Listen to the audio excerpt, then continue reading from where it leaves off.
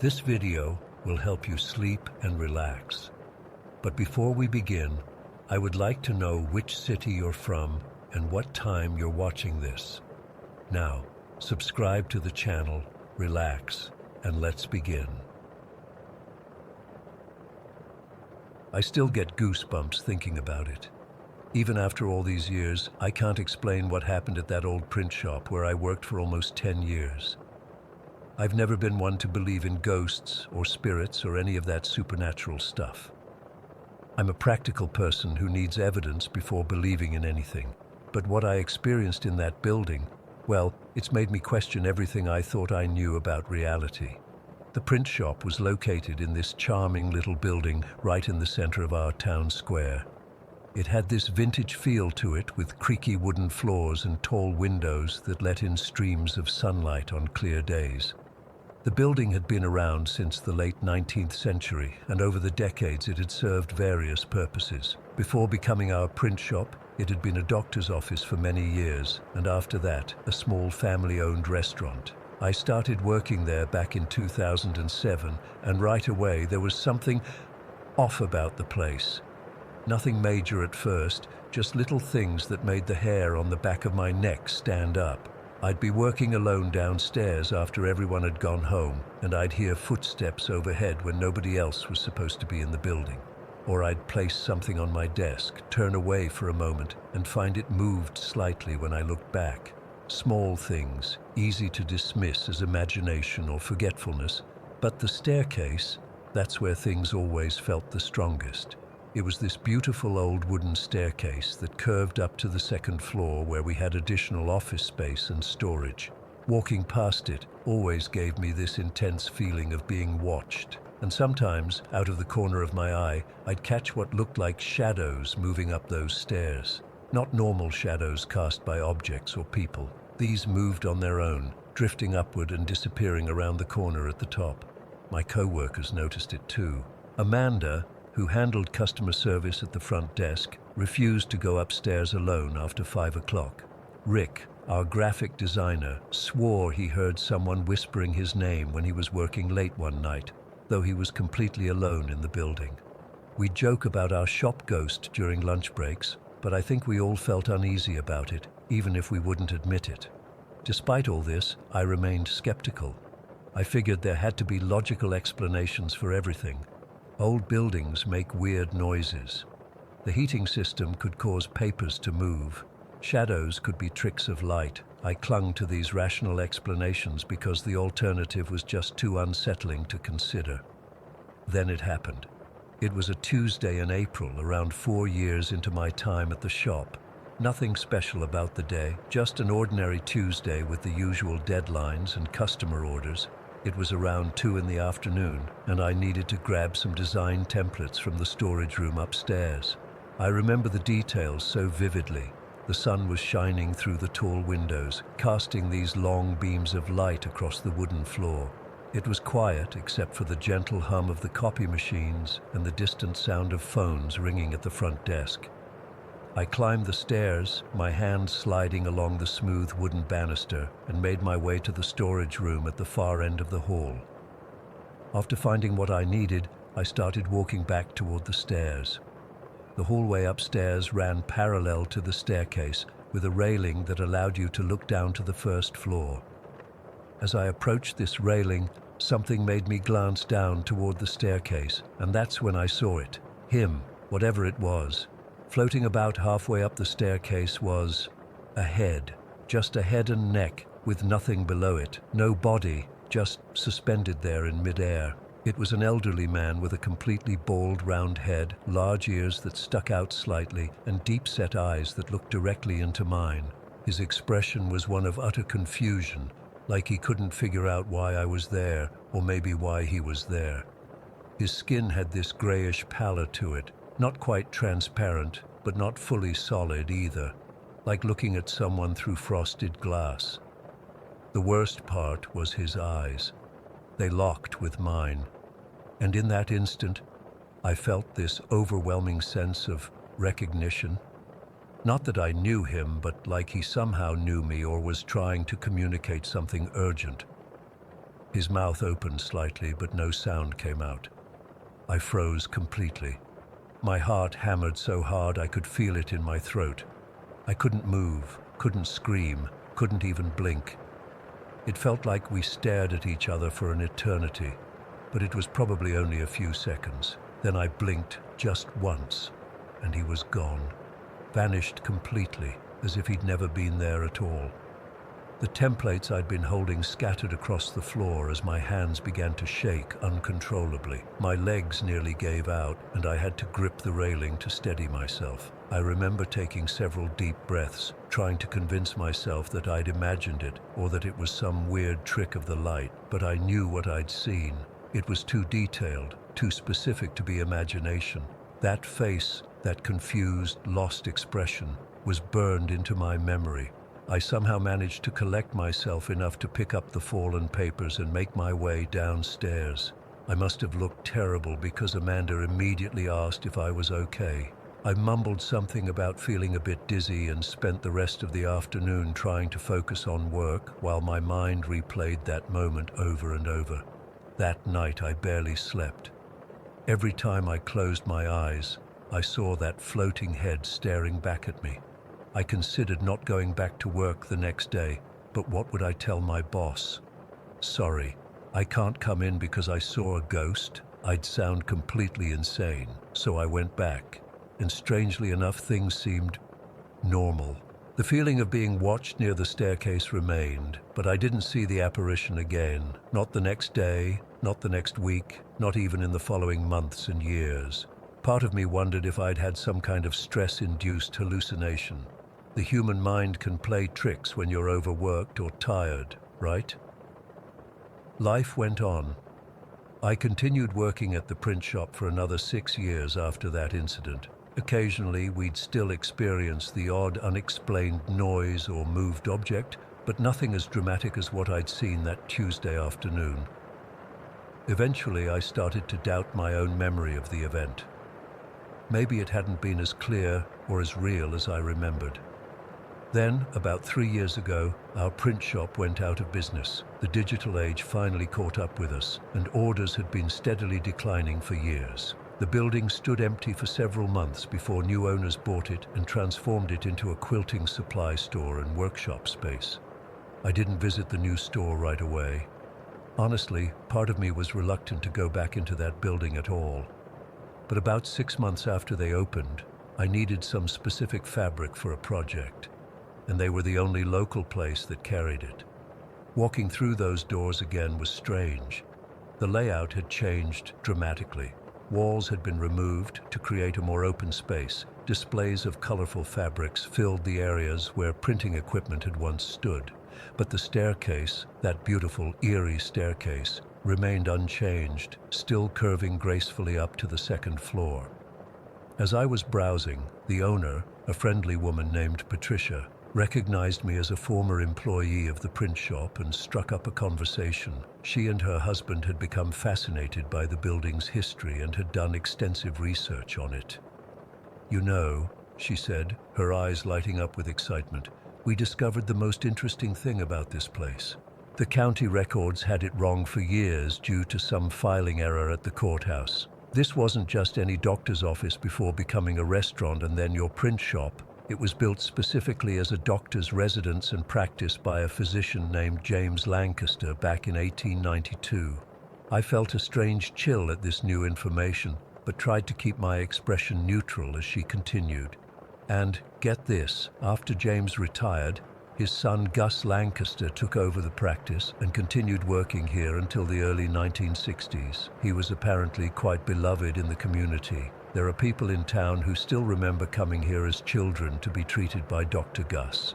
"That's fascinating," I managed to say, though my mouth had gone dry. "Did you find any pictures of them? The doctors?" Patricia's face lit up. "Actually, yes. We had the hardest time finding any photographs, but the Historical Society finally located a couple. We've hung them by the staircase as part of our tribute to the building's history. Would you like to see them?" I nodded, not trusting myself to speak, and followed her to the base of the staircase. "This is Dr. James Lancaster, the father. she said, pointing to a formal portrait of a stern-looking man with a full beard. "And this," she continued, indicating the frame beside it, "is his son, Dr. Gus Lancaster." My heart stopped. The room seemed to tilt sideways as I stared at the photo. The round, bald head, the prominent ears, the deep-set eyes. It was him. The exact face I'd seen floating above the staircase years before. Every detail matched perfectly. The shape of his nose, the set of his mouth, even the slight furrow between his brows, and the most chilling part, they had hung his portrait at exactly the spot on the wall where I'd seen his disembodied head hovering in mid-air. I must have made some kind of noise because Patricia looked at me with concern. "Are you all right? You've gone white as a sheet." I struggled to find words. "I think I saw him once when I worked here, right there, on the stairs." Patricia's eyes widened, and instead of dismissing me as I expected, she lowered her voice.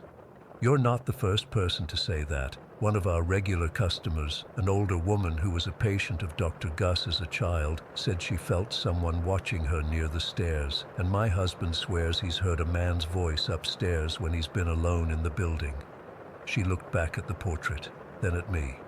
Do you think he's still here? Still looking after his place?" I didn't know how to answer her then, and I still don't know now. All I know is that what I saw that day was real, and now, years later, finding out that the floating head I encountered belonged to the doctor who had spent his life in that building, and seeing his portrait hanging in the exact spot where his apparition appeared to me, it's too specific to be coincidence. I've never gone back to that building since that day. I order any quilting supplies I need online now. I can't bring myself to walk past that staircase or look at that portrait again. I don't know why Dr. Gus Lancaster showed himself to me that day. Was he confused about who was occupying his practice? Was he trying to tell me something? Or was he just as startled to see me as I was to see him? I'll never know, but sometimes, when I'm falling asleep at night, I still see those eyes looking into mine, and I wonder if, somewhere in that old building on the town square, Dr. Gus Lancaster is still making his rounds, checking on his practice, confused by the quilting fabrics and sewing machines where his medical equipment once stood. Story 2. I'm still on administrative leave right now, and the department psych eval isn't scheduled until next Tuesday. My sergeant says it's standard procedure after traumatic incidents, but I can tell by how everyone's looking at me that they think I'm losing it. Maybe I am. I've been a cop in this town for 11 years, and nothing, absolutely nothing, prepared me for what happened last Friday night. It started as a typical autumn night shift. Small town policing isn't exactly high drama, usually just busting up the occasional teenage party or responding to noise complaints. I was doing my usual patrol around midnight when the call came in about strange noises at Oak Ridge Park. Probably just kids, I thought. The park was empty when I arrived. I swept my flashlight across the playground equipment, the picnic tables, the tree line. Nothing. But then I heard it, whispering, not like people talking quietly, but actual whispers, like someone was right behind me. I spun around. "Nothing there," I called out, identifying myself as police, but the whispers just seemed to move, floating on the wind, never coming from one specific place. I walked the entire perimeter of the park. Empty. I wrote it off as the wind in the trees, maybe mixed with some sleep deprivation. I'd been pulling doubles that week because Johnson was out sick. About 40 minutes later, dispatch called about a disturbance at 1428 Maple Street, the old Garrison House. It's this big Victorian that's been there since the town was founded. Most of the neighbors avoid it because the owner, Frank Garrison, is this reclusive old guy who rarely comes out. There had been a couple calls about him over the years, mostly wellness checks requested by his daughter who lives out of state. When I pulled up, I was surprised to see about 8 people gathered on the sidewalk. Mrs. Hendricks from next door was still in her bathrobe, and the Collins family from across the street was there too. They all started talking at once when I got out of my car. "Officer Matthews, thank God you're here," Mrs. Hendricks said. We heard screaming, terrible screaming. Like someone was being murdered, Mr. Collins added. His wife nodded vigorously beside him. I asked them to step back and approach the house. The porch light was on, but all the windows were dark. I knocked hard on the front door, announcing myself. No answer. I tried again. Nothing. That's when I heard it, a crash from inside, followed by what sounded like sobbing. I radioed in my position and that I was entering the premises due to possible danger to occupants. Then I kicked in the door. The smell hit me first. Not decay or anything like that. More like dust and mildew and something else I couldn't place. Something acrid. The living room was a disaster. Furniture overturned, picture frames smashed on the floor, books thrown everywhere. It looked like someone had ransacked the place or like there had been a struggle. "Mr. Garrison," I called out, gun drawn. "Police, is everything okay?" The sobbing got louder. I followed the sound to the kitchen at the back of the house. That's where I found him, Frank Garrison, huddled in the corner between the refrigerator and the wall, knees pulled up to his chest. He must have been in his 80s, but he looked older that night, his face gaunt and eyes wild with fear. "Mr. Garrison, I'm Officer Matthews. Are you hurt?" He just kept staring past me, trembling. "They won't let me leave," he whispered. "They're watching, always watching." I holstered my weapon and crouched down. "Who's watching you, sir? Is there someone else in the house?" He grabbed my wrist, his grip surprisingly strong for a man his age. "They come through the walls at night. They feed on it, on the fear. They've been getting stronger." I've dealt with mental health crises before, so I kept my voice calm. "Sir, I'm going to help you. Is there anyone else living here with you?" He shook his head frantically. "Elizabeth tried to warn me. She's trapped here too. They won't let her go." "Elizabeth?" I asked. "My wife," he said, eyes welling up. "She died in 1978. A loud crash from upstairs made us both jump. Garrison let out a wail and tried to make himself even smaller in his corner. "Stay here," I told him, drawing my weapon again. "I'm going to check that out." I headed for the stairs, but something made me turn back toward the front door first. I needed to update the situation and possibly call for backup. When I opened the front door, the small crowd of neighbors had grown to about 15 people. They all started talking at once. "There's something moving back there," someone shouted, pointing toward the side of the house. "I saw a face in the upstairs window," another called out. I told them to stay back and walked around the side of the house, sweeping my flashlight across the overgrown yard. That's when I saw her, a woman standing at the edge of the property where it backed up against the woods. She wore what looked like a white nightgown, torn and dirty. Her hair was wild, uncombed. She was pale, so pale she seemed to glow in the darkness. "Mom," I called out, approaching carefully. "Are you okay?" She lifted her head. Even from 20 feet away, I could see her eyes were filled with terror. "Help me," she whispered. Then she turned and seemed to just vanish into the tree line.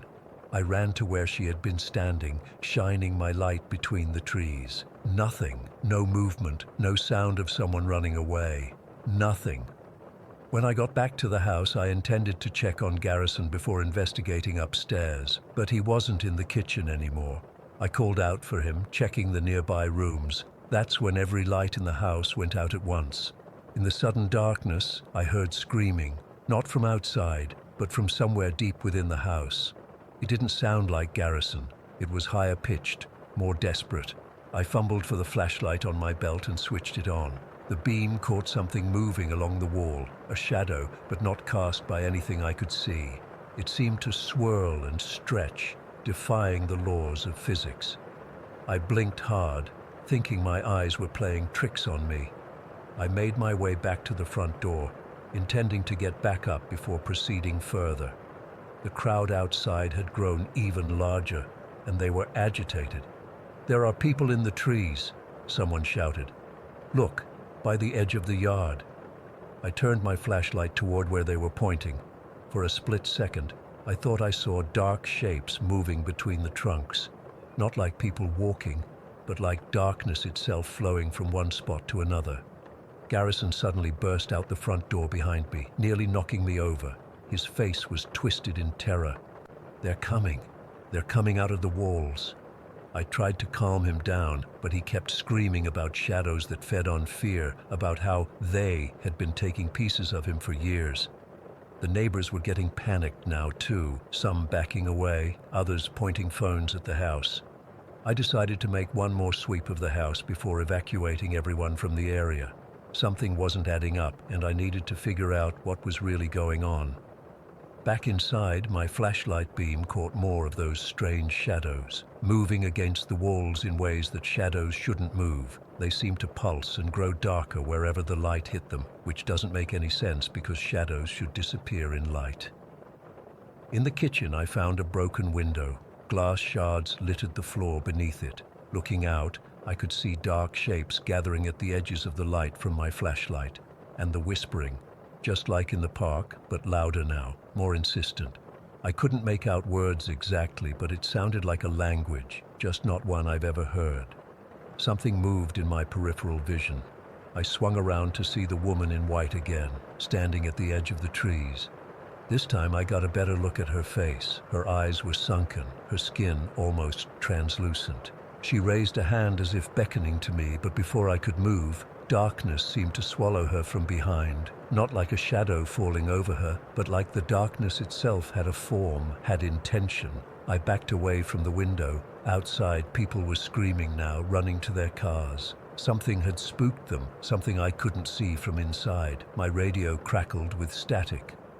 Dispatch was trying to reach me, but all I could hear was garbled noise. The temperature in the kitchen plummeted suddenly. I could see my breath clouding in front of me. That's when I saw it forming on the back porch, a mass of those shifting shadows coalescing into something that almost resembled a human silhouette, but wrong somehow. Too tall, too thin, with limbs at odd angles. It didn't move like anything alive. It seemed to stutter and jump like footage of a glitching video. I won't lie, I ran. I'm not proud of it, but 11 years on the force didn't prepare me for whatever that was. I bolted through the living room and out the front door, nearly colliding with Deputy Williams, who was just arriving as backup. "Matthews, what the hell is going on?" he asked, grabbing my arm to steady me. I turned back to point at the house, but whatever I'd seen on the porch was gone. The neighbors were gone too, either fled or back in their homes with doors locked. Williams and I did a full sweep of the house and property. We found Garrison sitting in his car in the garage, engine running but not going anywhere. He was just staring straight ahead, mumbling to himself. We got him out, called an ambulance. The EMTs said it looked like he hadn't eaten or slept properly in days. We found no one else in the house, no sign of the woman in white. The broken window in the kitchen was the only actual damage we could verify. Everything else, the overturned furniture, the strange shadows, was gone. The house looked normal, just old and neglected. I stayed there until dawn, watching as the first light spilled across the sky. Something happened in that house, something I can't explain.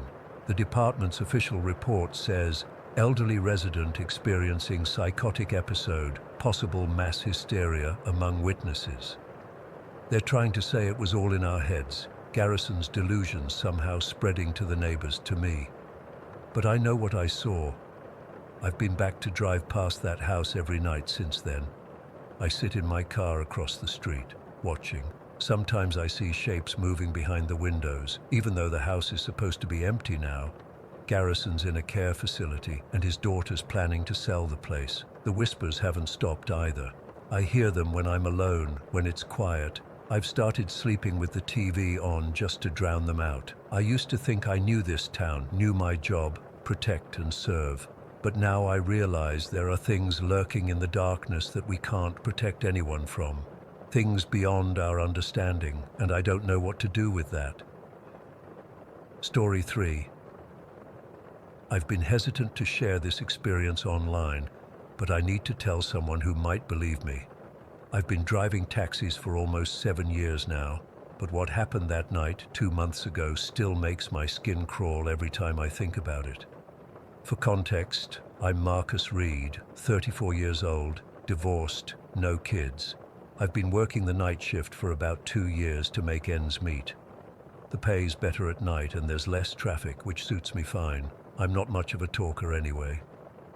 It was a Thursday night in mid-November, one of those unnaturally quiet nights where the city feels like it's holding its breath. The temperature had dropped suddenly that week, and a thick fog had settled over the streets, making everything look hazy under the streetlights. Business had been slow, just airport runs and the occasional drunk needing a ride home. Around 2 in the morning, I was parked outside a 24-hour diner, sipping lukewarm coffee and scrolling through my phone when the app pinged. A pickup request from Oakwood Avenue in one of those old neighborhoods where the houses have been there since before World War II. It's not the worst area, but definitely past its prime. Cracked sidewalks, flickering streetlights, houses with peeling paint and sagging porches. I almost declined it. Something in my gut told me to call it a night, but I needed the fare.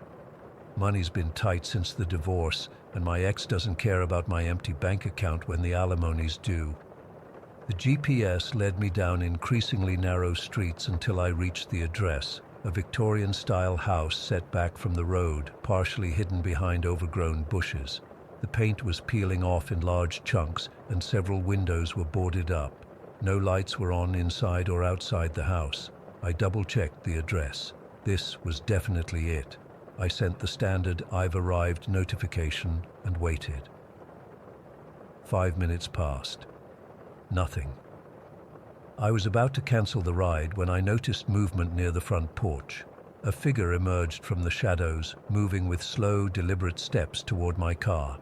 It was an old man, tall and impossibly thin, wearing a long, dark coat that hung loosely on his frame. His face was mostly hidden beneath a wide-brimmed hat, the kind nobody's worn since the 1950s. The way he moved was off. Each step was precise, almost mechanical, like he had to consciously remember how to walk. No rush, no hesitation, just this steady, purposeful movement that somehow seemed both stiff and fluid at the same time. When he opened the back door, a blast of cold air hit me, much colder than the night air outside. I remember thinking my heater must have stopped working, but I could still feel warm air blowing from the vents. He settled into the back seat without a word. "Good evening," I said, trying to sound professional despite the unease crawling up my spine. "Where to tonight?" His voice was barely above a whisper, raspy like sandpaper on wood. "Pine Hill Cemetery." That caught me off guard. Pine Hill was about 15 minutes outside the city limits, and it would definitely be closed at this hour. But I've learned not to question passengers' destinations. People have their reasons, and it's not my business. "It'll be closed at this hour, sir," I said, meeting his eyes in the rearview mirror for the first time. That's when the real chill set in. His eyes, they were pale, almost colorless in the dim light of the car, and they didn't seem to reflect any light. They were fixed on me with an intensity that made my mouth go dry. He didn't blink, not once. "I know," he replied, "nothing more." I started driving, trying to ignore the growing coldness in the car. I cranked the heater up to maximum, but it didn't seem to make any difference. My breath was fogging in front of my face by the time we hit the highway. The silence was suffocating. Usually I don't mind quiet passengers. I prefer them actually, but this silence felt heavy, like pressure building before a storm. I glanced in the rearview mirror occasionally, and every single time he was in exactly the same position, staring straight ahead or directly at me. He didn't shift in his seat, check his phone, look out the window. Nothing. I couldn't even see if he was breathing. About halfway there, I tried making conversation, anything to break that awful silence. "You, visiting someone at the cemetery?" Stupid question, I know, but my nerves were shot. No response, just those unblinking eyes in the mirror. When we turned onto the narrow country road leading to Pine Hill, the radio, which had been playing softly in the background, suddenly filled with static. I tried changing stations, but every frequency was the same wall of white noise. I switched it off. The cemetery came into view, a sprawling hillside dotted with headstones and mausoleums, surrounded by a wrought-iron fence. The gates were chained and padlocked, just as I expected. I pulled up to the entrance and put the car in park. "We're here, sir, but as I mentioned, it's closed." For several long seconds, nothing happened.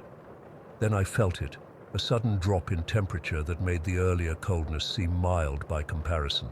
The windows began to frost over from the inside, delicate ice crystals spreading across the glass like spider webs. I was about to turn around when I felt his breath on my neck. Somehow, without making a sound, he had leaned forward until his face was right beside mine. I could see him from the corner of my eye. Sunken cheeks, papery skin stretched tight over sharp cheekbones, lips cracked and gray. "You should leave," he whispered, his voice now hollow and echoing as if coming from the bottom of a well. "Before it's too late." I whipped around, heart pounding, but the back seat was empty. Not just empty, it was pristine.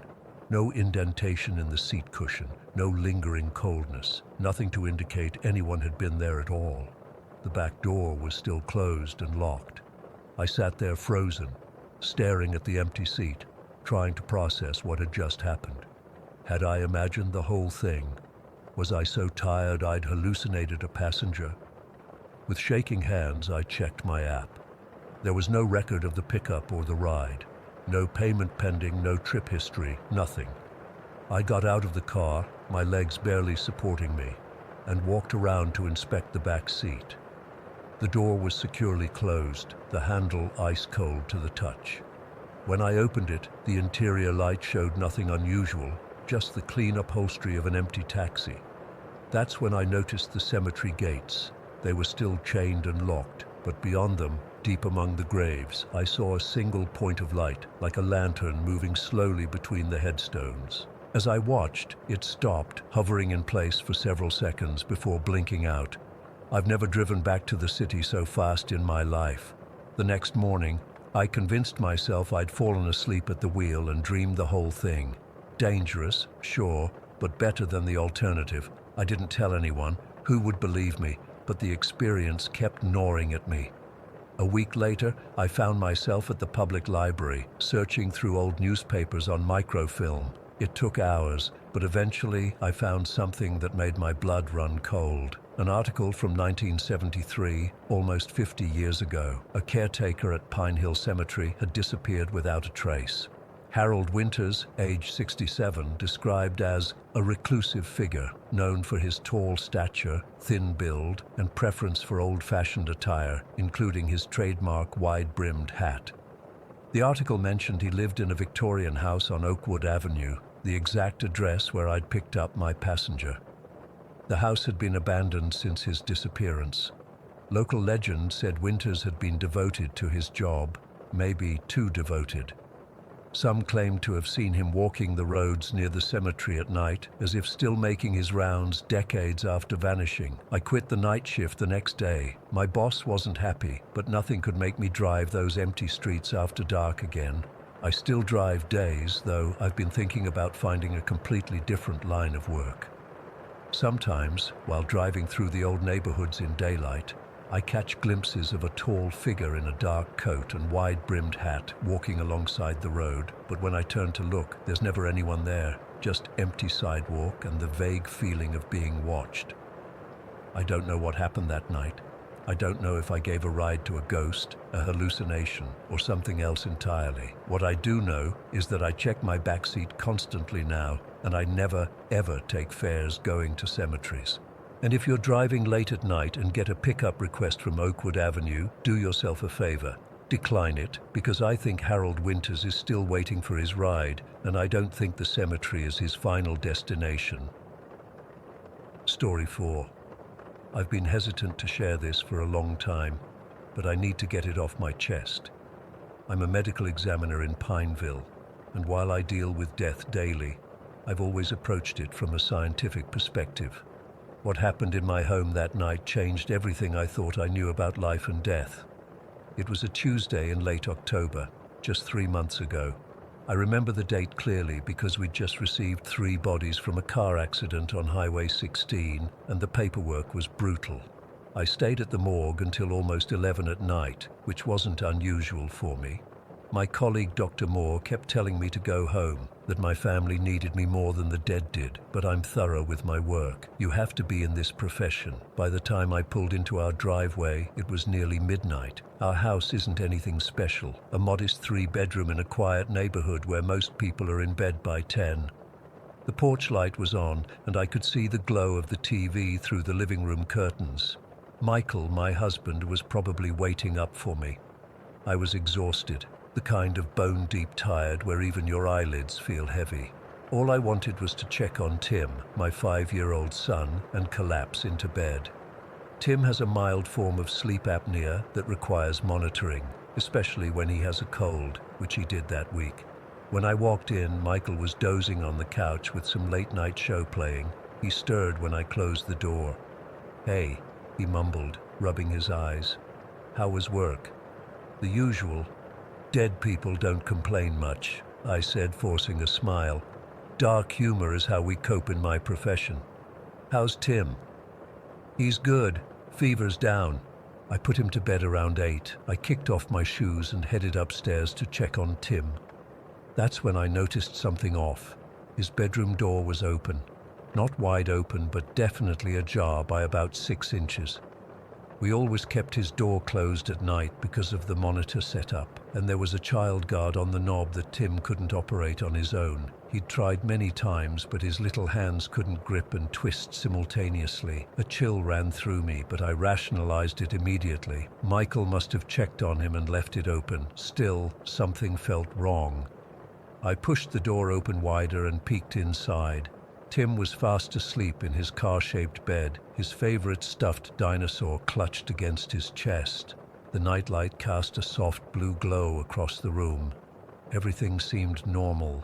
His breathing was steady, not the labored sound I worried about when his apnea acted up. I stepped in and adjusted his blanket, then bent down to kiss his forehead. He was warm, but not feverish.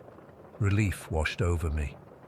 I stood there for a moment, just watching him sleep, grateful for his peaceful little face. Before leaving, I glanced around the room. Nothing seemed disturbed. His toys were scattered across the floor as usual. The window was locked, the curtains drawn. The baby monitor camera was blinking its red light from the shelf opposite his bed, recording everything. I closed the door firmly, making sure it latched, then went to our bedroom. Michael joined me shortly after, and we both fell asleep almost immediately. It felt like I'd just closed my eyes when I was jolted awake by Tim's scream and the feeling of his small body crashing onto our bed. The digital clock read 3:15 in the morning.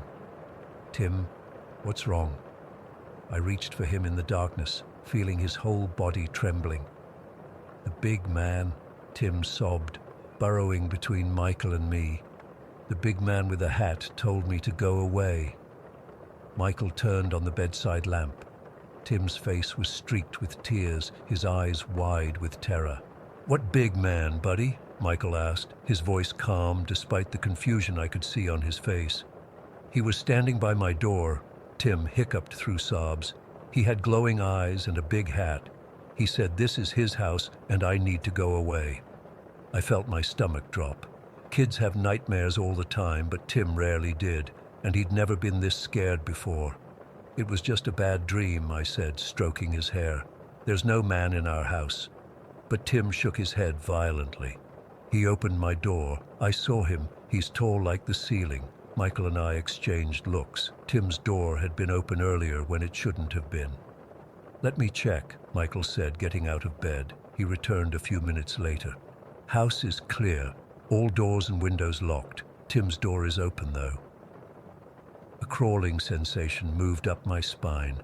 I remembered closing it firmly just hours ago. "The baby monitor," I said suddenly. "It records when there's movement or sound." Michael nodded and went to get the monitor receiver. Tim was still clinging to me, his little body occasionally shuddering with leftover sobs. "It's okay," I whispered, trying to convince myself as much as him. "You're safe." Michael returned with the receiver and pulled up the footage on the small screen. We rewound to around 3 in the morning and watched. The footage showed Tim sleeping peacefully. The room dark, except for the blue nightlight. Everything was still until 2:58, when the door to his room slowly began to open. It wasn't thrust open or pushed gently, it just started moving on its own, steadily widening until it was about halfway open. Tim remained asleep for another minute before suddenly sitting bolt upright in bed, staring toward the door. His little face transformed from sleepy confusion to absolute terror. Then he scrambled out of bed and ran out the door, presumably to our room. The entire time there was nothing visible by the door. No person, no shadow, nothing that could have opened it. "What the hell?" Michael whispered. I replayed the footage, studying it carefully. The door hadn't been pushed from the hallway side. It had opened from inside the room, as if someone had grabbed the knob from Tim's side and pulled it open. "I don't understand," I said, my medical examiner's mind racing for logical explanations. Air pressure changes, a faulty latch. But none of that explained Tim's reaction or his description of a man with a hat and glowing eyes. Tim spent the rest of the night in our bed, and neither Michael nor I slept much. The next morning I called in sick for the first time in 3 years. I couldn't bring myself to leave Tim after what had happened. While Tim ate breakfast, I asked him more about the big man.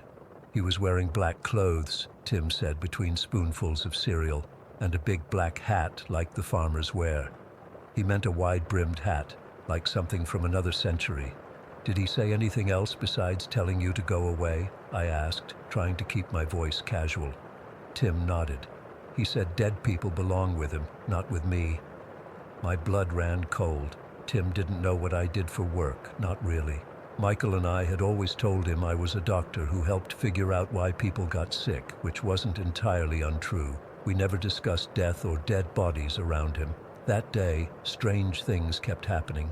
A coffee mug I'd placed on the counter appeared on the dining table. The TV turned on by itself twice. Tim's toys, which I'd picked up and put in his toy box, were scattered across his room again within an hour. When Michael got home from work, he found me sitting at the kitchen table staring at the baby monitor footage on my laptop. I'd uploaded it and had been reviewing it for hours. "You look like hell," he said, setting down his keys. "Something followed me home," I whispered. "Anna, don't." "No, listen to me." I turned the laptop to show him. "I've been reviewing footage from the past week. This isn't the first time Tim's door has opened on its own.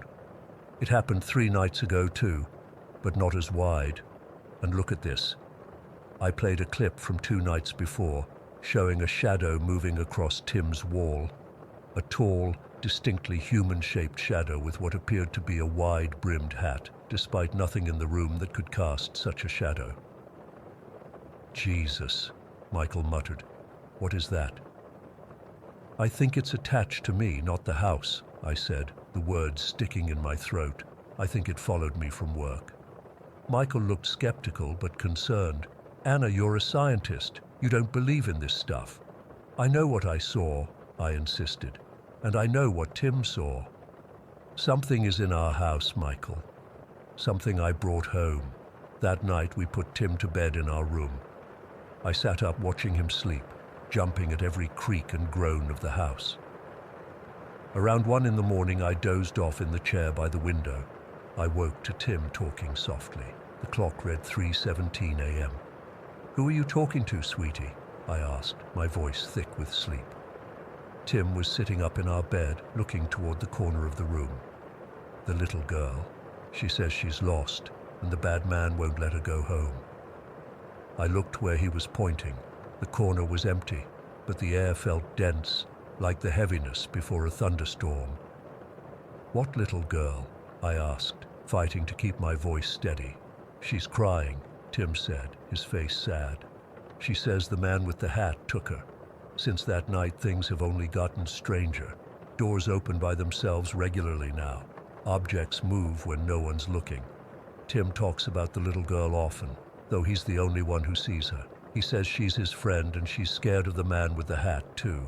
I've started bringing home sage from a new age shop near the morgue. I burn it in every room each morning before leaving for work. I've taken to showering at work before coming home, changing my clothes completely.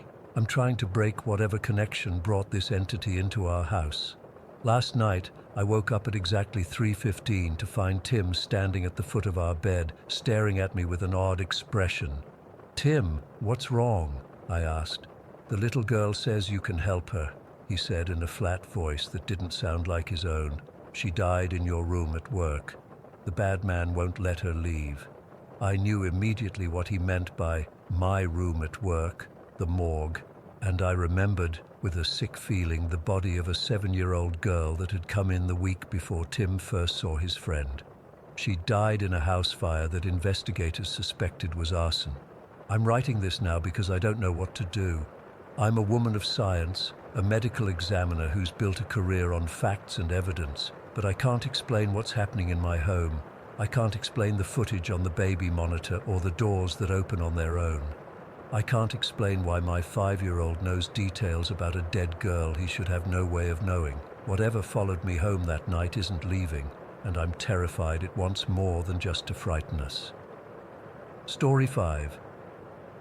I've always considered myself a pretty rational person.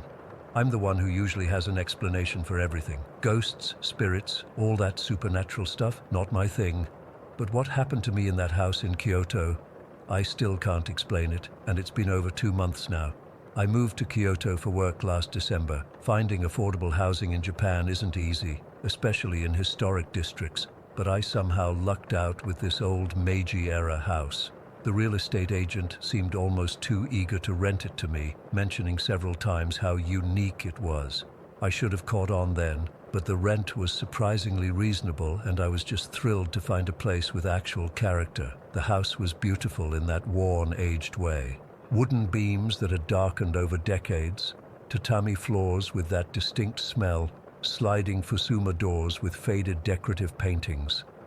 It wasn't the typical family home you'd find in Japan. It felt different somehow, more impersonal, despite its age. My first week was spent cleaning and organizing. The previous tenants had left it in decent shape, but there was dust everywhere, and some of the storage areas hadn't been touched in what looked like years.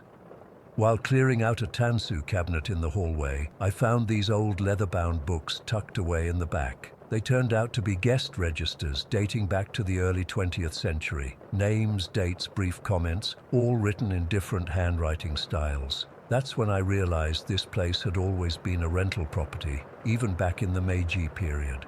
People had come and gone for over 100 years, but nobody had ever truly called it home. I remember thinking that was kind of sad. Maybe that should have been my first warning. Everything was fine for about 2 weeks. I was settling in, getting used to the creaks and groans of an old house. Then one morning around 4 a.m., I woke up to scratching sounds. Not the faint scratching you might hear from mice in the walls. This was loud, deliberate, like someone dragging their fingernails across the wooden beams right above my futon. The sound stopped the moment I fully woke up. Complete silence. I turned on my light, heart pounding, and examined the ceiling. Nothing. No bugs, no obvious explanation. I told myself it must have been some kind of pest in the attic space and tried to go back to sleep. The next day I bought some insect spray and roach traps. I did find a few spiders and the occasional cockroach. It is an old house after all, but nothing that could explain those distinct scratching sounds. They continued almost every night, always stopping the moment I became fully alert. I started keeping a log of the weird occurrences, thinking maybe there was a pattern. There wasn't, except that things seemed to be getting more frequent and harder to explain away. My friend May came to visit 3 weeks after I moved in. We'd stayed up late catching up, drinking sake, and she was sleeping on a futon in the living room while I was in my bedroom. Around 2 in the morning, we both heard it. A thunderous bang, like someone had slammed a door with all their strength. We both bolted upright. "What the hell was that?" May whispered. I checked every door in the house, all still closed. The windows, none of them were functional. They'd been painted shut years ago. There were no neighbors close enough for the sound to have come from outside. When I came back to the living room, May was already packing her bag. "I'm not staying here," she said. "This place feels wrong." She left in the middle of the night, calling a taxi. I didn't blame her. I would have left too if I had somewhere else to go. After the door slamming incident, I started researching the history of the house. The real estate company claimed they didn't know much beyond it being built during the Meiji period. The guest registers I found only went back to 1920 or so. Whatever happened before that remained a mystery. One night, about a month after moving in, I was lying awake at midnight, listening to the house settle. The walls in these old Japanese houses are thin, and I'd started to wonder if there might be hidden spaces or rooms that had been sealed off during renovations. I got out of bed and gently knocked on the wall, just testing how hollow it sounded. 3 light knocks. Tap, tap, tap. What came next still makes my skin crawl when I think about it. From inside the wall came 3 clear, deliberate knocks in response. Tap, tap, tap. I backed away so fast I tripped over my futon. The knocks didn't come again, even when I summoned the courage to knock once more about an hour later. But I knew what I'd heard. It wasn't an echo. It wasn't the house settling. Someone had knocked back. I barely slept that night or for several nights after. I started keeping all the lights on, which ran up my electricity bill but felt necessary for my sanity. I told myself there had to be a logical explanation. Maybe the walls were thinner than I thought, and a neighbor had heard me, despite there being no adjoining houses close enough. Maybe it was some kind of weird acoustic phenomenon, but deep down, I knew better. The laundry incident happened on a Tuesday, exactly 6 weeks after I moved in. The washing machine was upstairs in this small room that always felt unnaturally warm, even when the rest of the house was freezing. I was folding clothes, thinking about nothing in particular, when I felt it, that sensation of being watched. The hairs on my arms stood up despite the warmth. Then a voice, a woman's voice, spoke directly into my ear in Japanese. She was so close, I could feel the breath on my ear. I don't speak much Japanese beyond basic phrases, but this was clear and deliberate. I can't remember exactly what she said. My brain seems to have blocked it out. But I remember the tone, urgent, insistent, like she needed me to understand something vital.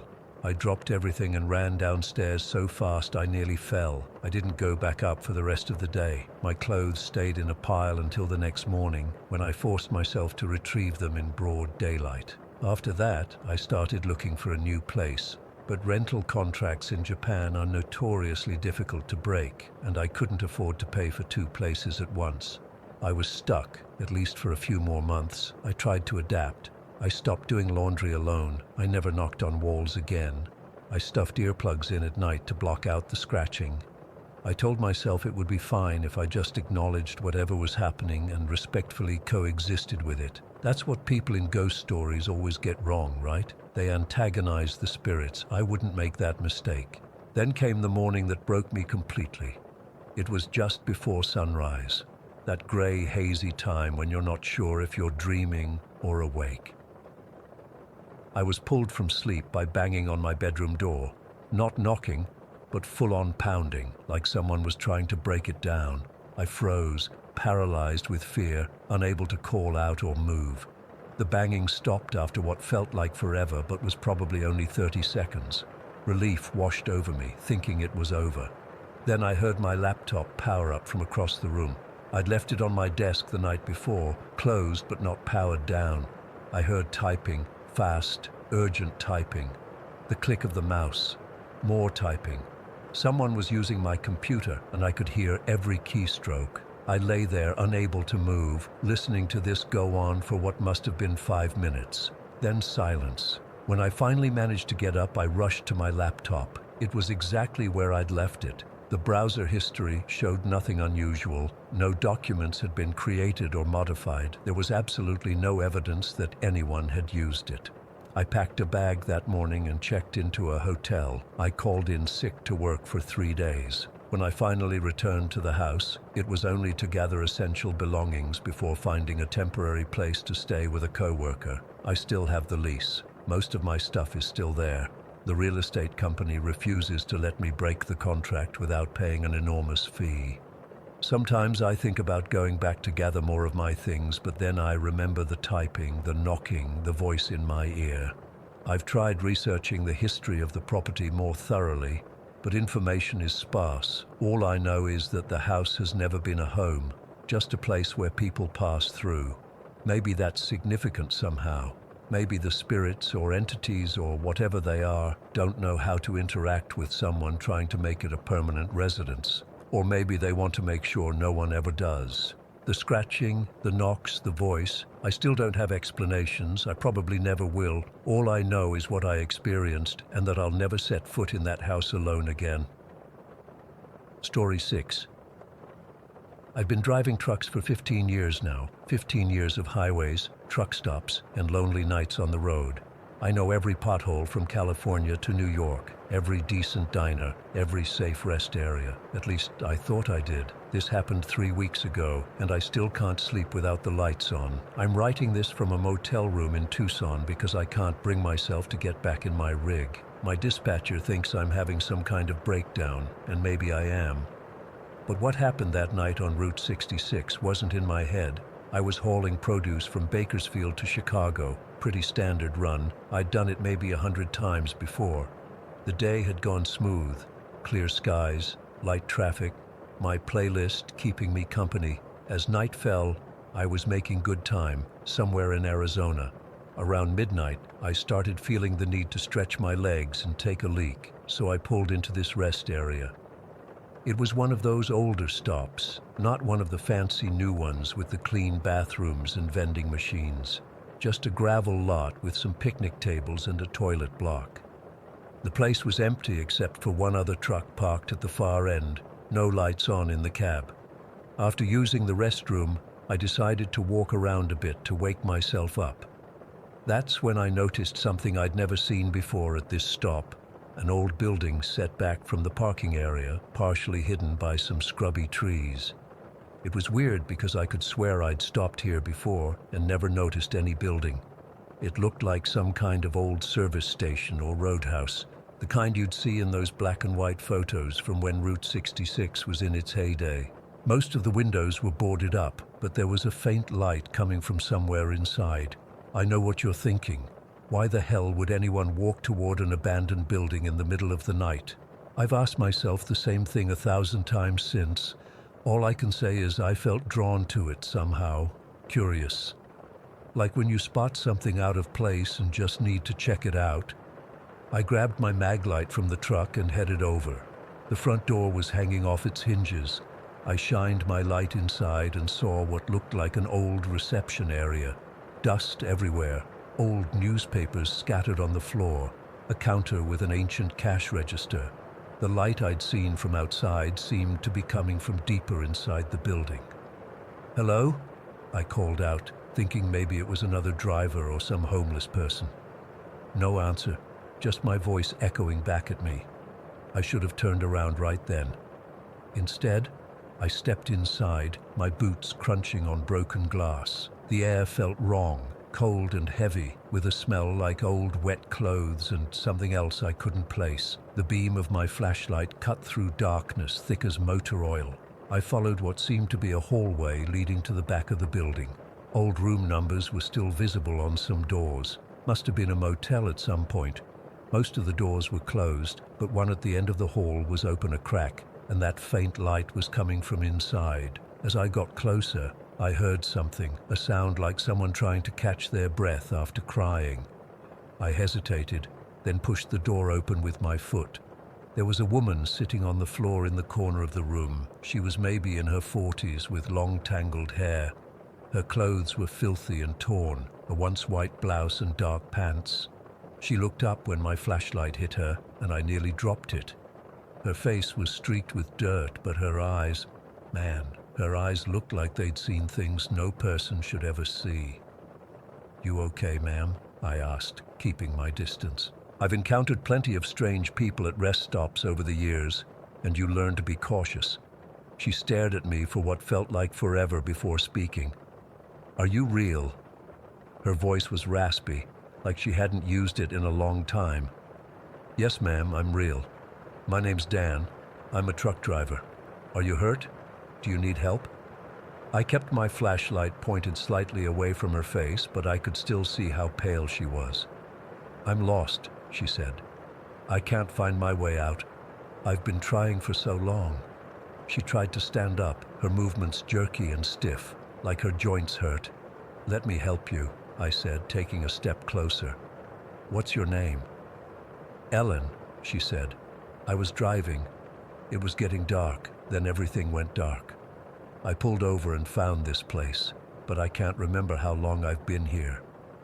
Well, Ellen, there's a rest area just outside. My truck's parked there. I can give you a ride to the next town, get you some help. I was starting to think she might be on something, or maybe suffering from exposure. She shook her head frantically. No, you don't understand. I've tried to leave. They won't let me. They? Is someone keeping you here? I looked around the room, but there was nothing except old furniture and dust. The shadows, she whispered. They come when you try to leave. They're watching us right now. A chill ran down my spine despite the Arizona heat. The light in the room, and I still couldn't figure out where it was coming from, seemed to dim slightly. I chalked it up to my flashlight batteries getting weak. Look, there's nobody here but us. Let me help you out, and we'll get you somewhere safe. I held out my hand. After a moment's hesitation, she took it. Her fingers were ice cold. I helped her to her feet and started leading her toward the door, keeping my flashlight pointed ahead. We made it to the hallway when the beam of my flashlight started flickering. I gave it a shake and it stabilized, but the light was definitely weaker. The darkness in the hallway seemed thicker somehow, like it was pushing against the light. Ellen stopped walking, her hand tightening around mine. They know, she whispered. They know you're trying to help me. It's just my battery's dying, I said, but my voice sounded unconvincing even to me. The air felt different, heavier, like right before a thunderstorm, but with something else. A kind of pressure against my ears, a feeling of being watched from every shadow. The ones who died here, Ellen said, her voice so quiet I could barely hear her. They want revenge. They take people who stop here, add them to their collection. I was about to tell her that was crazy when I felt something, a cold, firm pressure around my ankle, like fingers. I jerked my leg away and aimed the flashlight down, but there was nothing there. Nothing visible anyway. We need to go, now. I started pulling her down the hallway faster, trying to remember exactly how far it was to the exit. The hallway seemed longer than before, stretching out in front of us. My flashlight was fading fast now, the beam barely cutting through the darkness, and then I heard it, a sound like whispering coming from all around us. Not words exactly, but something close, just at the edge of understanding. Ellen was shaking violently. They're coming, she said. They're coming for both of us now.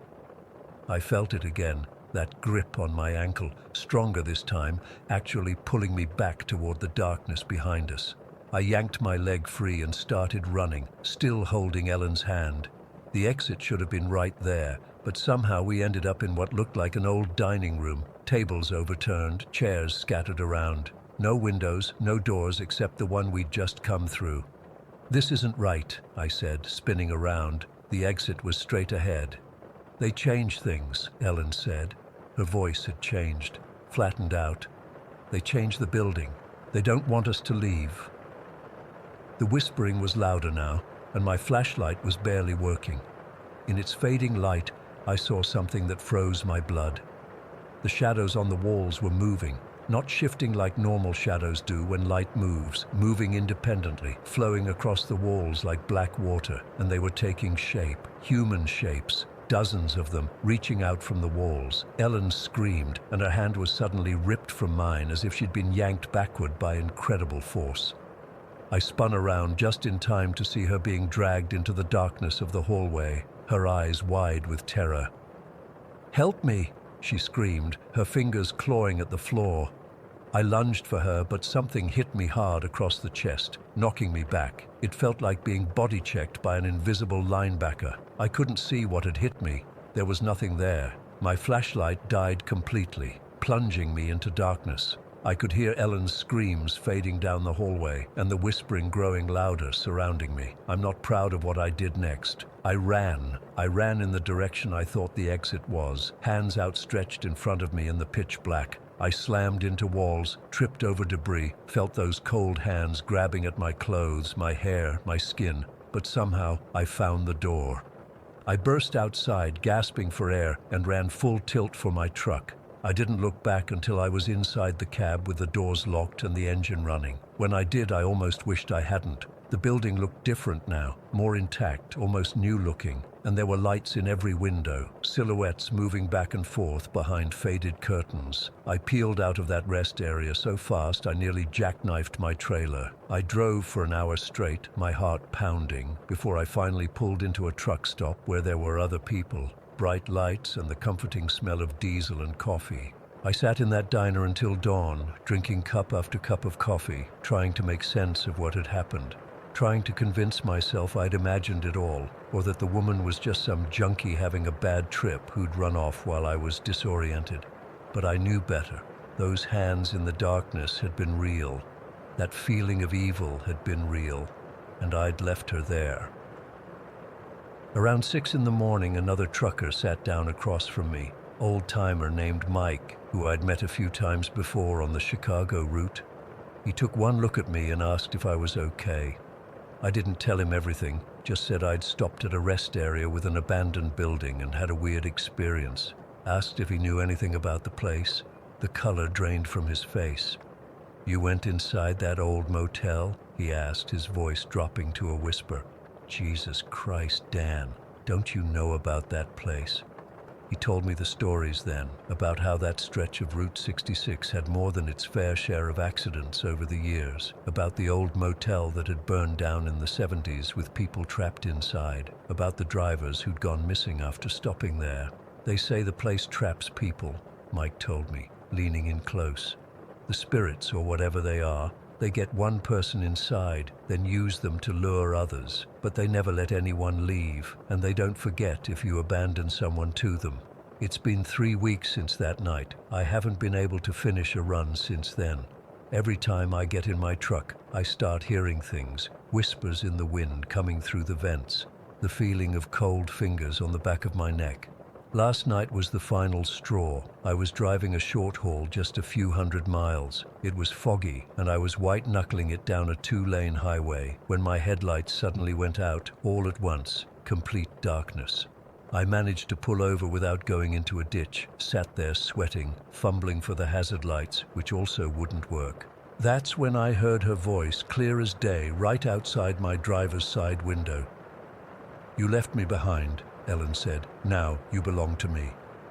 I couldn't move, couldn't breathe. The fog outside my window seemed to press against the glass, and within it I could make out her face. But it wasn't just her anymore. There were others behind her, dozens of faces in the fog, all watching me. "We've been waiting for you," she said. "We've been following you since you ran away." The darkness inside my cab grew thicker, and I felt those cold hands again, this time on my shoulders, my neck, my face. The fog began seeping in through vents, under the doors. I knew then that I couldn't escape what was coming, that I'd never outrun what I'd left behind in that abandoned building on Route 66, that by abandoning Ellen to the shadows, I'd sealed my own fate. As the darkness filled my truck and those hands pulled me toward them, I heard Ellen's voice one last time. "Thank you for finding me," she whispered. Then everything went black. Story 7. I've never told anyone about this. Even typing it now makes my hands shake. I've spent 23 years trying to forget what I saw that summer evening when I was 7, but I can't keep it inside anymore. My mother was always overprotective. She had these weird rules that made no sense to me as a kid. Don't whistle at night, don't open an umbrella indoors. But her most strict rule was about windows. "Victoria," she'd say in that serious voice that meant I was about to hear something important, "never stand too close to an open window. There are things that wait by windows to push children out." I believed her at first. What child doesn't believe their mother's warnings? But as I got older, all of 7 years old and suddenly grown up, I started thinking it was just her way of keeping me safe from falling. My friend Zoe's mom just said, "Don't lean out the window or you'll fall." My mom had to add ghosts to make it scarier. We lived in a regular neighborhood in Connecticut, nothing special. 2-story houses with small yards, families with kids my age, the occasional dog barking. Our house faced another row of similar houses across a quiet street. My bedroom was on the 2nd floor, and from my window, I could see right into the 2nd floor windows of the house directly across from us. That summer was unusually hot. This was before everyone had air conditioning, so we kept windows open at night to catch any breeze. My mom always closed mine before I went to bed, but during the day I'd sit by the windowsill reading books or watching the neighbors. There was a family living across from us that had moved in that spring. They had a little girl, maybe 5 or 6, a year or 2 younger than me. I'd wave to her sometimes, and she'd wave back. We never spoke, too far away, but I felt like I knew her. She had this bright yellow dress she wore all the time and these pigtails that stuck out at funny angles. One evening in late July, I was sitting by my window. It was that weird time when the sun is going down, but it's not quite dark yet. My mom was downstairs making dinner. I could smell spaghetti sauce. Dad wasn't home from work yet. I noticed the little girl sitting at her window too. She was just waiting. I realized after watching for a bit that she was probably looking out for her dad coming home, like I sometimes did. Her window was open all the way, and she was leaning forward slightly, her little hands on the windowsill. I remember thinking I should wave, but something held me back. There was something off. The light in her room was on, casting this yellow glow around her, but the rest of the room behind her looked dark. Too dark for a room with a light on. That's when I saw it. At first I thought it was just a shadow from the curtain or something, but then it moved. Behind the girl, in the darkness of her room, was the silhouette of a man. Tall, impossibly tall. He seemed to be standing way back in her room, but I could make out the shape of broad shoulders, a head. I froze. I couldn't even breathe. Something about the way he was standing there, motionless, watching her. It wasn't right. It wasn't like a dad watching his kid. It was like a hunter watching prey. The girl didn't seem to know he was there. She just kept looking out, swinging her legs a little bit, completely unaware. Then the shadow moved. It sort of glided forward, getting closer to her. No footsteps, no sound that I could hear, just this sliding movement that made my skin crawl. I wanted to scream, to warn her somehow, but my voice was stuck in my throat. I couldn't make a sound. I couldn't even move. The shadow reached the girl. I swear to God, I saw hands. Long, thin hands extending from the darkness. They hovered behind her, not quite touching, like they were savoring the moment. Then it happened so fast. The girl suddenly pitched forward. 1 second she was sitting there, the next she was gone, just gone from the window frame. There was no scream, no sound at all. She just disappeared from view. I sat there, completely frozen for maybe 5 seconds before I heard it. The thud, then the screaming started. A woman's voice, her mother I guess, shrieking from somewhere below. I ran downstairs so fast I nearly fell. My mom was in the kitchen, stirring the spaghetti sauce, and I crashed into her, babbling about what I'd seen. I wasn't making sense. I was crying and hiccuping and trying to explain about the shadow man and the little girl. My mom dropped everything and ran outside. Other neighbors were already out there, gathering around something on the ground in front of the house across the street. I followed her, even though she told me to stay inside. The little girl was lying on the concrete path that led to their front door. She had fallen from her window onto the path below. Her body was twisted in a way that bodies should never be. Her leg was bent completely backward at the knee. Blood was pooling around her head, soaking into her bright yellow dress. Her face, God, her face wasn't even a face anymore. It was just red, all red. Her mother was cradling her, getting blood all over herself, screaming for someone to call an ambulance. The girl's eyes were open. That's what I remember most clearly. Her eyes were open and looking right at me. But she wasn't dead. Somehow, she wasn't dead. The ambulance came. The paramedics worked on her right there on the path for what felt like hours before they took her away. The police came too. They talked to the parents, to the neighbors. Someone mentioned they should talk to me since I had been looking out my window, but my mom shut that down fast. She took me inside and made me promise not to talk about what I saw. Especially, she whispered, holding my face between her hands, don't tell anyone about the shadow man. That's when I realized she believed me. She actually believed what I'd seen, and that scared me more than anything. The official story was that the girl had been leaning too far out and lost her balance. An accident, a terrible, preventable accident, but I know what I saw. The girl survived. I overheard my parents talking about it when they thought I was asleep. She had brain damage. Her leg had to be reconstructed with metal pins. Her face needed multiple surgeries. They moved away a few months later. I never found out her name. After that day, I never went near an open window again. My mom didn't have to tell me twice. I kept my blinds drawn. I made sure my window was locked every night, pushing on it multiple times to check. Even now, as an adult, I can't sleep in a room with an open window. I can't even stay in hotel rooms above the second floor. For years, I tried to convince myself that I imagined the shadow man, that the trauma of seeing the girl fall had created a false memory. That's what the therapist my parents eventually sent me to suggested, but 3 things make me certain it was real.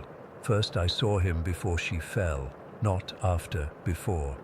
Second, my mother believed me instantly. She didn't question it or try to rationalize it. She just made me promise not to tell anyone else. Third, about a week after the accident, I was in the kitchen with my mom. It was late afternoon and she was preparing dinner. She thought I was engrossed in my coloring book, but I was watching her. She was standing at the sink, looking out the kitchen window, when she suddenly stepped back, pulling the curtain closed. "Mom?" I asked. "What's wrong?" She turned to me with a face I'd never seen before, pale, terrified. "Nothing, sweetheart," she said, her voice shaking slightly. "Just thought I saw something." She never opened that curtain again. We got blinds installed the following week. Sometimes I wonder about that little girl. She'd be in her late 20s now, like me. Does she remember what pushed her? Does she have nightmares about long, thin hands at her back? Or did the brain damage take that memory away? Maybe that would be a mercy. I still don't know what I saw that day. A ghost? A demon? Some entity that's drawn to children near windows? Whatever it was real, and I'm convinced it's not the only one. So if you have children, please keep them away from open windows, not just because they might fall, but because sometimes something might push them. And if you ever feel a sudden chill by a window at dusk, or see a shadow move in a way that shadows shouldn't, close the window, close it tight, and don't look back, because I'm certain of one thing: the man at the window is still out there, watching, waiting, and not everyone is lucky enough to survive the fall. Story 8. I still can't sleep with the lights off. It's been 3 months since everything happened, but I can't shake the feeling that I'm being watched. I've tried talking to friends about it, but they just give me that look, you know the one, like I've lost my mind. Maybe I have, but I know what I experienced in that house on Evernight Lane was real. When I first saw the listing online, it seemed like a dream come true. A Victorian-style home with a gorgeous wooden porch, huge oak tree in the front yard, and those beautiful vintage windows that let in streams of natural light. The price was surprisingly affordable. I should have questioned that more. The real estate agent mentioned something about the previous owners leaving suddenly, but I was too enchanted by the crown molding and original hardwood floors to care. Moving day started off great. My best friend Jen helped me unload the U-Haul, and we spent the afternoon arranging furniture and unpacking boxes. We ordered pizza, drank beer, and laughed about how grown up I was buying my first house at 28. When Jen left around 9 that evening, I felt so proud looking around at my new place. That feeling lasted exactly 43 minutes. I was in the kitchen unpacking dishes when the air suddenly felt different. heavier somehow, like when you walk into a room where people have been arguing. The temperature dropped at least 10 degrees in seconds. I remember the goosebumps that rose on my arms as I stood there, clutching a coffee mug, trying to convince myself it was just drafty old house things. Then came the footsteps, light but unmistakable, from the floor above me. Tap, tap, tap, pause, tap, tap, tap. I froze. I was alone in the house. I knew I was alone, but those footsteps were as real as the mug in my hand. I called out stupidly, "Hello?" No response, just more footsteps, now moving from one end of the upstairs hallway to the other. I grabbed my phone, ready to call 911, and forced myself to walk upstairs, turning on every light as I went. Nothing. Every room was empty, exactly as I'd left them. I checked closets, looked under beds, even checked the attic access in the hallway ceiling, but it was undisturbed, covered in dust. I convinced myself it was just the house settling. Old houses make noise, right?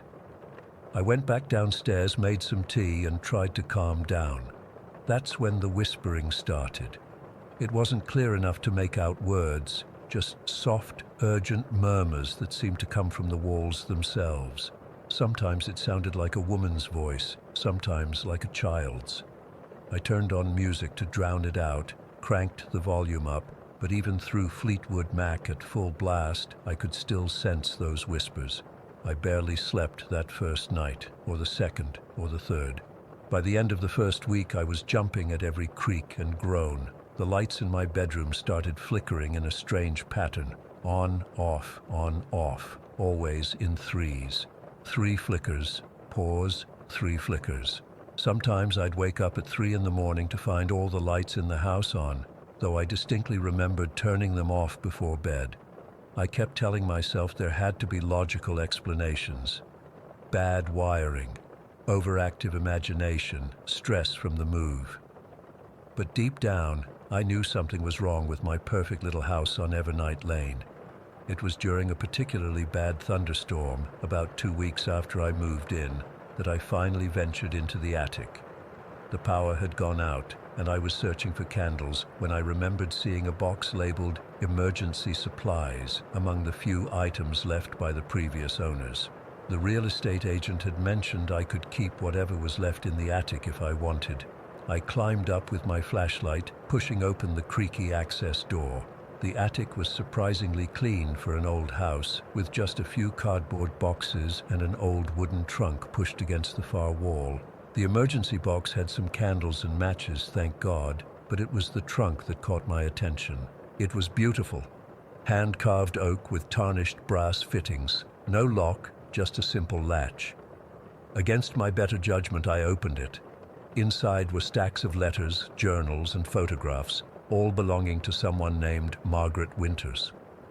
According to the dates on the journals, she'd lived in my house in the 1970s. I brought everything downstairs and spent the storm-filled night reading by candlelight.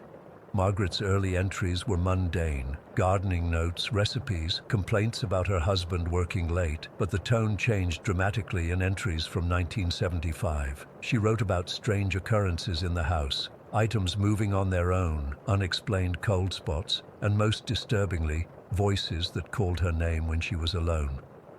Her final entries were barely legible, the handwriting erratic and slanting across the page.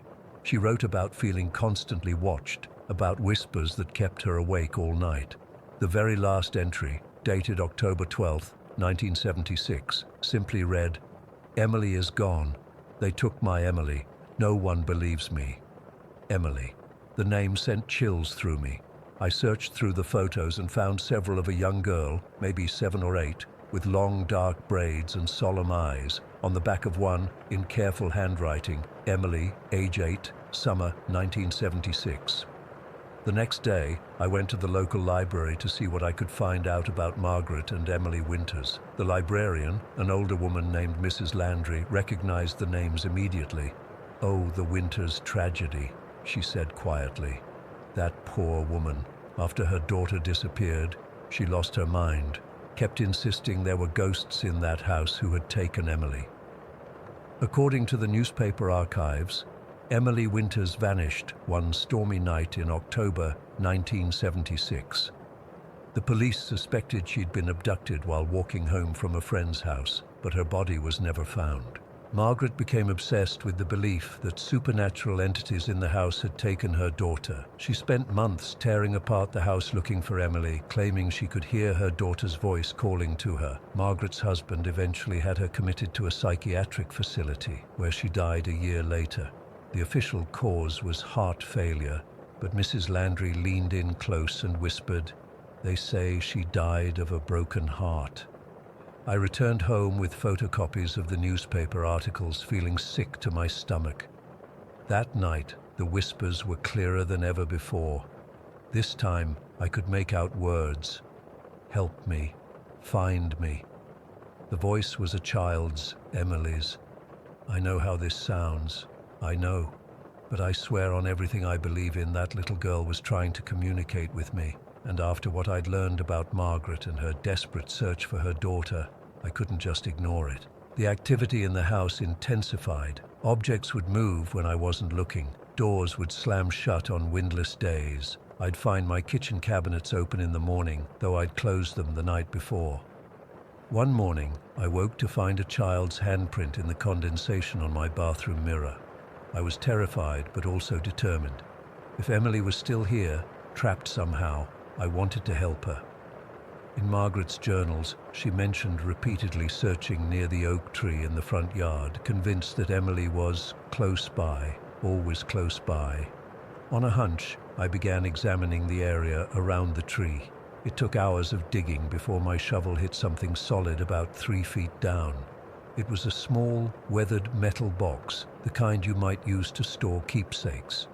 Inside were a child's belongings, a friendship bracelet, a small diary, a porcelain doll with one eye missing, and a folded piece of paper.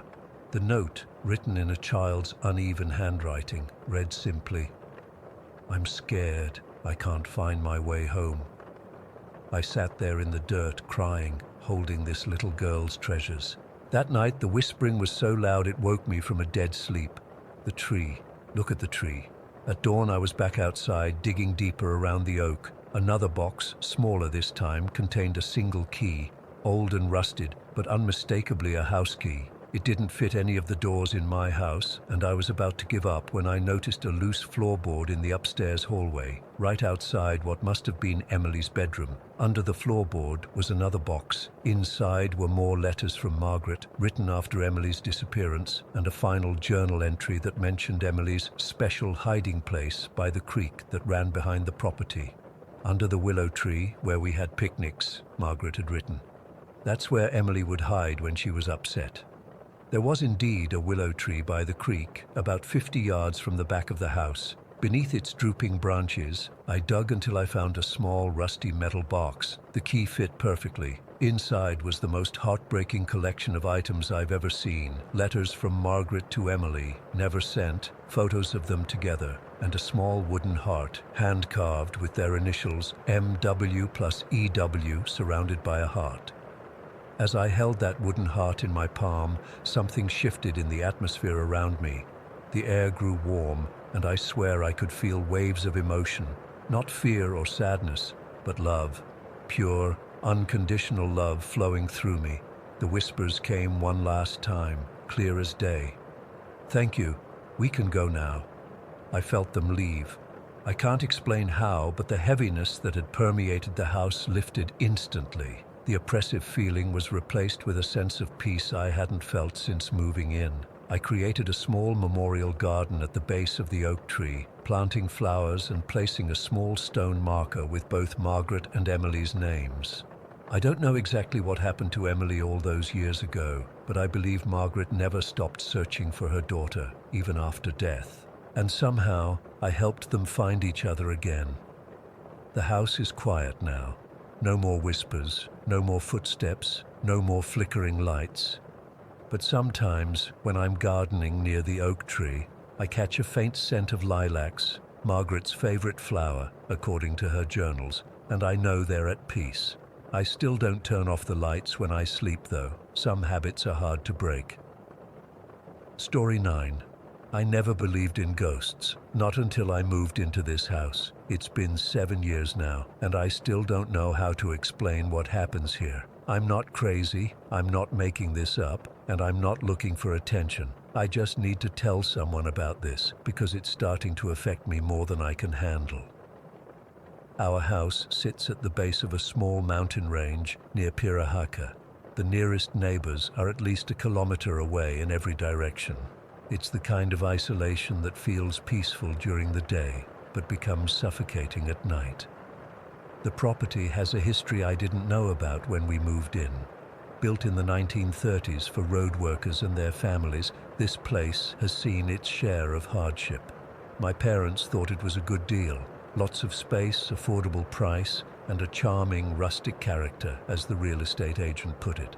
What they didn't mention was that the original owners are buried in our garden. Yeah, you read that right. We found out about 6 months after moving in when my dad was digging to plant some fruit trees. He hit what he thought was a rock, but turned out to be a small headstone. There are 2 graves, side by side, with faded inscriptions. My parents decided to leave them undisturbed and planted the trees elsewhere. I share a bedroom with my younger sister. She's 13 now, I'm 17. The weird thing is, whenever she's not there, when she's at a friend's house or away on a school trip, I hear voices coming from her bed. Not vague whispers or sounds that could be mistaken for something else, clear voices. Sometimes it's a woman humming a tune I don't recognize, sometimes it's a child giggling, and sometimes it's just breathing. Last month, I was home alone. My parents took my sister to the dentist in the city about 2 hours away. I was supposed to be at school, but I had a migraine and stayed home. Around noon, I was lying in bed with the lights off when I heard footsteps in the hallway. Heavy, deliberate steps that went from one end of the hall to the other, then back again, over and over. I thought maybe my parents had come back early, so I called out. No answer. The footsteps continued.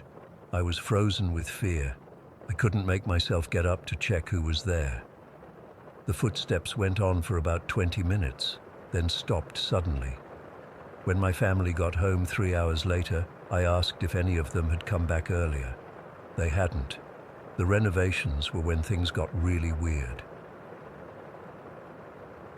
About 2 years ago, my parents decided to fix up the kitchen. Behind the chimney wall, they found an old burner oven that wasn't connected to anything, just sitting there, sealed up in the wall. Inside it was a small cloth doll with no face. My dad threw it away immediately, but I saw him cross himself afterward, and he's not even religious. Then there was the fireplace. When they pulled up the hearth to replace it, they found 3 dead rats in the concrete slab underneath. They weren't decomposed or anything. They looked fresh, but they were completely dried out, and they were arranged side by side, like they'd been placed there deliberately. The contractor refused to continue working that day. The weirdest thing happened during the roof repairs. There's an attic space that was completely sealed off. No access hatch, nothing. When they cut into it, they found a live bird inside, a small sparrow fluttering around. There was no way it could have gotten in there. The space was completely closed off from the outside world. The worker who found it quit the same day. We bought the house from an old man who'd lived here for over 50 years. He left almost all his possessions behind when he sold it to us, which should have been our first red flag. The second should have been his bizarre living arrangements. The master bedroom had at least 3 beds in it, all made up with sheets and blankets, but he lived alone. There was a guest room with 5 beds in it, but according to the neighbors, he hadn't had visitors in at least 20 years. All the beds had books stacked on them, old journals and notebooks filled with handwriting that none of us can decipher. My dad found a box of photographs in the basement, black and white snapshots of people standing in front of our house. In every photo, there's a dark blur behind them, like a shadow that doesn't belong to anyone in the picture. My dad put the box away somewhere, and we don't talk about it. Sometimes I hear ticking in the walls, not like a clock, more like fingernails tapping on wood.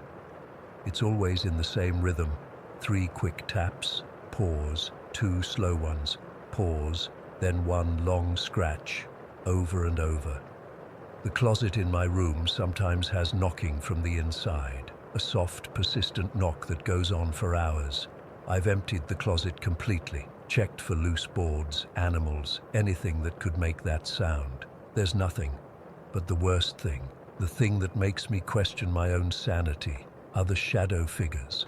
I don't just see them from the corner of my eye. Sometimes they're fully manifested apparitions that look like real people with visible skin. The first time it happened, I was doing homework at the kitchen table. I felt someone watching me and looked up to see a woman standing by the refrigerator. She was wearing an old-fashioned dress, her hair pulled back in a bun.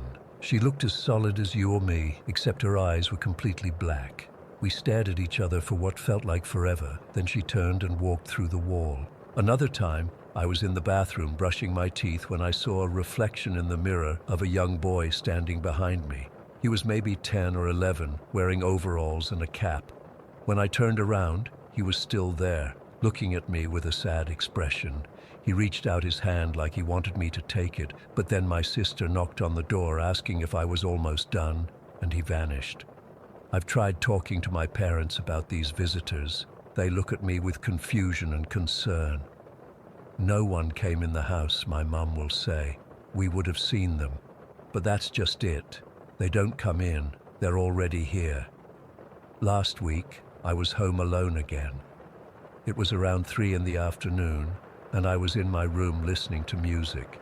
I felt the temperature drop suddenly. My breath came out in visible puffs, even though it was summer. My bedroom door slowly swung shut, and the lock clicked. I hadn't touched it. I pulled out my earbuds and heard whispering coming from all around me. Multiple voices talking over each other so I couldn't make out what they were saying. The whispering got louder and louder until it was almost shouting, but still unintelligible. The light bulb in my lamp exploded, showering glass across my desk. In the dim light coming through my curtains, I saw them. 3 shadow figures standing around my bed, 1 at the foot, 2 on either side. They were darker than the darkest shadow, like holes cut into reality. They didn't move, just stood there watching me. I couldn't scream, I couldn't move. I just sat there, paralyzed, as they leaned closer and closer. The temperature kept dropping until I was shivering uncontrollably. One of them reached out toward me, its arms stretching impossibly long, fingers extending like claws. Just before it touched me, everything stopped. The cold vanished. The shadows disappeared. My door swung open again. It was like someone had flipped a switch. I ran out of the house and sat on the front step until my family came home. I didn't tell them what happened. What would I say? Oh, by the way, our house is haunted by shadow creatures that can touch you. They'd think I was losing my mind. Maybe I am, but I don't think so. There's something wrong with this house. Something in the walls, in the foundation, in the very air we breathe here. I've done some research on the local history. This land was significant to the indigenous people before European settlers arrived. There are stories of it being a boundary between worlds, a place where the veil is thin. I don't know if I believe that, but I can't deny what I've experienced. Last night was the final straw. I woke up around 2 in the morning to find a man standing at the foot of my bed. Not a shadow this time, a full, solid-looking person. He was old, with white hair and deeply lined face. He was wearing pajamas and slippers. I thought he might be the previous owner, but something about him seemed off, like I was looking at a reflection in warped glass. "They're coming back," he said, his voice raspy and urgent. "They always come back." Before I could ask what he meant, he was gone, just gone, like he'd never been there. But the indent where he'd leaned on the end of my bed remained, slowly rising back into shape. I'm writing this now because I don't know what else to do. My family loves this house. We can't afford to move. And even if I convinced them to leave, I'm not sure the whatever they are would let us go that easily. Sometimes I think I hear them talking about me. The voices in the walls, in my sister's empty bed, in the sealed spaces of this house. They know my name. They know I can see them, and I think they're getting braver. The ticking in the walls is getting louder. The knocking in the closet happens every night now. Yesterday, I found a small cloth doll with no face sitting on my pillow, just like the one from the oven. I threw it away, but I'm afraid to look under my pillow tonight. I don't know what to do. I don't know who to tell. I just know that something is happening in this house, something that's been building for 7 years, and I'm afraid of what comes next. Story 10.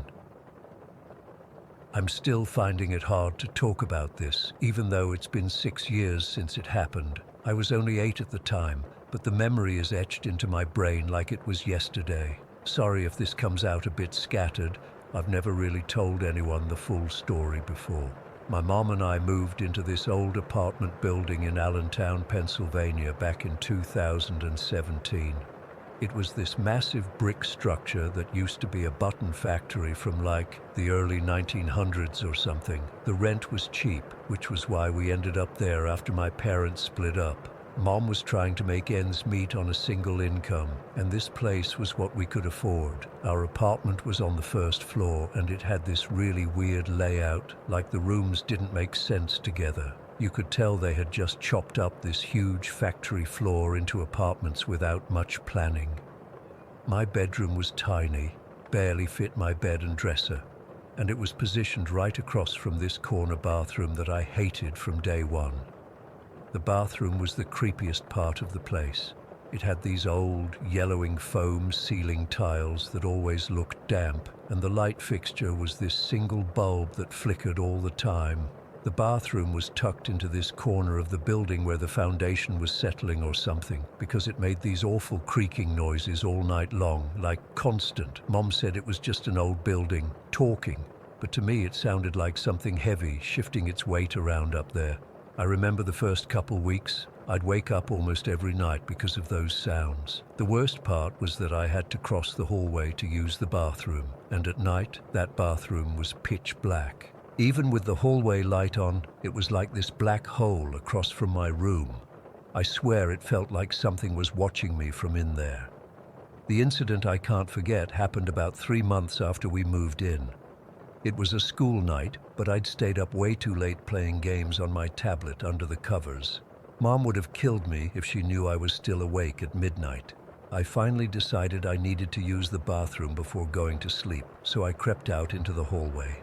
As soon as I stepped out of my room, I felt it. This presence. I can't really explain it better than that. The hair on my arms stood up, and I got this intense feeling of being watched. I stood frozen in the hallway, staring at the bathroom door that was cracked open about halfway. It was completely dark in there, no light except what spilled in from the hallway. Then I heard it. The creaking was way louder than usual, but there was something else too. This scratching sound and this fast skittering noise moving across the ceiling like something was running back and forth up there. It was way too loud to be mice, way too heavy. My first thought was that maybe a raccoon had gotten into the ceiling somehow. That made sense, right? Raccoons are pretty big and they could make that noise. I almost convinced myself that was it, until I heard the laugh. It was short, quiet, but unmistakably the giggle of a little boy. It came from directly above the shower area. This wasn't my imagination or the building settling or pipes making weird noises. This was a child's laugh, and the worst part, it felt directed at me. Like whatever was up there knew I was standing there terrified, and it was mocking me. I couldn't move. I literally could not make my body move. I stood there in the hallway for what must have been an hour, just staring at that dark bathroom, tears silently running down my face. The scratching continued the whole time, moving around above the bathroom ceiling, back and forth, occasionally stopping right above the shower. Eventually, I started sobbing loudly enough that Mom woke up. She found me standing in the hallway, still frozen in place. I was hysterical, trying to explain about the noises and the laugh, but I was crying so hard she couldn't understand me. She just assumed I'd had a nightmare and took me to sleep in her bed. I didn't argue. No way was I going back to my room that night. The next morning, I almost convinced myself it had been a bad dream. Mom had to go to work early, so she got me ready for school, and our neighbor, Miss Pacheco, watched me until the bus came. Before leaving, I had to use the bathroom. I was scared, but it was daytime, and things are never as scary in the daylight, right? When I went in and looked up, my blood went cold. One of the ceiling tiles above the shower was pushed aside, not fallen down but deliberately slid over, creating a gap about 8 inches wide. Above it was pure blackness, a crawl space that I later figured out was about 3 feet high and stretched across the entire apartment, maybe the entire building. I ran out and told Ms. Pacheco. She called my mom, who called the landlord. He came that afternoon after I got home from school. I'll never forget how dismissive he was, this middle-aged guy with a huge ring of keys who smelled like cigarettes. He brought a ladder, climbed up, and shined a flashlight into the crawl space. He was up there for maybe 2 minutes tops. "There's nothing up here," he said when he came down. "No animals, no people, nothing disturbed. Probably just the wind pushed it aside." I knew he was lying or just being lazy. The bathroom was in the corner of the building with no windows and barely any ventilation. There was no wind that could move a ceiling tile, and the tile hadn't fallen. It had been deliberately pushed aside from inside the ceiling. Mom believed him though. She told me it was just my imagination running wild, that old buildings make strange noises. She pushed the tile back in place herself and told me not to worry about it. That night, I couldn't sleep. I kept my door open and my nightlight on, staring across at the bathroom. The creaking started around 11 o'clock. The scratching came about an hour later. I pulled my blanket over my head and tried to block it out, but then I heard it again, that soft giggle, like a child trying not to be caught laughing. I ran to my mom's room and climbed into her bed without explanation. She was too tired to argue. The next morning, the ceiling tile was pushed aside again. This became our routine. Every morning, I'd find the tile moved. Every day, I or Mom would push it back into place. Every night, the scratching and skittering would start. Sometimes the laughing, sometimes just the movement. I started taking super fast showers, never taking my eyes off that ceiling tile the whole time, terrified that whatever was up there might reach down while I was vulnerable. I begged Mom to call the landlord again, but she was worried about causing problems. We were month to month and affordable apartments were hard to find. Instead, she tried to convince me it was just the building settling or my imagination. But I knew what I heard, and sometimes, when I was alone in the apartment after school, but before Mom got home from work, I'd hear the scratching even during daylight hours. Once, I swear I heard whispering coming from the ceiling. Not words I could make out, just this hushed, rapid mumbling that would stop as soon as I got close to the bathroom. About 2 weeks into this nightmare, I woke up around 3 in the morning to use the bathroom. I was half asleep and forgot to be scared until I was already in the bathroom. When I looked up, the tile was pushed completely aside, and I saw something that still gives me nightmares. 2 small, pale fingers were gripping the edge of the opening, not an adult's fingers.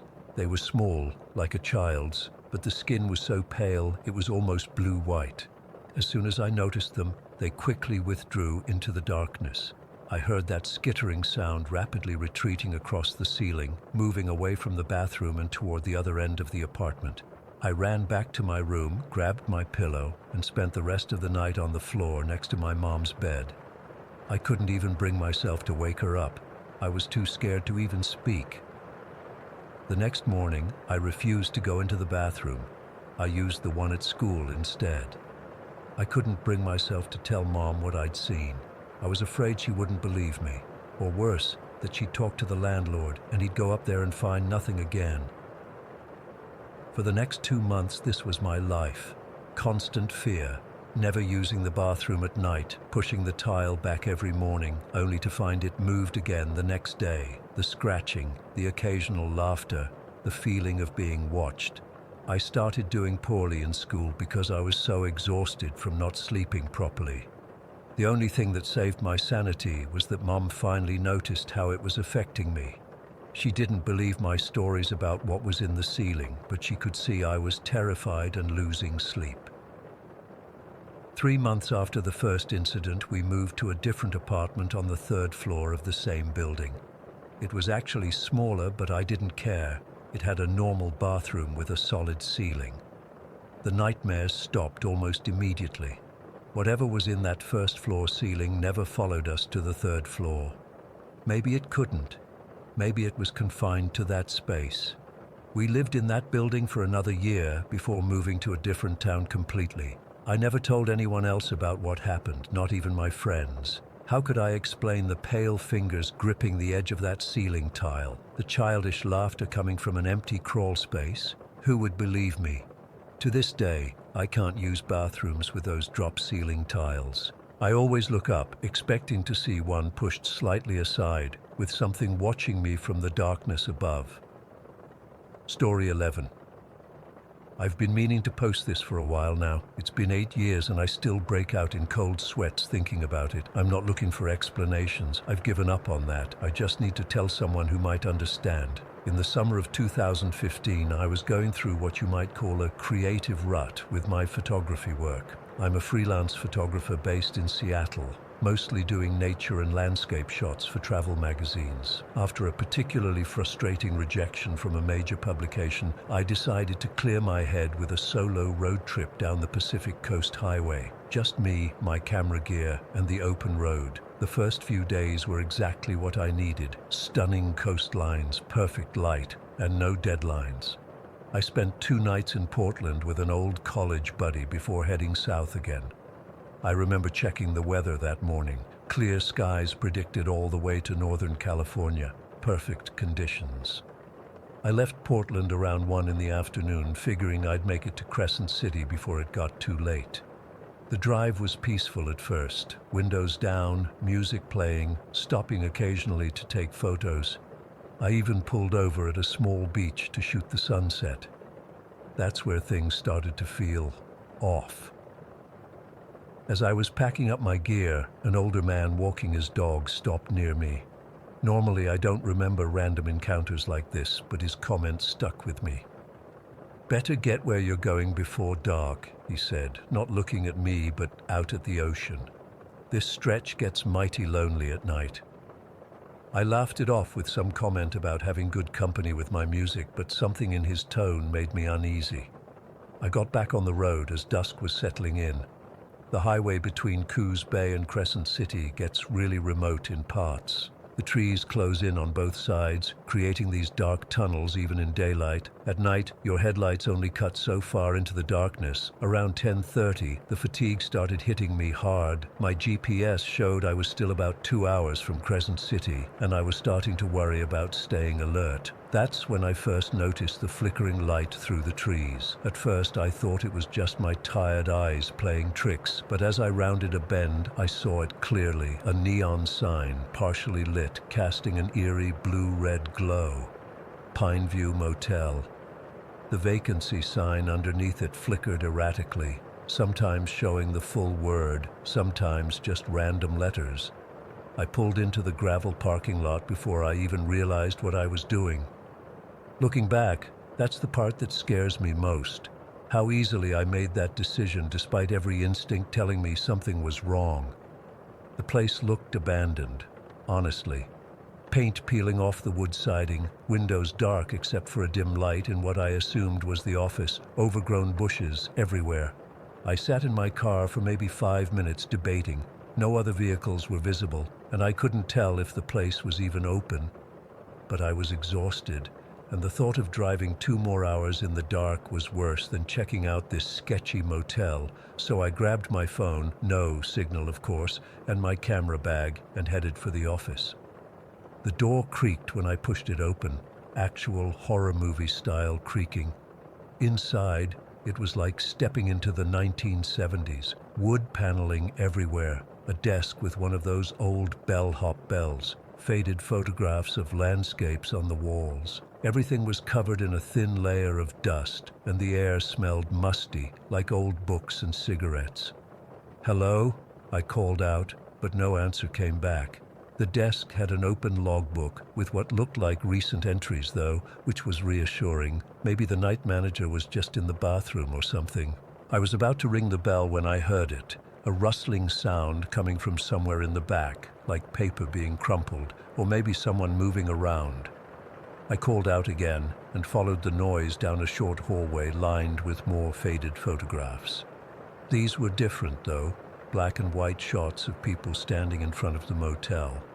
The strange thing was, in every photo, the people's faces were blurry, like they'd moved right as the picture was taken. The rustling led me to a room at the end of the hall. The door was ajar and a faint light spilled out. I know I should have just turned around and left, but curiosity got the better of me. I pushed the door open slowly.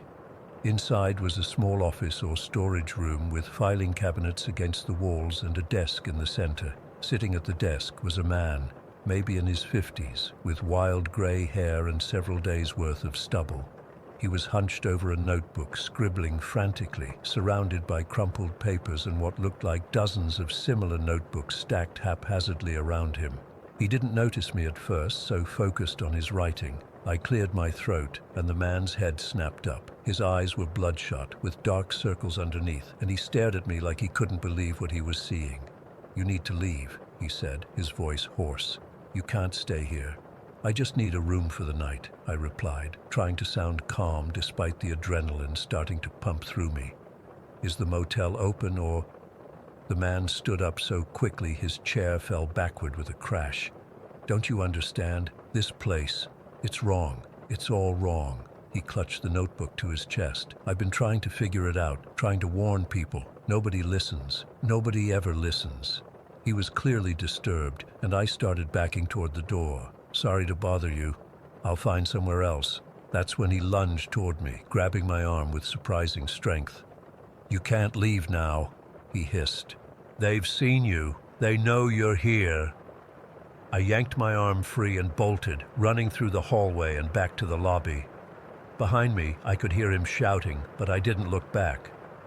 I burst through the front door and sprinted to my car, fumbling with the keys before finally getting the engine started. As I peeled out of the parking lot, I glanced in my rearview mirror and saw the man standing in the doorway, still clutching his notebook, watching me drive away. My heart was pounding as I sped down the highway. I kept checking the mirror, half expecting to see headlights following me, but the road behind me remained dark. After about 20 miles, I pulled into a rest area to catch my breath and figure out what to do next. The place was deserted, just a small parking lot with some picnic tables and a bathroom building. I sat there with the engine running and the heater on, trying to calm down and convince myself I'd just encountered some harmless eccentric, maybe a caretaker for the closed-down motel or something, nothing supernatural or sinister. That's when I heard it, whispers on the wind. I know how that sounds, but I swear it's what happened. At first I thought it was just the rustling of leaves, but then it became clearer. Not words exactly, more like the sound of multiple voices murmuring just below the threshold of understanding. I checked the rest area again, but there was absolutely no one else there. I decided I'd rather drive tired than stay another minute in that place. Back on the highway, I cranked the music and rolled down the windows, hoping the cold air would keep me alert. I'd gone maybe 10 minutes when my headlights illuminated a figure on the roadside, a woman with her arm outstretched, thumb up in the universal hitchhiker sign. Under normal circumstances, I never pick up hitchhikers, but nothing about this night was normal. The woman was wearing what looked like a waitress uniform, though it was dirty and torn in places. Her hair was disheveled, and even from a distance I could see the desperation on her face. I slowed down, telling myself I was just going to ask if she needed me to call someone when I got to the next town with cell service. But as I pulled alongside her, I heard it again, that strange, distant laughter coming from the woods. The woman heard it too. I could tell by the way her head snapped toward the sound, her eyes widening with fear. "Please," she said, looking back at me. "Please, I need to get away from here." Against all better judgment, I unlocked the passenger door. She practically dove into the car, and I accelerated before she'd even closed the door properly. "Thank you," she breathed, her hands shaking as she fastened her seatbelt. I thought no one would stop. "What are you doing out here?" I asked, trying to keep my eyes on the dark road ahead. "It's the middle of nowhere." "My name's Lisa," she said instead of answering my question.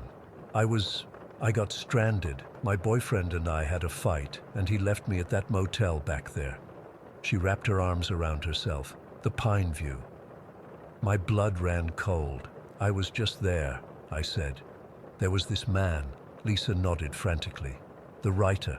He's been there for years, they say, trying to understand it. Understand what? She looked at me, her eyes reflecting the dashboard lights. The curse. People go missing there. They check in but don't check out, or they leave, but something follows them. I was about to tell her she was being ridiculous when shadowy figures appeared in the road ahead, humanoid shapes, standing motionless in the middle of the asphalt. I slammed on the brakes, the car skidding slightly. "Don't stop!" Lisa screamed. "Whatever you do, don't stop!" I swerved around the figures and floored it, the engine roaring as we picked up speed. In the rearview mirror, the shapes seemed to blur and stretch as if trying to follow us. "What the hell is happening?" I demanded, knuckles white on the steering wheel. "I told you, it's cursed. That whole area, the people who built the motel disturbed something old and angry." Just then, my headlights illuminated another figure in the road. A young girl, maybe 12 or 13, waving her arms frantically. Unlike the shadowy figures, she looked solid, real. She was wearing pajamas, her feet bare on the cold asphalt. "Stop!" she cried as we approached. "Please help me." Lisa grabbed my arm. "Don't! It's a trick." The girl's eyes met mine through the windshield, pleading. "They took my parents. Please." I hesitated, slowing down slightly, but Lisa's fingernails dug into my arm. "It's not real," she insisted. "It's how they get you." With a sickening feeling in my gut, I pressed the gas again, swerving around the girl. As we passed, I glanced in the side mirror and saw her face contort into a horrible, inhuman grin. "Faster!" Lisa urged, looking behind us. "She's coming!" I didn't understand what she meant until I checked the rearview mirror. The girl was no longer standing in the road. Instead, I caught a glimpse of movement in the back seat. Lisa screamed and I nearly drove off the road. The girl was there, in my car, her face now a twisted mask of rage. She lunged forward between the seats, fingers like claws reaching for us. I slammed the brakes and threw the car into park, both of us scrambling to get out. We ran into the woods beside the highway, the girl's inhuman shrieking following us. I don't know how long we ran. Time seemed to stretch and warp. Eventually, we stumbled upon a small cabin, its windows dark but the door unlocked. We barricaded ourselves inside using a heavy table to block the door. The cabin looked long abandoned, dust everywhere, cobwebs in the corners, the musty smell of decay. "What is she?" I gasped, trying to catch my breath. "Not a she," Lisa said, peering through a gap in the boarded-up windows. "Not anymore." We heard footsteps on the porch, light and quick. The doorknob rattled, and then came the voice. The girl's voice, but wrong somehow, like multiple voices speaking in unison. "Let me in," it said. "I just want to help you, like you wouldn't help me." Lisa found a rusty fireplace poker and gripped it tightly. I grabbed a heavy flashlight that had been left on a shelf. We stood there, backs against the far wall, as something began scratching at the door, the wood splintering little by little. The moment the creature broke through, everything became chaos. It wasn't the girl anymore. It was something using her shape, moving too fast, its limbs bending in impossible ways. Lisa swung the poker, connecting with what should have been its head, but it barely flinched. It focused on me first, those inhuman eyes locking onto mine as it backed me into a corner. I swung the flashlight desperately, managing to knock it back just enough for Lisa to dart to a window and break the glass with the poker. "This way!" she shouted, climbing through. The thing turned at the sound of her voice, momentarily distracted. I took my chance and ran for the window, cutting my hands on the broken glass as I tumbled through. We ran again, deeper into the woods, the creature's shrieks echoing behind us. Just when I thought my lungs would burst, we broke through the tree line onto another road, smaller than the highway, possibly a service road, and there, like some miracle, was an old pickup truck with its headlights on, the engine idling. An older man leaned out the driver's side window, his weathered face grim. "Get in," he said. "Both of you." We didn't hesitate. Lisa climbed into the middle of the bench seat, and I squeezed in after her, slamming the door just as the thing emerged from the trees. The old man floored it, the truck's engine roaring as we sped away. "You folks ran into the Pineview trouble, didn't you?" he said, eyes fixed on the road ahead. "You know about it?" I asked, still gasping for breath. He nodded slowly. "Been happening for decades. That's why I patrol these roads at night sometimes. Try to help the ones that get away." "What are those things?" Lisa asked. "Don't rightly know. Some say they're the spirits of those who died there. Others say they're something older than the motel, something that was disturbed when they built it." He glanced at us. "What I do know is the darkness doesn't let go easy. You two need to get far away from here and stay away. If you linger, it'll come back for you." He drove us to a small town about 40 miles south, dropping us at an all-night diner where we could call for help. Before he left, he refused to give us his name or take any money. "Just doing what needs doing," he said. "And remember what I told you. Don't linger, don't look back." I never returned to that stretch of highway again. I never found out who Lisa really was or what happened to her after that night. We parted ways after giving statements to some very skeptical local police officers. I moved away from the West Coast entirely 6 months later. Sometimes I still wake up in the night, thinking I hear whispers in the dark corners of my room, and sometimes, just as I'm falling asleep, I could swear I see a young girl standing at the foot of my bed, smiling that impossible smile. Story 12. I've never told this story to anyone besides my therapist. It's been 4 years, but I still get cold sweats thinking about it. I'm only sharing it now because I saw a post about similar experiences at convenience stores, and I need to know if anyone else has encountered what I did. I used to work at Sullivan's, this old convenience store on Route 16, just outside Millfield. You know the type? Fluorescent lights that buzz constantly, shelves of expired snacks, and a coffee machine that hadn't been properly cleaned since the Bush administration. It was a dump, but jobs were scarce, and the night shift paid $2 more per hour. I'd been working there for about 3 months without incident. The night shift was boring but easy. 10 at night until 6 in the morning. I'd restock shelves, mop the floors, and ring up the occasional trucker or drunk college kid. Most nights, I wouldn't see a single customer between 1 and 5 a.m. I'd just sit behind the counter watching YouTube videos on my phone or reading.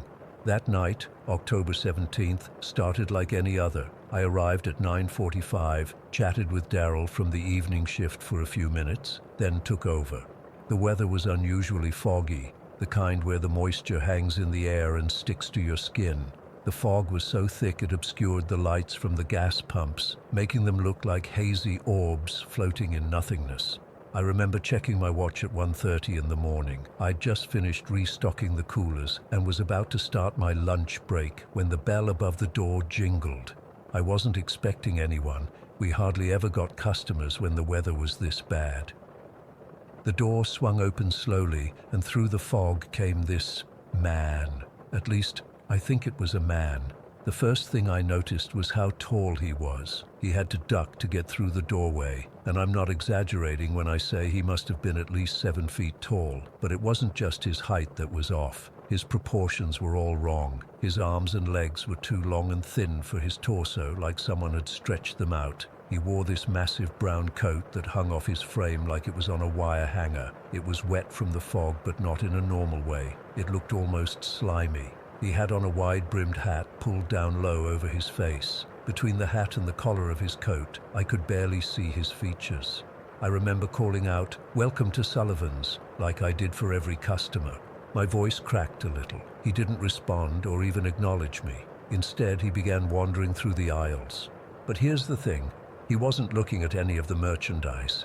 His head was angled down, but I could tell he wasn't actually seeing the items on the shelves. It was more like he was listening. He would pause occasionally, head tilted slightly before moving on. After about 5 minutes of this bizarre behavior, he finally approached the counter. He placed a single bottle of water down. That's when I saw his hands. They were unnaturally pale, almost bluish-white, and covered in what looked like dark soil or mud. His fingers were too long and too thin, with knuckles that protruded sharply. I rang up the water, my hands shaking slightly. "That'll be 179, I said. When he looked up at me, I felt my stomach drop. His eyes, God, his eyes, they were just wrong.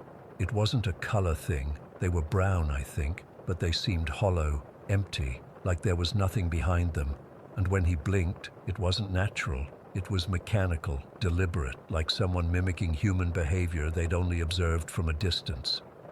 He reached into his coat pocket and pulled out exact change, placing each coin on the counter with precision. His movements were slow and deliberate, like he was calculating each micro-movement before executing it. "Would you like a receipt?" I asked, my mouth dry. He stared at me for what felt like an eternity before shaking his head. The motion was too smooth, too controlled. Then he picked up the bottle, turned, and walked out. He didn't open the water. He didn't even put it in his pocket. He just held it limply in those long, dirty fingers.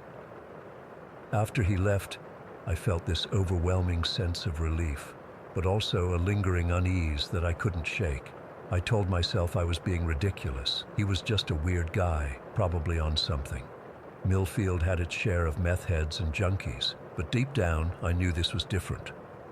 About 20 minutes later, I was in the back office eating my sandwich when I heard the bell above the door jingle. I wiped my hands and headed out to the counter, but there was no one there. The store was empty. I figured it was just the wind. The door was old and sometimes didn't latch properly. I walked over and made sure it was closed securely, then went back to the counter. That's when the lights started flickering, not all at once, but in sections. First, the ones over the coolers, then the ones above the snack aisle, then the ones by the register. They'd dim slightly, then brighten, dim again, then back to normal. The pattern was inconsistent, almost like they were following something moving through the store. I called my manager, but it went straight to voicemail. I was about to call maintenance when I heard it. Footsteps. Slow, deliberate steps moving up and down the aisles, but there was nobody there. I could see the entire store from behind the counter. Every aisle was empty, yet I could hear someone walking. The sound would stop, then start again in a different aisle. I told myself it was just the building settling or my imagination working overtime. Old buildings make noises, right? Then the bell jingled again. I watched, frozen in place, as the door opened slightly, about 6 inches, and then closed again. No one entered, no one exited. It just opened and closed on its own. The footsteps grew louder, closer. They were heading toward the counter now. I could hear them clearly. A heavy, dragging sound followed by a lighter step. Drag step, getting closer, and then they stopped.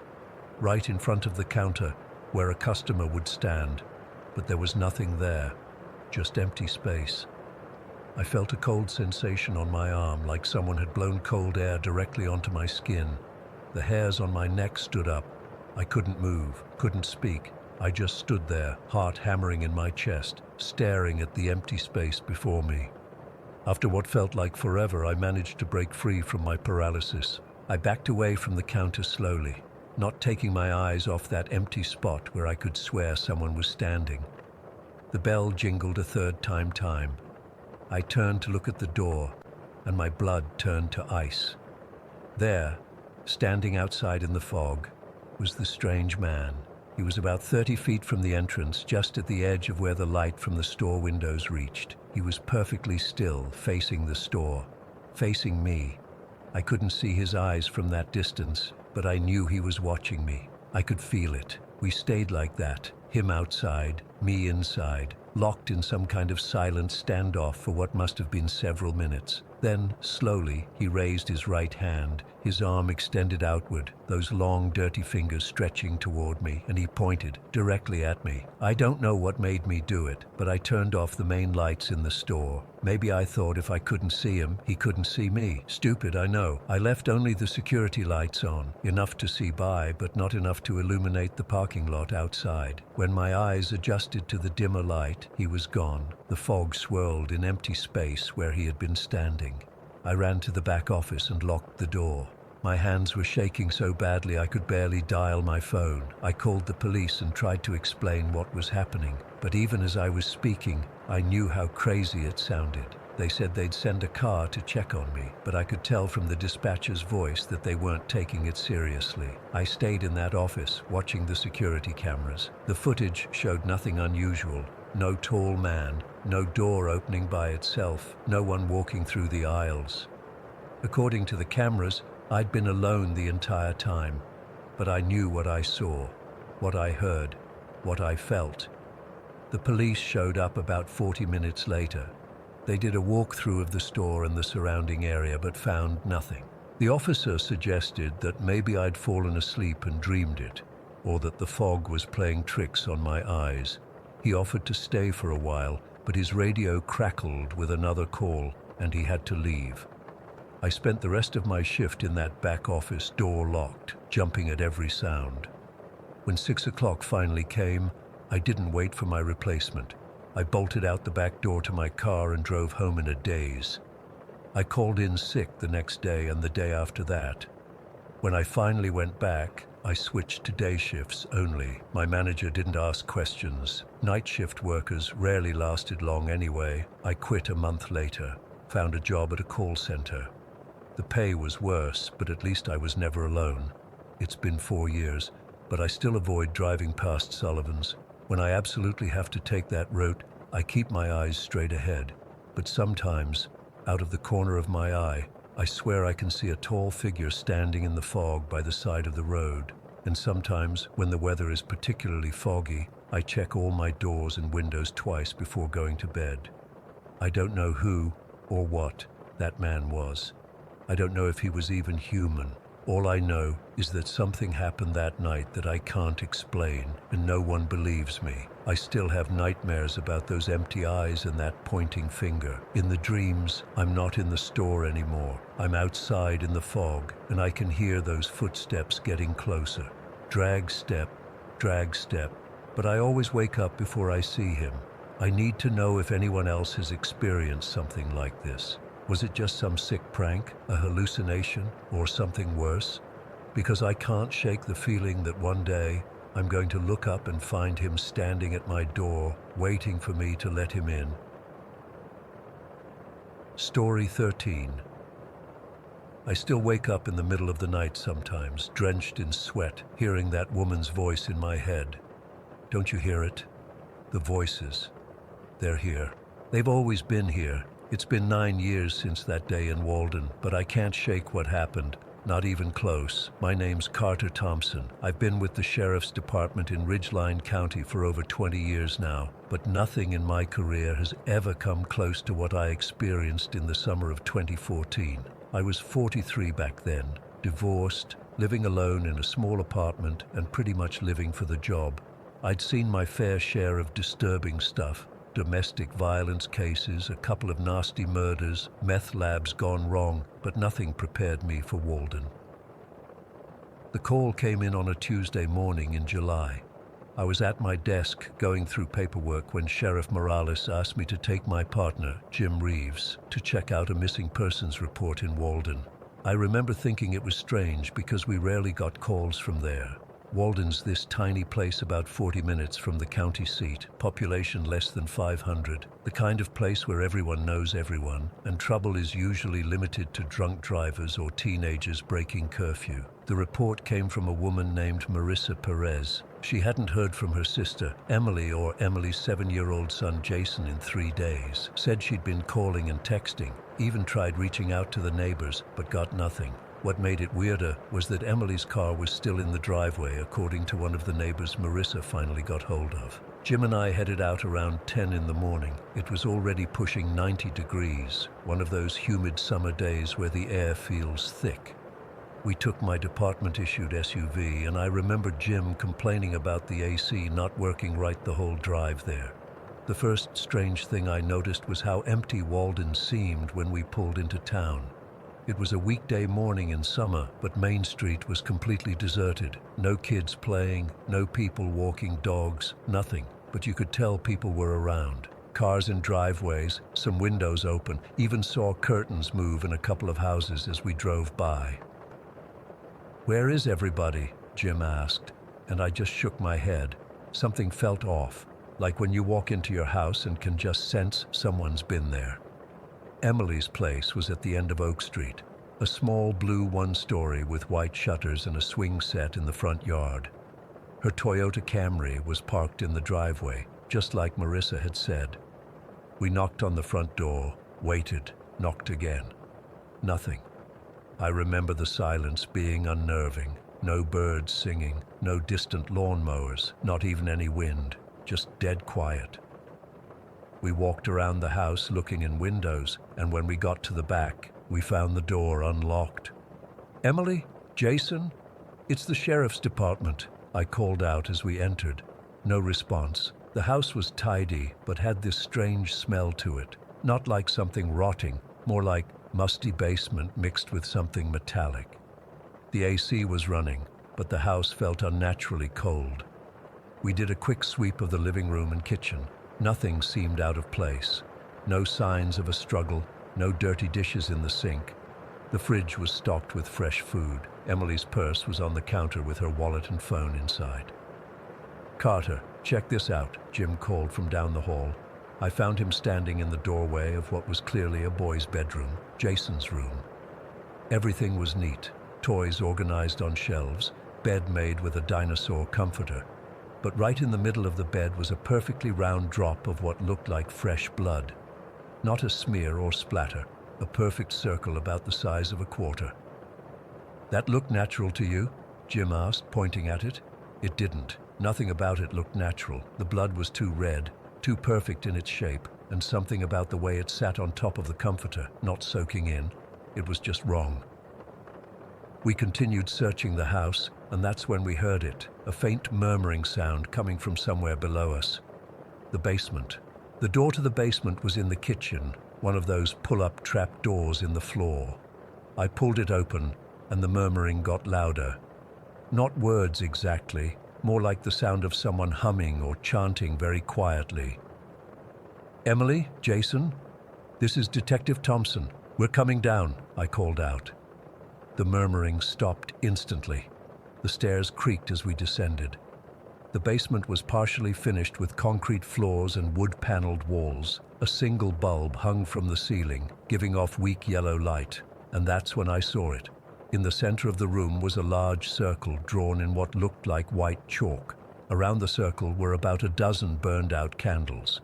Inside the circle was a pile of small bones. Animal bones, I assumed at the time. And all around the circle were these strange symbols scrawled on the floor in what looked like charcoal. But what froze my blood was what I saw in the far corner of the room.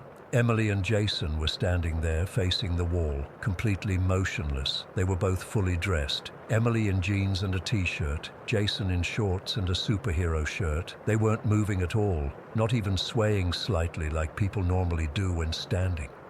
"Emily? Jason?" I said, my hand instinctively moving to my holster. For a few seconds, nothing happened. Then, slowly, Emily turned around. Her face was wrong, completely expressionless, eyes dull and unfocused. Her skin had this grayish tinge to it, and her lips were cracked and dry. "Don't you hear it?" she whispered. Her voice sounded strange, like it was coming from somewhere else in the room. "The voices, they're here. They've always been here." Jason didn't move at all, still facing the wall. Jim took a step toward them. "Mom, we're here to help. Your sister Marissa is worried about you." Emily's eyes didn't blink. "They're in the walls, in the ground. They've been here since before." "Before what, Emily?" I asked, trying to keep my voice calm while every instinct was screaming at me to get out of there. "Before time," she whispered, and I swear the temperature in the basement dropped another 10 degrees. Jim moved closer to her and reached out to touch her arm. Let's get you and your son upstairs." The second his fingers made contact with her skin, Emily let out a scream that I still hear in my nightmares. It wasn't human, not a scream of fear or pain, but something else entirely, like multiple voices screaming at once. She collapsed to the floor, her body convulsing unnaturally, her back arched at an impossible angle and her limbs twisted and jerked like she was having some kind of seizure. Foam started coming from her mouth, tinged pink with blood. I ran to her while Jim called for an ambulance. When I looked over at Jason, he had finally turned around and was watching his mother with no expression at all, just blank eyes, staring. "Jason, it's okay," I said, trying to reach out to him while keeping an eye on Emily. "We're going to help your mom." He didn't respond, didn't cry, didn't move, just stared. The ambulance took 28 minutes to arrive. 28 minutes of Emily convulsing, of Jason standing there like a statue, of that basement feeling like it was closing in around us. When the paramedics finally got there, they had to sedate Emily to transport her. Her vitals were all over the place, heart racing, then slowing to almost nothing, temperature fluctuating wildly. Jason went with them, still silent, still expressionless. I rode along while Jim stayed behind to secure the scene. In the ambulance, I tried talking to Jason, asking him what happened, if anyone had been in the house with them. He just stared at the ceiling of the ambulance, completely unresponsive. At the hospital, Emily was admitted to the ICU. The doctors couldn't figure out what was wrong with her. Tox screens came back negative. No signs of physical trauma. They said it might be some kind of stress-induced psychosis, but I could tell they were just grasping at straws. Jason was examined too, but physically he was fine. A child psychiatrist tried to talk to him, but he wouldn't speak, wouldn't write anything down, just stared at whoever was talking to him with those empty eyes. Marissa arrived that evening and took temporary custody of Jason. She told us Emily had no history of mental illness, no drug problems. She'd been a normal, happy single mom who worked as a bookkeeper from home. She'd been living in Walden for about 3 years, Marissa explained. She moved there because it was cheap and she thought it would be a good place to raise Jason. But lately what? I pressed. She'd been saying strange things on the phone, about the town, about how quiet it was, how sometimes she thought she could hear people talking through the walls, but when she checked, there was no one there. I went back to Walden the next day with a forensics team. We documented everything in that basement, the circle, the symbols, the bones. We sent samples of the bones to the state lab. They came back as a mix of small mammals, rabbits, squirrels, a few bird bones. Nothing exotic or particularly disturbing, except for the fact they were arranged in that circle. We canvassed the neighborhood, but no one would talk to us. People either didn't answer their doors or gave vague, unhelpful answers. Emily kept to herself, never noticed anything strange. Don't know anything about that? Always with the same flat effect, the same darting eyes, like they couldn't wait to close their doors again. The official investigation concluded a few weeks later. The report attributed Emily's condition to stress-induced psychosis, with no evidence of foul play.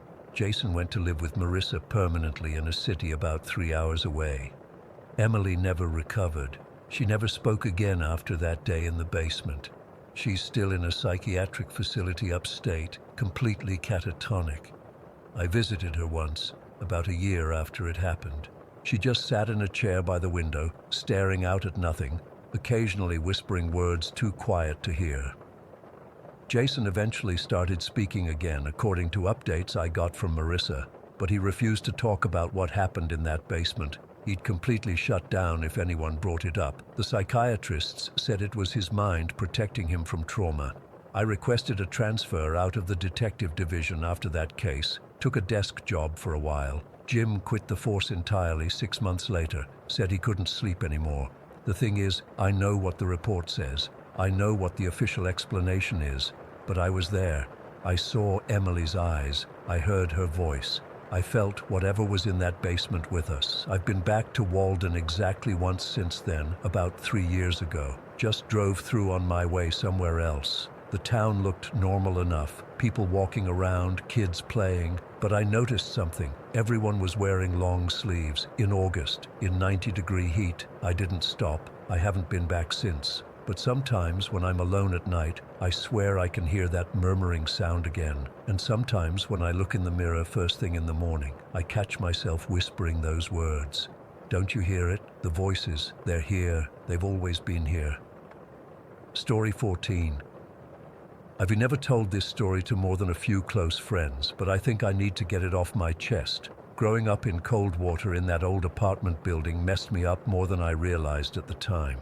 I still get goosebumps thinking about some of the stuff that happened there. Our apartment was in this massive brick building that used to be an ice storage facility before refrigerators were a thing. Mom told me people used to come there to buy blocks of ice to keep their food cold. The building had this heaviness to it, high ceilings, thick walls, and these weird little storage spaces built into the walls. It was converted into apartments sometime in the 70s, but it never quite felt like a normal home. I was only 4 when the first weird thing happened. I remember it so clearly because it scared the crap out of me. Mom had put me down for my afternoon nap, and I was just drifting off when I heard her calling my name. "Emma! Emma! Come here!" It sounded urgent, like she needed help with something. I got up and followed her voice to her bedroom. When I walked in, she was folding laundry and looked totally confused to see me standing there. "What are you doing up?" she asked, annoyed. "You called me," I said. "No, I didn't. Go back to bed right now."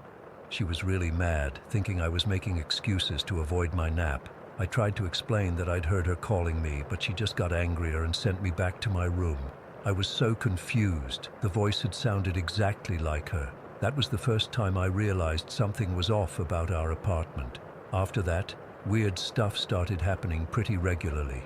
The bathroom was the worst. Whenever I was in there alone, I would hear what sounded like a woman in heels pacing back and forth in the hallway outside. Click, clack, sometimes slow, sometimes fast and frantic. I'd always crack open the door to check, but the hallway would be empty and the footsteps would suddenly stop. As soon as I closed the door again, they'd start up. Click, clack. I got so used to it that I started talking to her. "Hi, lady," I'd say when the footsteps started. Sometimes they'd pause for a second before continuing, like she was acknowledging me. The creepiest part was that I never felt scared of the woman in heels. It was almost like she was keeping watch, because there was something else in that apartment that did scare me. I was about 6 when I first felt it, a man's presence. I'd be sitting on the couch watching TV while Mom was cooking dinner, and I'd suddenly feel these rough hands on my shoulders, not grabbing me or anything, just resting there. The first time it happened, I whipped around thinking it was Mom, but there was nobody there. The feeling of those hands stayed with me, though. They were large, calloused, and cold. A working man's hands. It kept happening over the years, always when I was alone in a room. Sometimes it was just the sensation of someone standing behind me, watching. Other times it was those hands on my shoulders or arms. Once, when I was about 8, I felt something brush my hair, like someone was stroking it. I screamed so loud that Mom came running from the other room. Of course, she didn't see anything. My bedroom was a hot spot for weird activity. Things would move on their own all the time. I had this pair of chunky 90s headphones that I kept on my dresser. One afternoon, I was sitting on my bed reading when those headphones suddenly flew off the dresser like someone had swiped them. They didn't just fall. They launched across the room and landed right at my feet. I remember sitting there, frozen, staring at them for what felt like hours before I worked up the nerve to pick them up. There was this old wooden chair in the corner of my room that would creak like someone was sitting in it, weight shifting, the wood groaning. Sometimes in the middle of the night, I'd wake up to that creaking and just lie there, eyes squeezed shut, too terrified to look. Mom never believed me when I told her about this stuff. She'd say I had an overactive imagination, or that it was just the building settling. My dad had left when I was 3, so it was just the 2 of us. I think she was already stressed enough without having to deal with ghost stories. The worst part was that I couldn't escape it. We couldn't afford to move, and I was stuck in that apartment until I grew up, so I learned to live with it. I started leaving my light on at night. I'd turn my music up to drown out the sounds. I even rearranged my room so my bed was against the wall, giving me a clear view of the entire space. When I was 10, something happened that I still can't explain. It was summer break, and I was staying up late listening to the radio on my little boombox. Mom had the night shift at the hospital where she worked, so I was alone. It was probably around 1 or 2 in the morning, and I was half asleep with the radio playing softly. I felt the temperature in my room drop suddenly. It got so cold I could see my breath. The radio started to static, the music cutting in and out. I sat up, fully awake now, and that's when I saw them. 2 children were standing at the foot of my bed, a boy who looked about 9 and a little girl who couldn't have been more than 6. They were wearing old-fashioned clothes. The boy had on knee-length shorts with suspenders and a collared shirt, and the girl was in a pinafore dress with a high collar. But the weirdest part was their color. They weren't solid, more like gray-white outlines, and I could kind of see through them. They weren't scary looking, just sad. I wasn't even that afraid, which was strange. I just stared at them, and they stared back. Finally, I whispered, "Hi." The little girl smiled faintly, and then they both just faded away like smoke dissipating. The radio cleared up immediately, and the room went back to normal temperature. I told Mom about it the next morning, and for once, she looked like she might believe me. She got really quiet and asked if I could describe the children again. When I did, she seemed unsettled but didn't say why. Later, I overheard her on the phone with my aunt talking about those poor children and something about an accident in the building before it was converted to apartments. I never got the full story from her. The woman in heels and the rough-handed man continued their routines throughout my childhood. Sometimes days or even weeks would go by without incident, and I'd start to think maybe it was all in my head after all. Then something would happen to remind me that I wasn't alone. One night when I was 12, I got up to get a glass of water. As I walked down the hallway toward the kitchen, I saw a shadow move across the wall. It was tall and broad-shouldered, definitely a man. I froze, thinking someone had broken in. But then the shadow moved in a way that wasn't natural, kind of gliding rather than walking. It disappeared around the corner into the living room. I ran back to my room and locked the door, spending the rest of the night wide awake. I started noticing patterns. The woman in heels seemed to appear most often when I was vulnerable, in the bathroom, or when I was alone in the apartment. The man's presence was strongest at night, especially in the hallway and living room. I began to feel like the woman was protecting me from him. When I was 14, something happened that changed everything. A man who lived in the apartment above us committed suicide by jumping from the 8th floor railing right in front of our door. I didn't see it happen, thankfully, but I heard the commotion afterward. The sirens, the police, the neighbors all talking in hushed voices. That night, the activity in our apartment went crazy. Doors slammed by themselves, the lights flickered, the temperature dropped so low that Mom finally noticed it and checked the thermostat, and the feeling of being watched was so intense that even Mom admitted something felt off. The next day, an old lady who'd lived in the building for decades came over with a casserole. People always bring food when something bad happens, don't they? While Mom was in the kitchen, the old lady looked at me and said, "You feel them, don't you, honey?" I was shocked. "Feel what?" I asked, even though I knew exactly what she meant. "The spirits," she said simply. "This building's full of them. That man who jumped. He wasn't the first to die here, not by a long shot." She told me that back when it was an ice storage facility, several workers had died in accidents, crushed by ice blocks, fallen into freezing storage areas, that sort of thing. One man in particular had been known for his foul temper and rough treatment of the other workers. He died when his hand got caught in a machine, and he bled out before anyone found him. "And the children?" I asked, my voice barely audible. The old lady's eyes widened. "You've seen them?" I nodded. She sighed. "They were the ice delivery man's children. Story goes that he brought them to work one day when his wife was sick. They wandered into one of the freezers playing hide and seek, got locked in by the time anyone found them." She trailed off, but I understood. "What about a woman?" Someone who walks in heels, I asked. The old lady smiled. That would be Miss Eleanor. She was the secretary, always dressed to the nines, that one. Clickety-clack all over the place in those fancy shoes of hers. She was sweet on one of the workers and was devastated when he died. They say she looks after the children now. Everything suddenly made sense.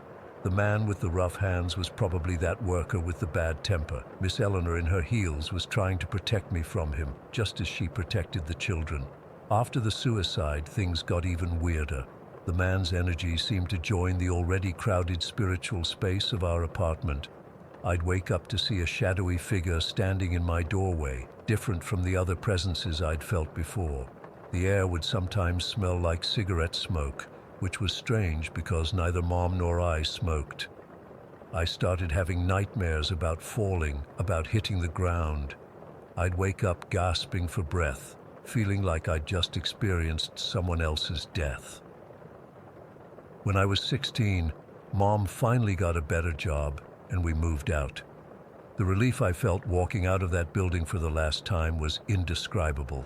It was like a weight lifting off my shoulders that I hadn't even realized was there. I've been back to drive by the old building a few times as an adult. It's still standing, still full of apartments. I always wonder if the current residents feel the same things I did. The woman in heels pacing the hallway, the rough-handed man watching from the shadows, the Victorian children appearing on lonely nights. Sometimes I think about Miss Eleanor, still walking those hallways in her clickety-clack heels, still watching over the children and maybe protecting other young residents from the rougher spirits. In a weird way, I miss her. I don't know if anyone will believe this story. I barely believe it myself sometimes. But on cold nights when the wind is howling, I still find myself listening for the sound of heels clicking down a hallway, and I still can't shake the feeling of those rough hands on my shoulders. Story 15. I never believed in ghosts. Not really. I mean, I'm Catholic, sure, but I've always been a pretty practical guy. I work construction, go to the gym, watch football on Sundays. Normal stuff. I'm 38, just a regular blue-collar guy from Staten Island. At least I was until about 7 months ago. I moved in with my girlfriend Maria and her 9-year-old son Tyler last year. It's a decent 3-bedroom apartment in a busy area of Staten Island. Nothing special, just a regular place with thin walls and creaky floors like you'd expect. The first 4 months were completely normal. I'd wake up at 5, get ready for work, kiss Maria goodbye, and head out while they were still sleeping. Then one Tuesday afternoon in April, everything changed. I had come home early from a job site because of rain and was sitting on our couch watching TV. Maria was picking Tyler up from his after-school program, so I was alone. I remember it was around 4 in the afternoon, still plenty of daylight. I was scrolling through my phone when I heard it. Clear as day, a woman's voice directly behind me said, "Robert." Not Rob or Robbie, which is what most people call me, but Robert, my full name. It sounded like a young woman, maybe mid-20s or early 30s. I jumped up and spun around, but there was nobody there, just the wall. I checked the entire apartment, thinking maybe Maria had come home early, but I was completely alone. I brushed it off as my imagination or maybe sound traveling weirdly from another apartment, but deep down, I knew what I'd heard. The voice was right behind my head, like someone was standing there leaning in. About a week and a half later, it happened again. I was in the kitchen making coffee before work, around 5:30 in the morning. Everyone else was still asleep. The same female voice, same tone, same clarity. Robert. I nearly dropped my mug. It came from just over my right shoulder, like someone was standing right next to me. I turned around fast, but again, nothing. After that, things escalated quickly. 3 days later, I heard a different voice. This one sounded like an older man, maybe in his 70s, with that throat-clearing sound older men sometimes make. He said my name too. Robert. This was around 2 in the afternoon on a Saturday while Maria and Tyler were out shopping. By mid-May, the apartment was never quiet when I was alone. I started hearing growling sounds, not like a dog, more guttural and wrong. There would be hissing from empty corners of rooms. Sometimes I'd hear deep, unnatural breathing that would move from one side of the room to the other. The worst was the snarling. It wasn't like any animal I've ever heard. It was lower, wetter somehow. I know how this sounds. Believe me, I questioned myself constantly. I started recording audio on my phone whenever I was alone in the apartment. I have dozens of recordings now. Some have nothing, but others, I've captured the voices, the growls, the breathing. I needed proof, needed to know I wasn't losing my mind. The first time one of them touched me was in early June. I was doing dishes, and I felt what seemed like fingers brush across the back of my neck. Not gentle, more like someone checking to see if I'd notice. I spun around, heart pounding, but as always, nothing was there. The second time was worse. I was half asleep in bed around 2 in the morning when something grabbed my ankle and tugged. Not hard enough to pull me down the bed, but with enough force that I jolted awake. Maria was sound asleep beside me. I lay there for hours, afraid to close my eyes. There are cold spots all over the apartment now, but they're not just cold. They're different. When I walk through them, it feels like electricity, like something with substance that raises goosebumps on my skin like braille or sandpaper. Sometimes they move, following me from room to room. The shadows started in July. At first, I thought it was just normal shadows from cars passing by or clouds moving across the sun. But these moved differently, deliberately. They'd slide across walls when there was nothing to cast them. One night, while I was brushing my teeth, I saw a shadow of a person move across the bathroom wall. There was no one else in there with me, and the shadow didn't match my movements at all. Last month, I was in the shower when I saw a silhouette walk past the curtain. It blocked the light coming from the bathroom for a second or two. I called out, thinking it was Maria, but when I pulled back the curtain, the bathroom was empty. The door was still closed exactly as I'd left it. The entities, that's what I've started calling them because I don't know what else to say. They started mimicking our voices. I'd be in the bedroom and hear Maria call me from the kitchen. I'd go out there, and she'd be on the couch, looking at me like I was crazy when I asked what she wanted. She'd experienced the same thing, hearing what sounded like my voice calling her name from another room when I wasn't even home. The knocking is constant now. Sometimes it's gentle, like someone politely trying to get my attention. Other times it's violent banging that sounds like someone's trying to break down a wall. We've had maintenance check, thinking it might be pipes or the heating system, but they never find anything wrong. Objects fall constantly, or at least they sound like they do. I'll hear something crash in the kitchen, run in expecting to find broken dishes, and everything will be exactly in place. Nothing moved, nothing broken. The strangest part, maybe the most unsettling, happened 2 weeks ago. I was in the shower again. They seem particularly active when I'm showering, which adds another layer of vulnerability to the whole thing. I heard what I can only describe as the most beautiful angelic voice humming a song softly. It wasn't threatening or scary. It was genuinely beautiful, and that somehow made it more terrifying than all the growling and hissing. Here's the thing that I still can't wrap my head around. I'm not constantly terrified. I should be, right? But instead, I've developed this weird acceptance. Don't get me wrong. When something touches me or I hear that growling, my heart races and I get cold sweats. But I'm not running out of the apartment screaming. Maybe it's because they haven't actually harmed us physically, or maybe I've just adapted the way humans do to awful situations. I've set up cameras now. I have one in the living room, one in the hallway, and one in our bedroom. I've captured orbs, strange mists, and shadows moving against the laws of physics.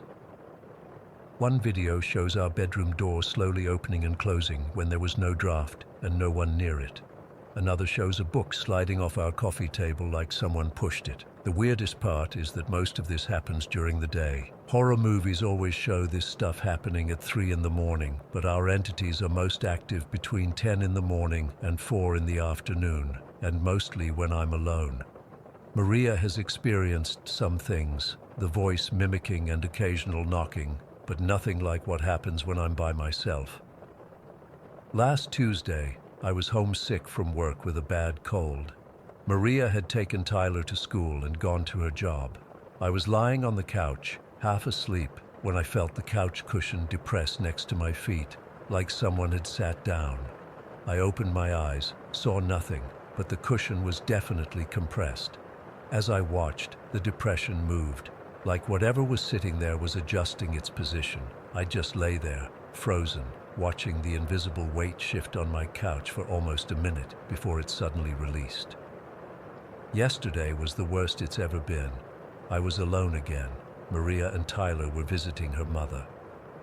Around noon, I was making a sandwich in the kitchen when I heard a crash from our bedroom. I ran in to find every drawer in our dresser pulled open. As I stood there, the closet door slowly swung open. Then the humming started, that same beautiful voice. But now it was singing words I couldn't quite make out. The temperature dropped so fast I could see my breath.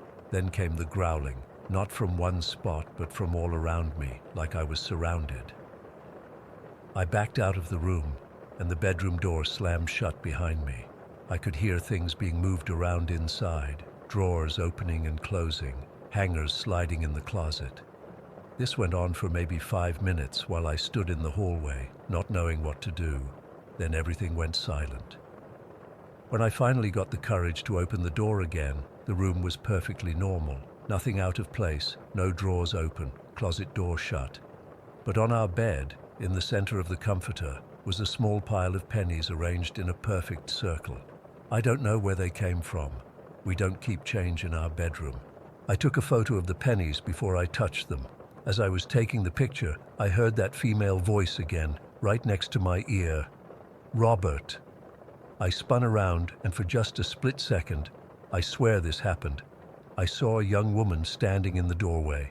She had dark hair and pale skin, and she was wearing what looked like an old-fashioned dress. Then she was gone. I gathered up the pennies, there were 13 of them, and put them in a plastic bag. They're sitting on my desk right now as I type this. I don't know what they mean or why they were left there. I don't know what to do anymore. We can't afford to move right now with the housing market the way it is. Maria thinks I'm overreacting to normal apartment noises, even though she's experienced some of it herself. I've shown her the recordings, but she says it could be explained by old pipes or neighbors or drafts. The entities were active again today. More voices, more cold spots. Something tugged on my sleeve while I was cooking lunch. I'm not sleeping well. Every noise wakes me up. Every shadow makes me freeze. But I'm still not as scared as I should be, and that worries me more than anything. It's like they're wearing me down, making me accept their presence. I'm sitting in the living room right now. Maria and Tyler are asleep. The apartment is quiet, but I can feel them watching me. The air feels thick, like it does before a thunderstorm. I know they're here. I know they're listening as I type this. Wait, I just heard something from the kitchen. Footsteps. Nobody else is awake. There it is again. The humming, that beautiful, terrible humming. Something just touched the back of my neck. Story 16. I never thought I'd be sharing this. Part of me still hopes that writing it down might somehow break whatever curse I've fallen into. I don't know how long I've been here anymore. My watch stopped working days ago and my phone is long dead. It started as just another road trip. I was moving from Columbus to San Diego for a job opportunity I'd been dreaming about for years. After saying tearful goodbyes to my parents and friends, I packed everything I owned into my Honda Civic and set out west.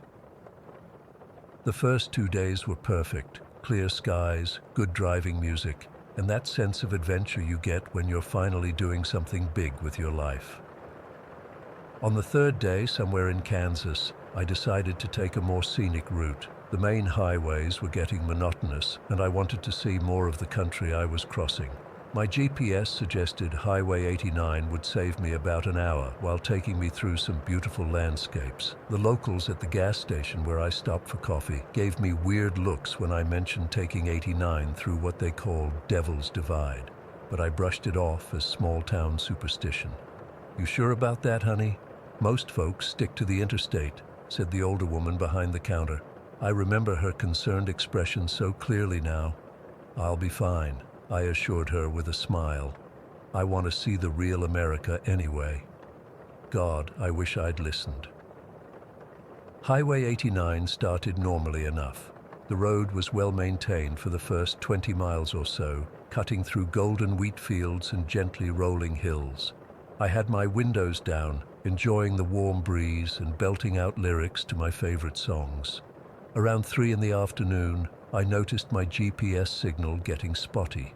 The blue dot representing my car started jumping around on the map, sometimes disappearing completely before reappearing miles from where I actually was. I wasn't worried at first. GPS issues happen in rural areas all the time. I figured I'd just follow the road signs until service improved, but then I realized there hadn't been a road sign for at least half an hour. In fact, I couldn't remember seeing another vehicle, farm, or any sign of civilization since turning onto Highway 89. The landscape had changed too. The wheat fields had given way to scrubby, barren terrain dotted with twisted, dead-looking trees. The road itself had narrowed and developed cracks, with weeds pushing through the asphalt in places. I checked my phone. No service, not even a single bar. Still, I kept driving. The map I'd looked at before leaving showed Highway 89 eventually reconnected with Interstate 70, so I figured I just needed to keep going forward. As the afternoon wore on, though, the sky darkened prematurely. It wasn't cloudy, just darker than it should have been for 4 in the afternoon in summer.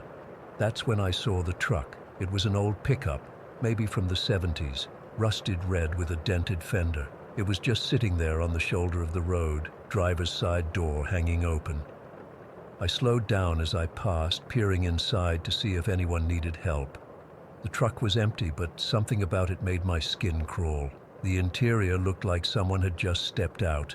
There was even a half-empty water bottle in the cup holder and a map unfolded on the passenger seat. I sped up again, suddenly anxious to get back to civilization. 20 minutes later, I came across another abandoned vehicle, a blue sedan with its door open in exactly the same way as the truck. Again, it looked like the driver had just stepped out moments before. A purse sat on the front seat, and the keys were still in the ignition. By this point, my heart was pounding. I tried the radio, desperate for some human connection, but all I got was static across every station. The sun was setting now, casting long shadows across the road. I hadn't seen a mile marker or junction for hours, and I was beginning to wonder if I'd somehow missed a turn. That's when I saw it. In the fading light, about 100 yards ahead, a figure stood in the middle of the road.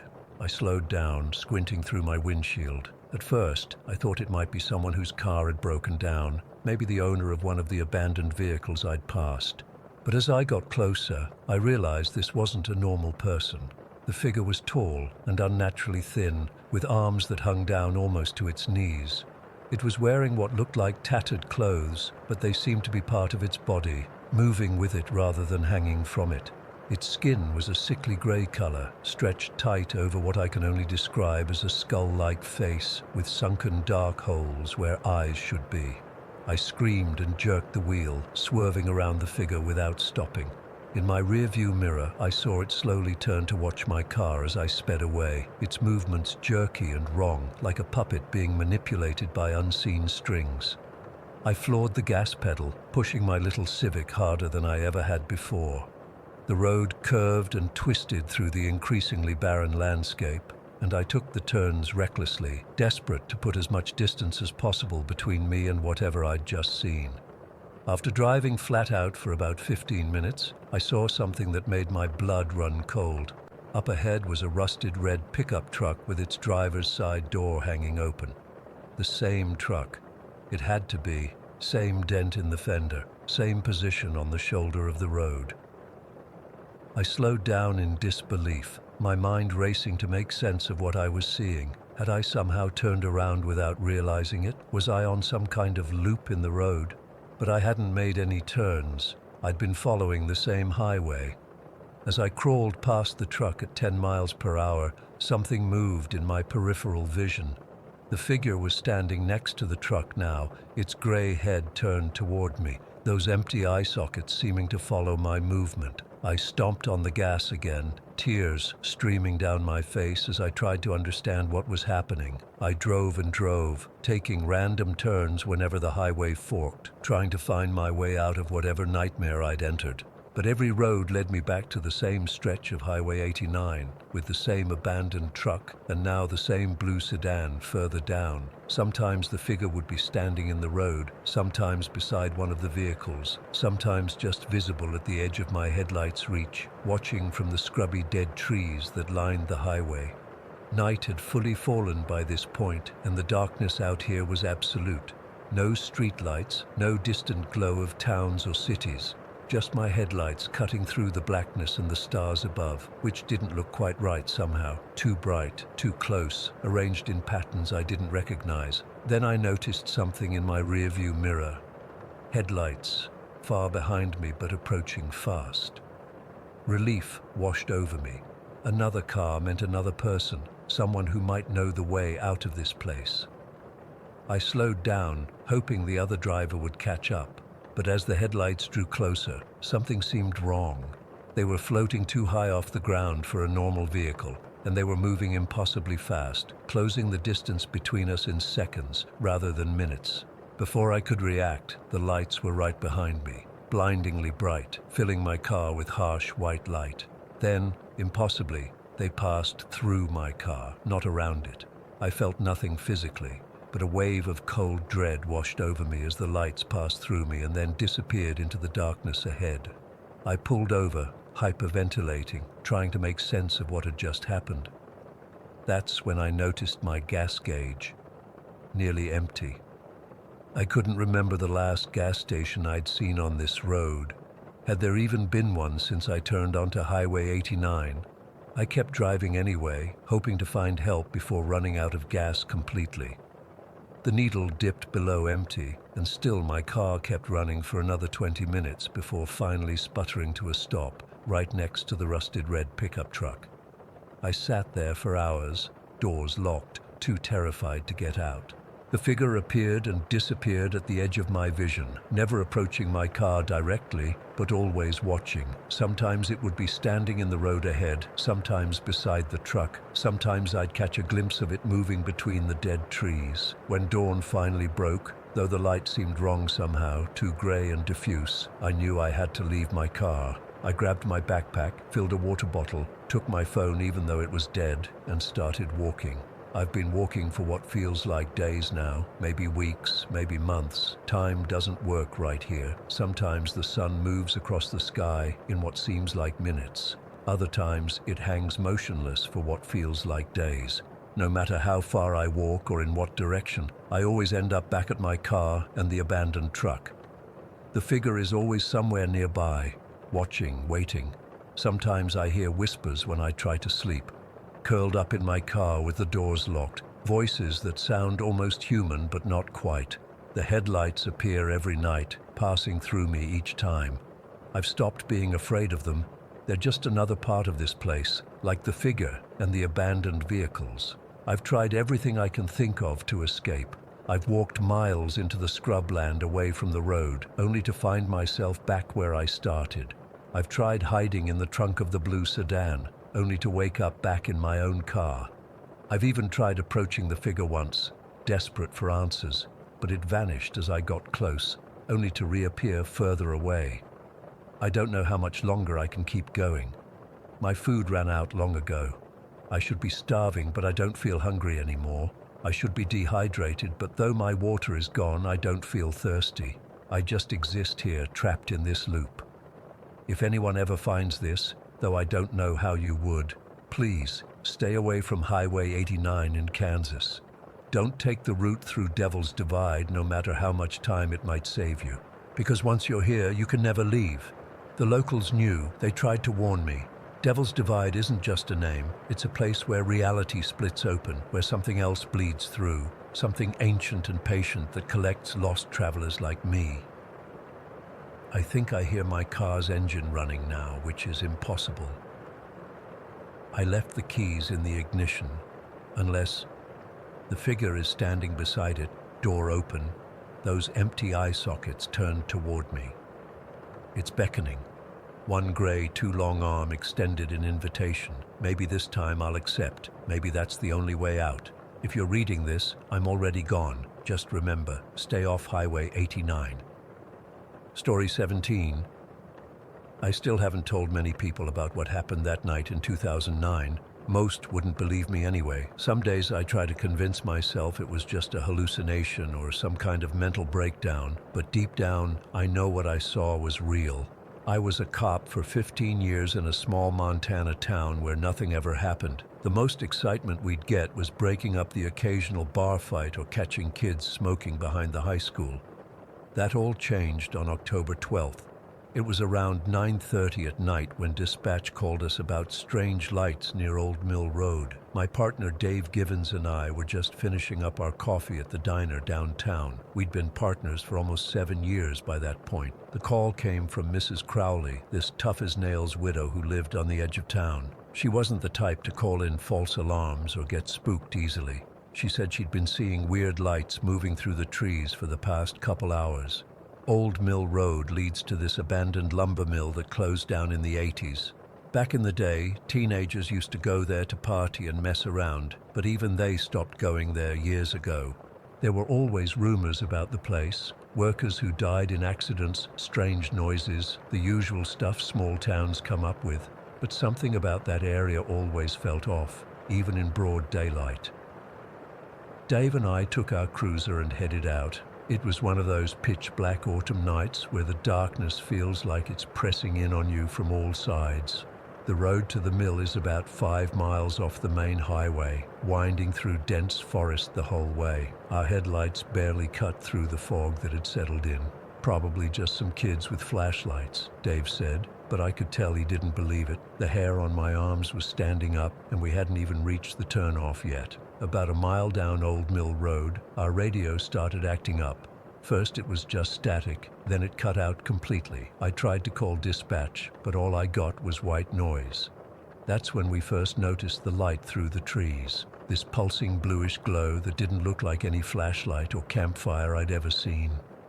We drove a little further until we couldn't go anymore without going off-road. The light was maybe half a mile into the woods at that point. Dave grabbed the flashlights from the glove compartment, and we decided to hike in and check it out. I remember feeling this overwhelming sense of dread as we stepped out of the car. The air felt heavy and charged, like right before a massive thunderstorm. The forest was dead quiet, no crickets, no owls, nothing. Just the sound of our boots on the ground and our breathing. Our flashlight beams seemed to get swallowed up by the darkness after just a few feet. The blue light got brighter as we got closer, and it was definitely not moving like someone carrying a lantern would. It hovered and pulsed, almost like it was breathing.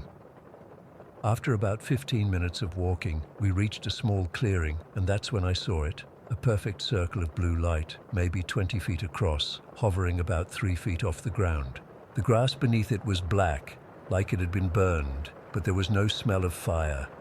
The light itself seemed almost liquid, rippling and flowing within the circle's boundaries. "What the hell is that?" Dave whispered. His voice sounded strange, like it was coming from underwater. I couldn't answer him. I was transfixed by the light. It seemed to be pulling at something inside me, like it was trying to communicate. That's when Dave grabbed my arm so hard it left bruises. "Jack," he said, his voice shaking, "look at the tree line." I turned slowly and felt my heart stop. There were figures standing at the edge of the clearing, dozens of them. They were tall, way taller than any person I'd ever seen, at least 7 feet, maybe more. Their bodies were thin, almost skeletal, with arms that hung down past their knees. They were swaying slightly, their heads tilted at impossible angles. I couldn't make out any features except for their eyes, these glowing pinpricks that reflected the blue light. I reached for my gun, but my hand was shaking so badly I couldn't even get it out of the holster. "We need to go," I said, trying to keep my voice steady. "Dave, we need to go right now." I turned to look at him and froze. Dave was standing completely still, his eyes wide and unblinking, fixed on the figures. His mouth was moving, but no sound was coming out. I grabbed his arm to pull him away, but he wouldn't budge. It was like he was rooted to the spot. "Dave!" I hissed, shaking him. "Dave, snap out of it!" He didn't respond. A thin line of drool was running down his chin, and then I noticed the figures had started to move. They were coming toward us, gliding across the ground without seeming to take steps. Their movements were all wrong, jerky but fluid at the same time, like watching something underwater. I tried again to pull Dave away, but it was like trying to move a statue. The closest figure was maybe 30 feet away now, and I could see more details. Its skin was grayish and seemed to ripple, like it wasn't quite solid. Its face was just wrong. Features in the wrong places, proportions that made no sense. My brain couldn't process what I was seeing. The blue circle started pulsing faster, getting brighter with each pulse. The air around us felt electrified. I could feel the hairs on my arms standing up, and my teeth started to ache like I'd bitten into something cold. The figures were getting closer, surrounding the clearing now, and Dave still wouldn't move. I made a split-second decision that I've replayed in my head a million times since. I let go of Dave's arm and started backing away. I'm not proud of it, but terror took over. I was about 10 feet away when the light suddenly flashed so bright I had to shield my eyes. There was this high-pitched sound that felt like it was drilling into my skull. The pressure in the air changed, like when your ears pop at high altitude, but 100 times worse. When I could see again, the light was gone, the figures were gone, and Dave was gone too, just completely vanished. There wasn't a trace of him, not his flashlight, not his gun, nothing, just empty space where my partner had been standing seconds before. I ran faster than I've ever run in my life, crashing through the underbrush, branches whipping my face. I wasn't even sure I was heading in the right direction, but somehow I made it back to our cruiser. My hands were shaking so badly, it took me 3 tries to get the key in the ignition. The moment the engine started, the radio crackled back to life, dispatcher asking for our status. I don't remember much of what I said, but it must have been enough for them to send help. Within 30 minutes, half the department was there, along with search and rescue teams. We searched those woods for 3 days straight. We found nothing. No strange light, no circle of burned grass, no figures, and no Dave. The official report lists Dave as missing. There was an investigation, but without any evidence of foul play, it eventually went cold. Some people thought he might have gotten lost and died of exposure. Others whispered that maybe I had something to do with it. I left the force 6 months later, couldn't handle the looks, the whispers, the memories.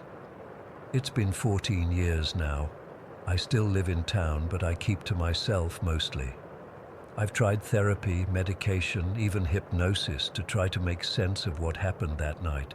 Nothing helps. Sometimes I drive out to Old Mill Road and park at the entrance, hoping the light might appear again, hoping I might get some answers about what happened to Dave. I never go in though. I can't make myself walk into those woods again. The worst part is, sometimes I think I see them, just glimpses out of the corner of my eye. Tall, thin figures standing perfectly still. When I turn to look, there's nothing there, but I know they're watching, waiting. For what? I don't know, and I don't want to find out. I've moved 3 times since then, but they always find me. Last week I woke up at 3:15 in the morning to find my bedroom filled with that same blue light, pulsing softly. It was gone in seconds, but I know what I saw.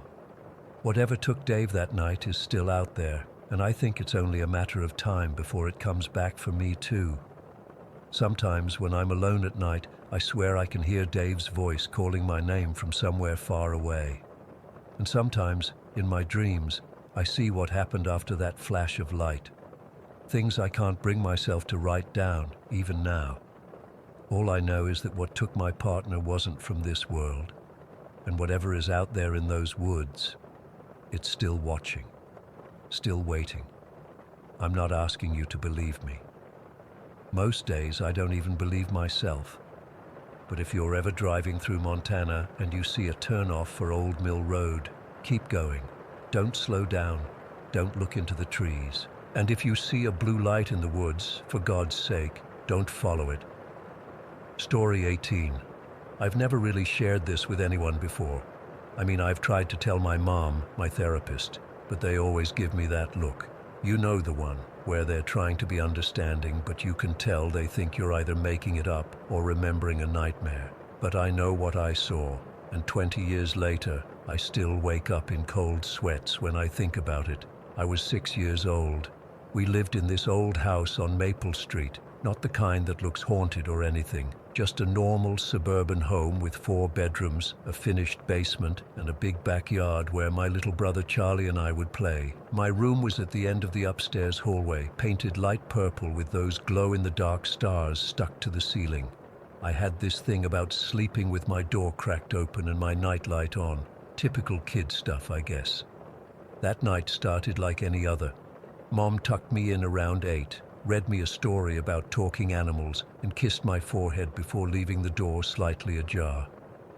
I remember falling asleep, clutching my stuffed rabbit, Flopsy. Nothing unusual.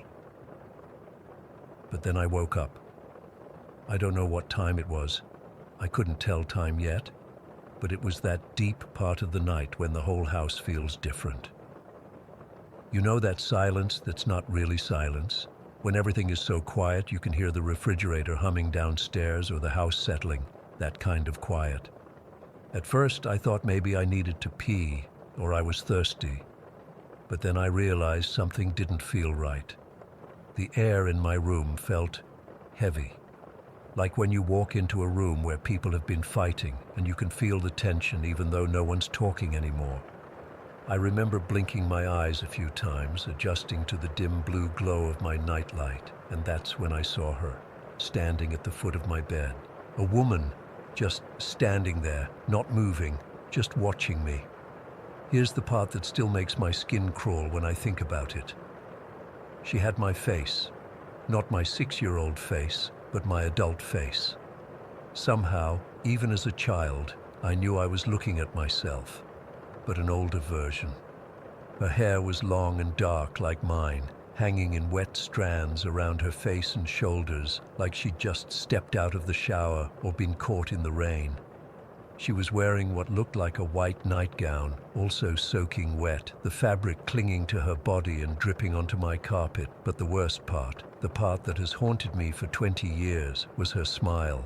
God, that smile. It was the most insidious thing I've ever seen in my life. It wasn't a normal smile. It was too wide, too forced, showing too many teeth, like someone who'd never smiled before was trying to mimic what they thought a smile should look like, or like someone was pulling the corners of her mouth up against her will. Her eyes were wide open, unblinking, staring directly into mine while maintaining that horrible grin. I could see myself in her face. My nose, my eyes, my cheekbones, but twisted into something wrong, something evil. I couldn't scream, I couldn't move. It was like all the air had been sucked out of my lungs. We just stared at each other for what felt like forever, but was probably only about 10 seconds. I remember feeling like I was going to pass out from fear, my heart pounding so hard in my chest I thought it might explode. And then, just as suddenly as she'd appeared, she was gone. Not like she walked away or faded, she was just there 1 second and gone the next, leaving nothing but a small wet spot on my carpet where she'd been standing. I remember shooting up in bed, finally able to move, and scrambling to turn on my bedside lamp. I checked under my bed, in my closet, behind my curtains, everywhere a person could hide. Nothing, just my normal familiar room, but that wet spot on the carpet was still there. I spent the rest of the night huddled under my blankets, too terrified to call for my parents because I was afraid she might come back if I made a sound. When morning finally came, I ran to my parents' room and tried to tell them what happened. My dad checked the house while my mom held me, but they found nothing. The wet spot on my carpet had dried, leaving no evidence. They told me it was just a nightmare, that sometimes dreams can feel very real. But I knew it wasn't a dream. Dreams don't leave wet spots on your carpet. For years afterward, I tried to make sense of what I saw. At first, I thought maybe it was my future self, somehow coming back to visit my childhood form. But that smile, that wasn't a smile of recognition or comfort. That was something else entirely, something malevolent. I tried to forget about it as I grew up. Sometimes months would go by when I didn't think about the woman with my face. But then Charlie started seeing things too. He was 4 years younger than me, just a toddler when it happened to me. But when he was about 5, he started talking about the lady in the white dress who stood in his doorway at night. He wouldn't say much more than that, just that she scared him too much to talk about. I asked him once if she smiled at him. He burst into tears and wouldn't speak to me for the rest of the day. Then my cousin Ethan came to stay with us for a summer when I was 10. He was sleeping in our guest room, which had windows facing the backyard. On his third night with us, he came downstairs for breakfast looking exhausted. When my mom asked if he'd slept okay, he mentioned seeing a man standing in our yard in the middle of the night, just staring up at his window. He said he could also hear what sounded like children laughing and playing, even though it was past midnight. My parents chalked it up to an overactive imagination, but I knew better. Something was wrong with our house, or maybe something was wrong with us, with our family. The worst part came when I was 16. Charlie was 12 by then, a bright, funny kid who loved skateboarding and video games. One night, he went to a friend's house 2 blocks over and never came home. They found his body 3 days later in the woods behind our neighborhood. The police said it was a random attack, possibly by some drifter passing through town. They never caught who did it. At the funeral, as I stood there numb with grief, I swear I saw her again, just for a split second, standing between 2 distant oak trees, the same face, my face, with that terrible smile. By the time I blinked and looked again, she was gone. After Charlie died, we moved away. My parents couldn't bear to stay in that house anymore, with all its memories. I went to college a year later, then grad school, trying to build a normal life. I've been mostly successful, I think. I have a decent job, a small apartment, a cat named Milo. I've had relationships, nothing that's stuck, but I'm only 26. There's time, but I've never been able to shake the feeling that something followed me from that house. Sometimes, when I'm alone at night, I'll catch a glimpse of something in my peripheral vision, a figure standing in a doorway or reflected in a window. When I turn to look, there's nothing there, but I can feel her watching. I've tried to research what happened. I've looked into the history of our old house, wondering if someone died there but found nothing unusual. I've read about doppelgangers, spirits, demons that can take different forms. Nothing quite matches what I experienced.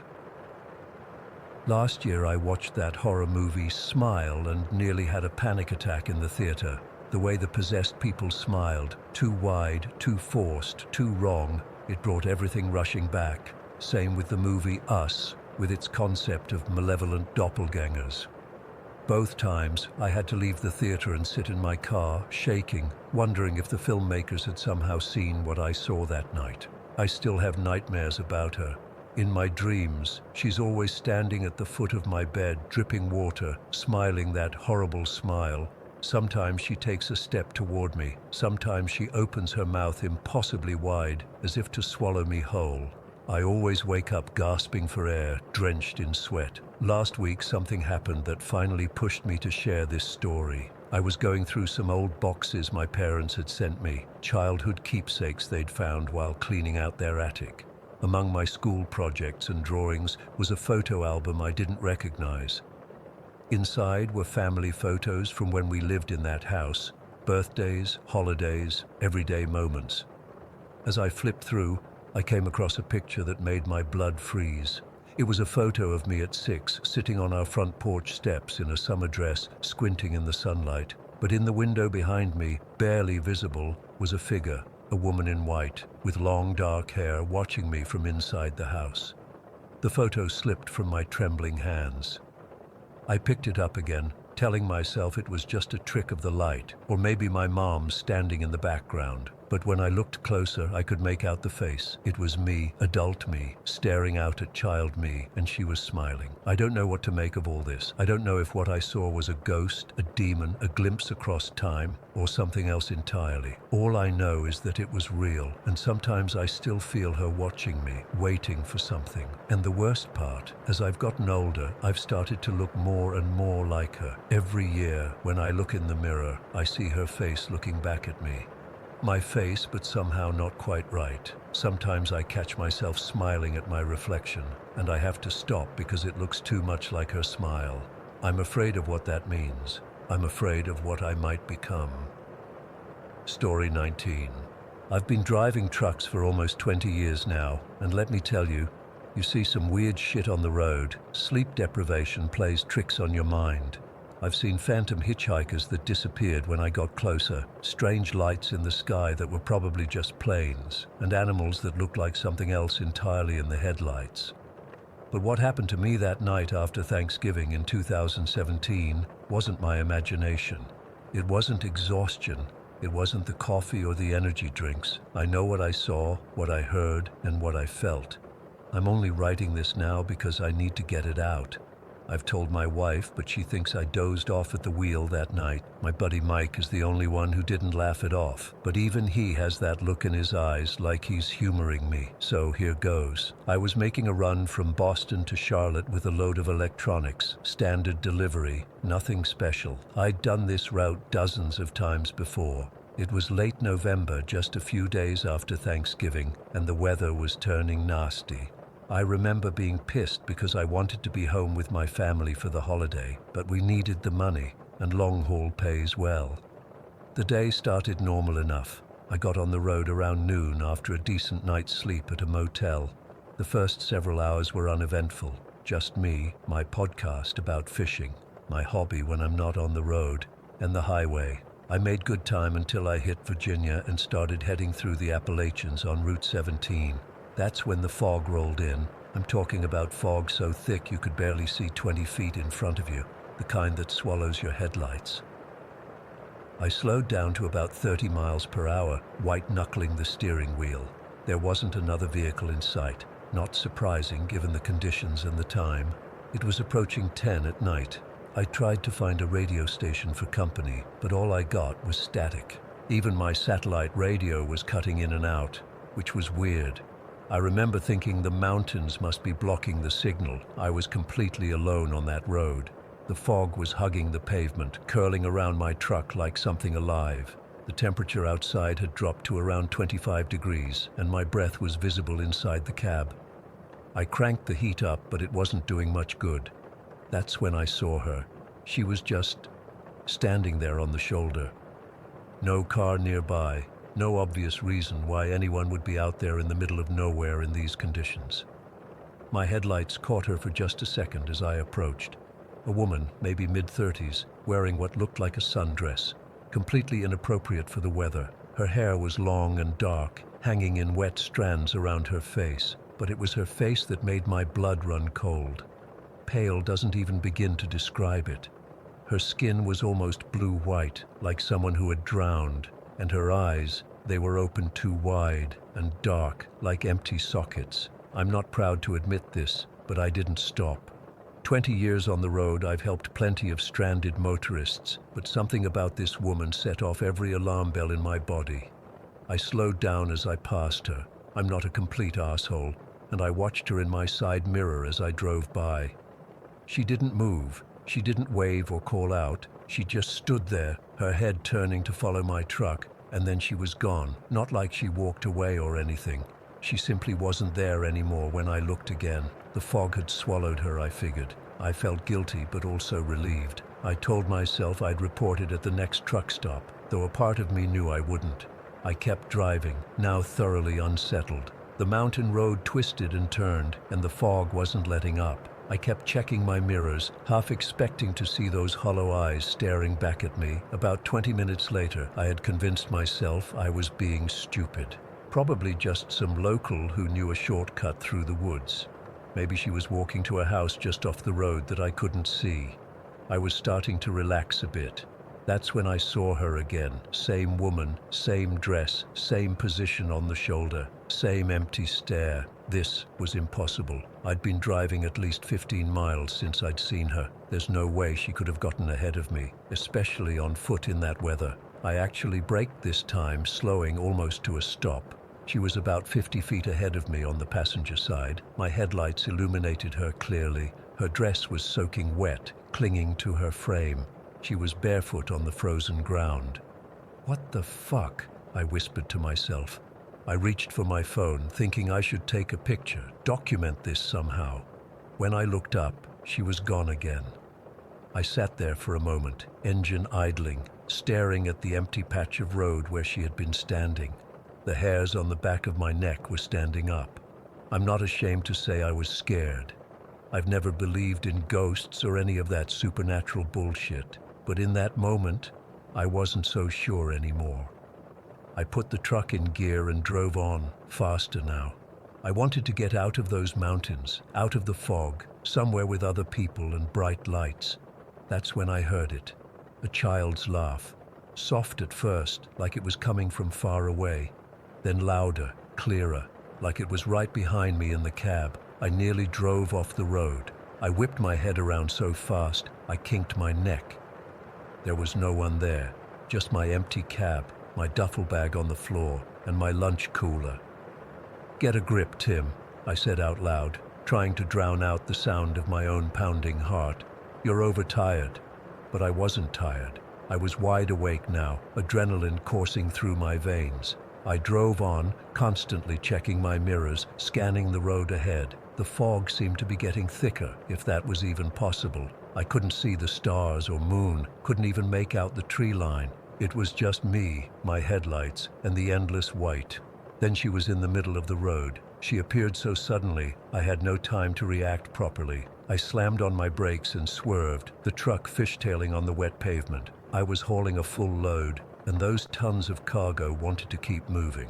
For a terrifying moment, I thought I was going to jackknife or go over the guardrail down the mountain. Somehow I managed to bring the rig to a stop, sideways across both lanes. I was breathing hard, my heart trying to punch its way out of my chest. I looked frantically at the spot where she had been standing. Nothing. Empty road. "This isn't happening," I said to myself, my voice sounding strange and distant in the quiet cab. I sat there for a minute, trying to collect myself. My hands were shaking so badly I could barely grip the wheel. I straightened out the truck and continued driving, now going even faster despite the danger. I just wanted to get the hell out of there. I tried calling my wife, but there was no cell service. I was completely cut off. The laugh came again. This time, it was accompanied by a cold breeze that swept through the cab. I felt it on the back of my neck, like someone was breathing on me. I looked in my rearview mirror, the one that lets me see into the sleeper berth behind the seats.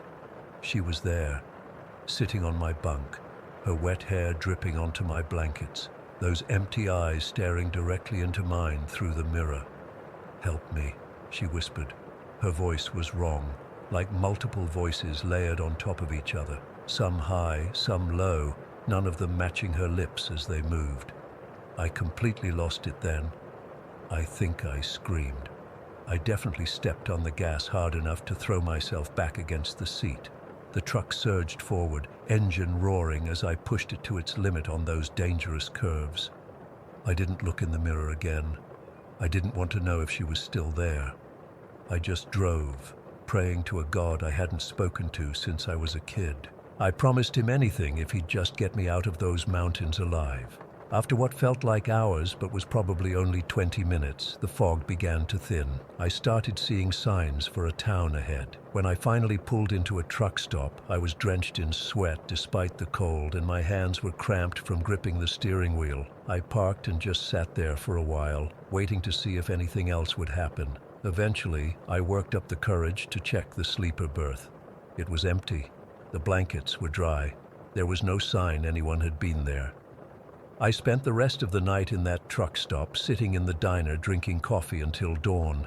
I couldn't bring myself to go back to the truck, to sleep in that berth. When morning came, I finished my delivery, but I took a different route home. That was 6 years ago. I still drive trucks, but I've never taken Route 17 through those mountains at night again. I've rerouted deliveries, made excuses, even called in sick once when dispatch tried to send me that way after dark. Here's the thing that really gets me, though. Sometimes when I'm driving through mountains at night, doesn't matter where, could be in Tennessee or Pennsylvania or wherever, I hear that laugh again, just for a second, just quiet enough that I can almost convince myself it's the wind or the tires on the road. Almost. I don't know who that woman was or what she wanted. I don't know if she was a ghost or something else entirely.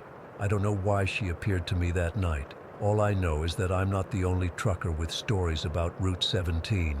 At rest stops, when drivers get to talking late at night, I've heard whispers about a woman in white seen through the fog, about a stretch of road where radios don't work and cell phones lose signal, about the feeling of not being alone in your cab. I don't share my story with them. I just listen, and I make damn sure my roots keep me far away from those Virginia mountains after dark. Story 20. I've been putting off writing about this for months, but I need to get it off my chest. I still get goosebumps thinking about it, and I'm not typically someone who scares easily. I consider myself pretty logical, but what happened that night in my friend Melissa's apartment defies any rational explanation I can come up with. This happened back in February when I was staying with Melissa for a few days. She'd just moved into this fancy penthouse apartment in the city about 6 months earlier. It was one of those older buildings that had been renovated. You know, the kind with character but also weird vibes. The ceilings were super high with these tall wooden plaster walls that somehow amplified every little sound. During the day, it was beautiful, huge windows, great views of the city. But at night, there was something off about it. I'd stayed there twice before and always felt a bit uneasy after dark. The place had this echoing stillness that made the hair on my arms stand up. Melissa had mentioned feeling the same way when she first moved in, but said she'd gotten used to it. I hadn't. Anyway, that particular night we'd had dinner, watched some Netflix, and ended up just talking on her living room couch. It was getting late, past midnight, but we were in that zone where conversation just flows. We started off discussing normal stuff, work drama, dating stories, the usual. But somehow the conversation shifted toward deeper topics. Melissa had recently started going to church again after years of not being religious. I'm not particularly religious myself, but I'm open to spiritual discussions. She was telling me about how returning to her faith had given her a sense of peace. That led us to talking about different beliefs, the nature of good and evil, and eventually, demons. I remember checking my phone at exactly 12:17 when our conversation took this turn. Melissa was telling me about a podcast she'd been listening to about demonic possession. I shared that I'd experienced sleep paralysis a few times and how terrifying it was. That feeling of a malevolent presence in the room, the weight on your chest, the inability to move. Do you think demons are actually real, though? She asked me. Like, not just as a concept, but actual entities. The moment she asked that question, I felt something change in the room. I'm not exaggerating when I say the air felt heavier, like the pressure had dropped suddenly. The temperature seemed to dip, and I found myself pulling my sweater tighter around me. I remember thinking it was just the heating system cycling off, but looking back, I was mid-sentence, saying something like, "Well, I think there's definitely negative energy that can," when it happened. There was a loud thud that made both of us jump. About 2 meters away from us was this tall bookcase, one of those floor-to-ceiling built-ins filled with books and decorative items. A book had fallen from the top shelf, landing splayed open on the hardwood floor. We both stared at it for a second, and I forced a laugh to break the tension. That was weird timing. Melissa didn't laugh. Her face had gone pale, and she whispered, "That's my grandmother's Bible." I tried to stay calm, even though my heart was racing. I looked Melissa in the eye and said, "That's exactly what happens when you call them by name. They don't like it. They try to scare you." I was trying to sound confident, like I knew what I was talking about, but inside I was freaking out. I'd heard somewhere that showing fear only makes these things stronger. Melissa nodded slowly, but I could see her hands trembling. "Should we pick it up?" she asked. "Let's leave it for now," I said, trying to keep my voice steady. I didn't want to touch that book. Not then.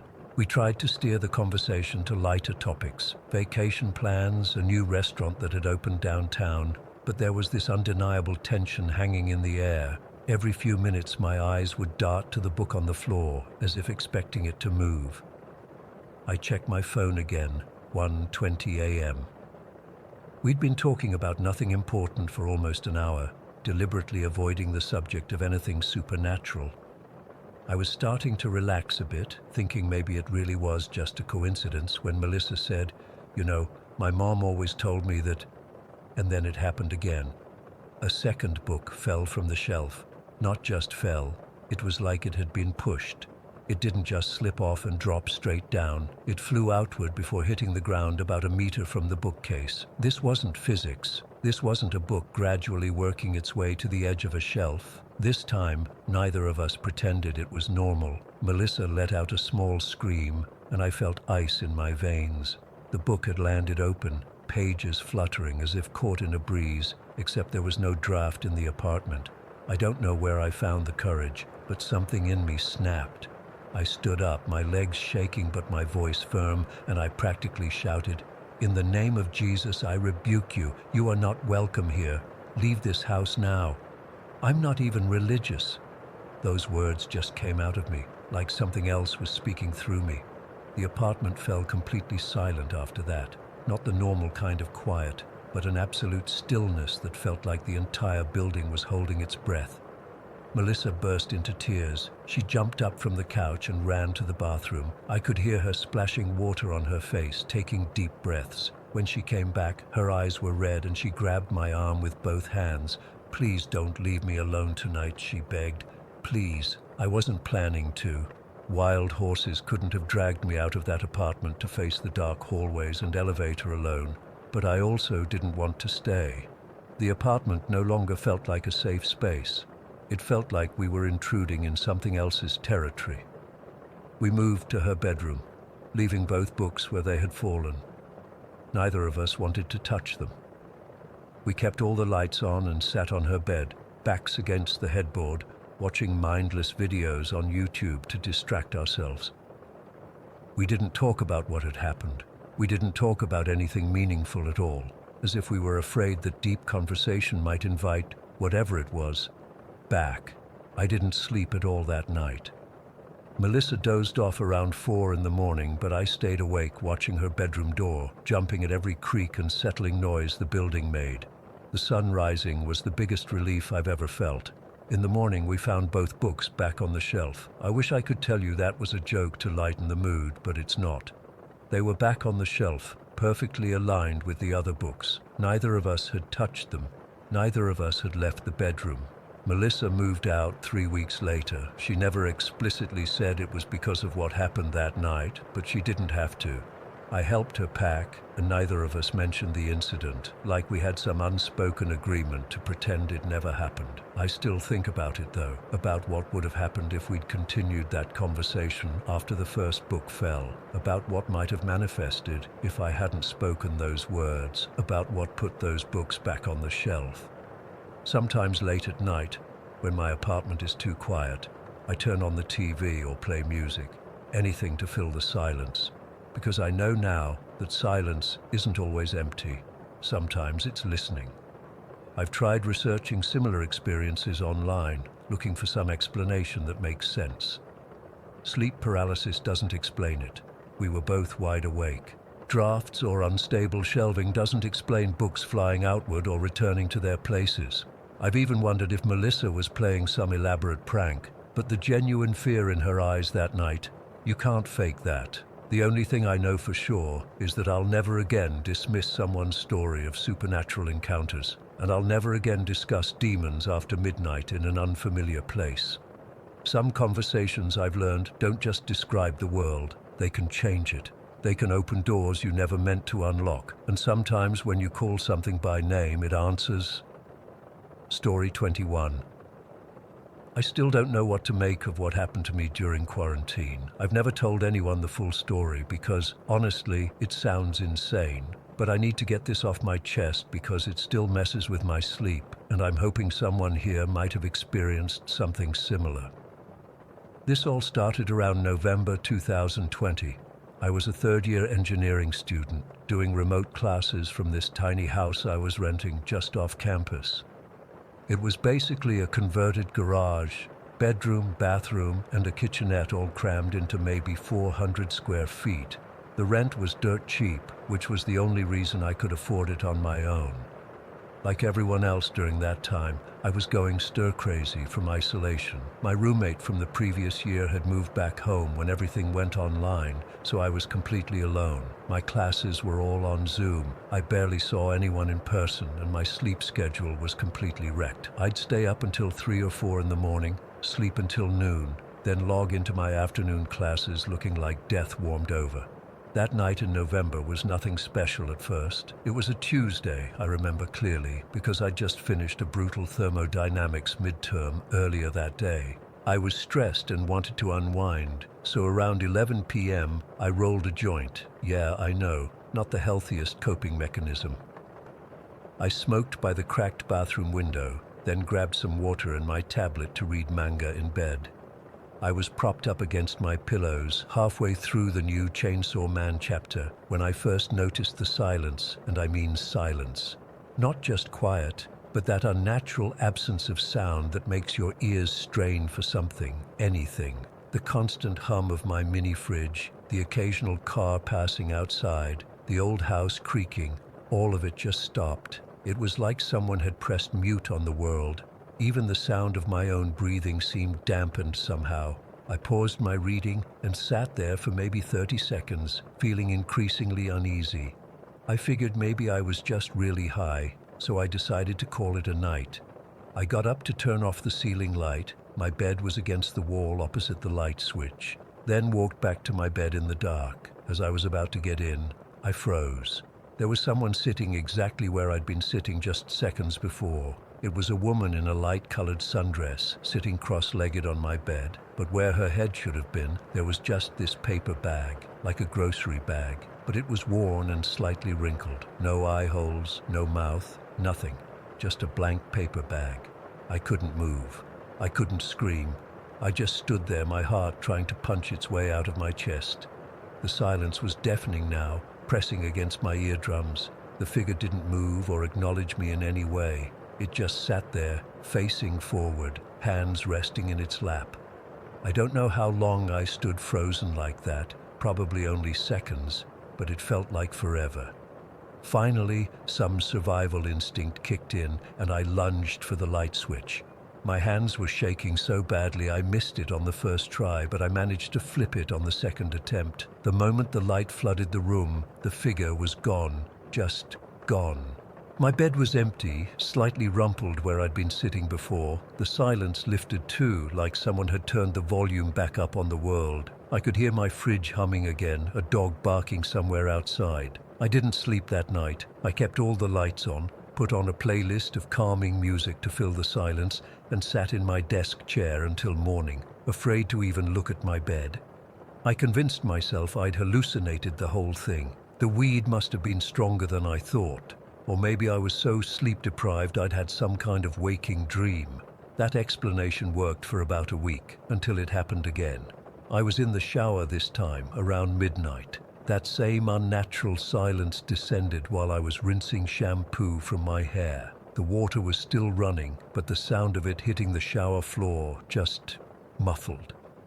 I opened my eyes, and through the steamy glass door, I could see a shape standing in the corner of the bathroom facing the wall. Same sundress, same paper bag head, just standing there, about 3 feet away from me, completely motionless. I nearly slipped and cracked my skull trying to get out of there. I grabbed a towel and my phone, fumbled with the flashlight app, and pointed it toward the corner. The moment the light beam hit that spot, the figure was gone. After that, I started calling it Baghead. I don't know why. Giving it a name somehow made it less terrifying, like I had some tiny bit of control over the situation. Over the next several months, Baghead would appear whenever that unnatural silence fell. Sometimes weeks would pass without an incident, then I'd have 3 appearances in a single week. There was no pattern I could figure out. I'd be working on an assignment at my desk, and the silence would come. I'd look up, and Baghead would be sitting on the edge of my bed, staring at the wall. Or I'd be making ramen in the microwave, turn around when the silence hit, and find Baghead standing in the hallway entrance. The thing never moved when I could see it, never made a sound, never acknowledged me in any way. It was like catching glimpses of something that wasn't supposed to be there, something that existed in a layer of reality just adjacent to mine. The worst part wasn't even seeing Baghead. It was the feeling that came with each appearance, this overwhelming sense of dread that I can't properly explain. Not just fear, but this bone-deep wrongness, like my entire body was screaming that I was in the presence of something that violated the natural order of things. By February 2021, I was a mess. I'd lost weight, my grades were slipping, and I'd developed this habit of constantly checking corners and doorways. I kept lights on whenever possible and had flashlights stashed everywhere. I'd jump at the slightest dip in ambient noise. The appearance that still haunts me most happened in late February. I was lying in bed scrolling through TikTok around 2 a.m. when the silence descended. My phone was still playing a video, but the sound cut out. The screen was still illuminated though, which was new. Normally I'd be in darkness when Baghead appeared. I slowly looked up from my phone, and there was Baghead, standing at the foot of my bed. This time though, the paper bag was different. It had started to tear down the middle, just a small rip maybe an inch long. I could see something dark behind the tear, but couldn't make out what it was. My thumb instinctively hit the flashlight button on my phone, and Baghead vanished. But that tear in the bag, it was the only time anything had ever changed about the appearances. It felt like an escalation, like whatever rules governed these visitations were starting to shift. One night in early March, I hit my breaking point. I'd fallen asleep with the TV on for background noise. I couldn't sleep in silence anymore, and I woke up around 3 a.m. to, you guessed it, complete silence. The TV was still on, the screen casting blue light across the room, but no sound was coming from it. I knew without looking that Baghead was there. I could feel its presence, that same sickening dread washing over me. Slowly, I turned my head to see it sitting in my desk chair, about 6 feet from my bed, the paper bag facing directly at me for the first time. The bag had torn further. Now there was a jagged rip running from the top of the bag down to where a mouth would be. I still couldn't see what was behind it clearly, just darkness through the tear. But something about that direct confrontation, the way it was positioned facing me instead of a wall or empty space, made me snap. I sat up in bed, my whole body trembling, and did something I'd never done before. I spoke to it. "What do you want?" My voice came out as barely a whisper. Baghead didn't respond, didn't move, but the silence somehow deepened, like the air itself had thickened between us. Then the tear in the bag widened slightly, not like it was ripping more, but like whatever was behind it was pushing against the paper, testing its limits. I lost it. I grabbed my phone and turned on the flashlight, waving it wildly around the room, sweeping it across where Baghead sat. The figure vanished, as always, but I didn't stop. I turned on every light in the place, grabbed a backpack, threw in some clothes and my laptop, and got the hell out of there. I spent the next week crashing on a friend's couch, making up some story about a plumbing issue in my place. When I finally worked up the courage to go back, I half expected to find Baghead waiting for me. But the tiny house was empty, silent in a normal way. For about 3 weeks after that, nothing happened. No appearances, no unnatural silences. I started to think maybe it was over, whatever it was. Then came the night that I still can't explain. It was mid-April. Around 1 a.m. I was half asleep, drifting off while watching a comfort show on my laptop. The silence fell like a heavy blanket, and my eyes snapped open. Baghead was standing by my bedroom window, its back to me. The paper bag was gone completely. I could see long dark hair cascading down its back. The sundress hung loosely on a frame that seemed too thin, almost emaciated. Its hands were pale, fingers unnaturally long and slightly curved like claws. I couldn't see its face, and some deep instinct told me I absolutely did not want to, that if it turned around, whatever I saw would break something in me that could never be fixed.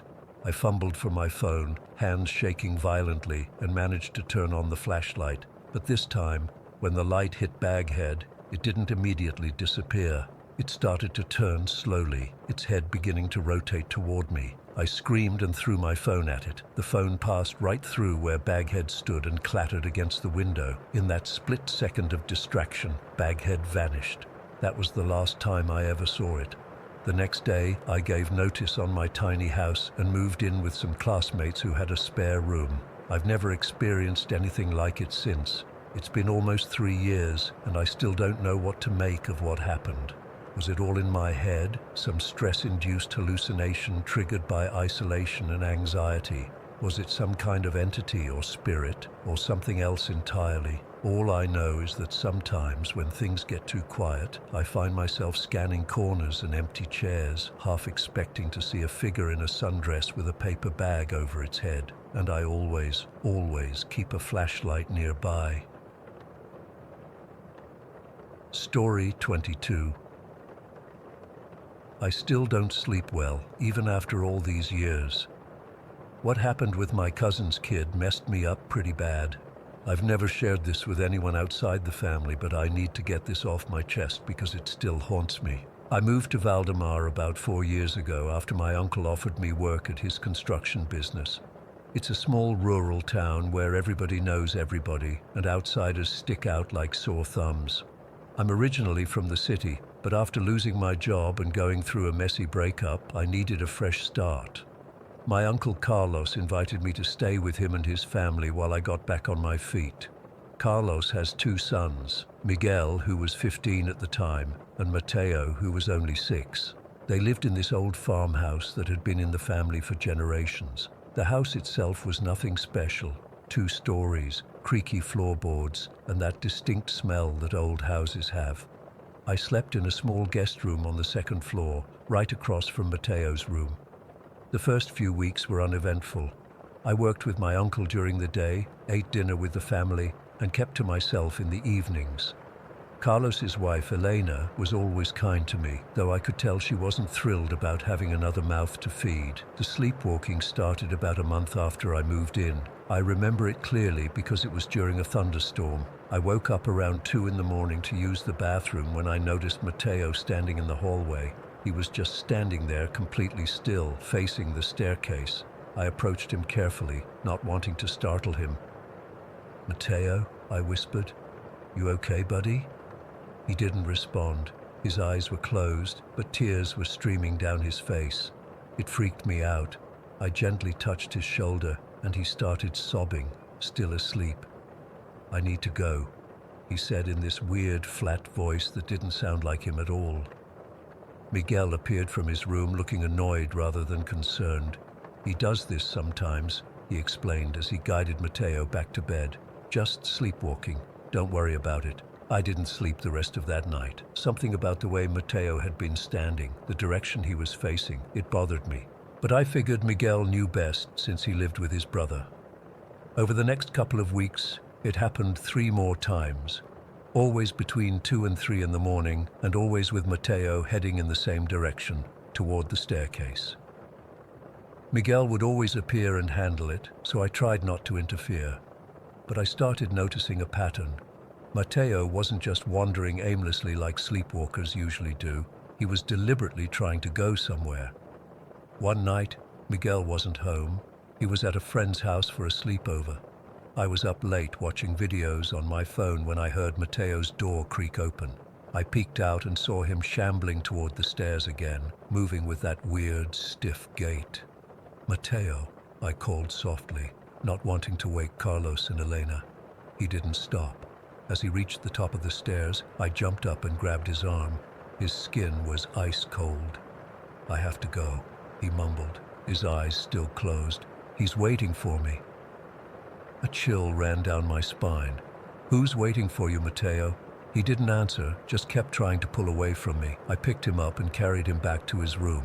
He struggled weakly in my arms, but gave up once I laid him in bed. I sat with him until he fell into a deeper sleep, then went back to my room, thoroughly creeped out. The next morning I mentioned it to Elena while we were alone in the kitchen. "Has Mateo always sleepwalked?" I asked casually, trying not to sound alarmed. Elena sighed, putting down the dish she was washing. "No, it started about 2 months ago, not long before you arrived. The doctor says it's just a phase, probably triggered by stress. What would he be stressed about? He's 6, I said. She shrugged. Who knows? Kids pick up on things. Carlos and I had been arguing more before you came. Maybe that's it. I wanted to mention what Mateo had said about someone waiting for him, but I didn't want to freak her out. Maybe it was nothing, just the random mumblings of a sleeping child. For a while after that, the sleepwalking seemed to stop. Weeks went by without incident, and I started to relax. Maybe it really was just a phase. Then came the dream that changed everything. It was mid-October, and the nights had gotten colder. I went to bed early, exhausted from a long day of work. The dream started normally enough. I was in my room at Carlos's house, lying in bed, but I knew it was a dream because everything had a strange vibrating quality to it, like reality was slightly out of tune. In the dream, I heard Mateo's door open. I got up and went to my door, peering out into the hallway. There was Mateo standing in his pajamas, eyes closed. "I have to go," he said, but his voice sounded wrong, like there was another, deeper voice speaking in unison with his. Dream me stepped into the hallway, calling out to him, "Mateo, go back to bed." He didn't listen. He started walking toward the staircase, moving with purpose now, not the shuffling gait of a sleepwalker. I followed him, reaching for his shoulder. That's when I saw it. At the bottom of the stairs stood a figure, an old man, or what had once been an old man. His body was emaciated, skin stretched tight over bones, with dark hollows where his eyes should have been. His face was disfigured, twisted in a way that shouldn't have been possible, like someone had taken human features and rearranged them. His mouth was too wide, stretching across his face in an unnatural smile that revealed blackened teeth. He was beckoning to Mateo with long, skeletal fingers. "Come here," the thing whispered, its voice like dry leaves scraping across pavement. "Come here, Mateo, come to me." I tried to grab Mateo, to pull him back, but my limbs felt heavy and useless. The boy descended the stairs, one slow step at a time. I screamed, but no sound came out. "Come here," the entity repeated, its mouth barely moving. "You belong with me. Come here." I followed them, struggling against the molasses-thick air.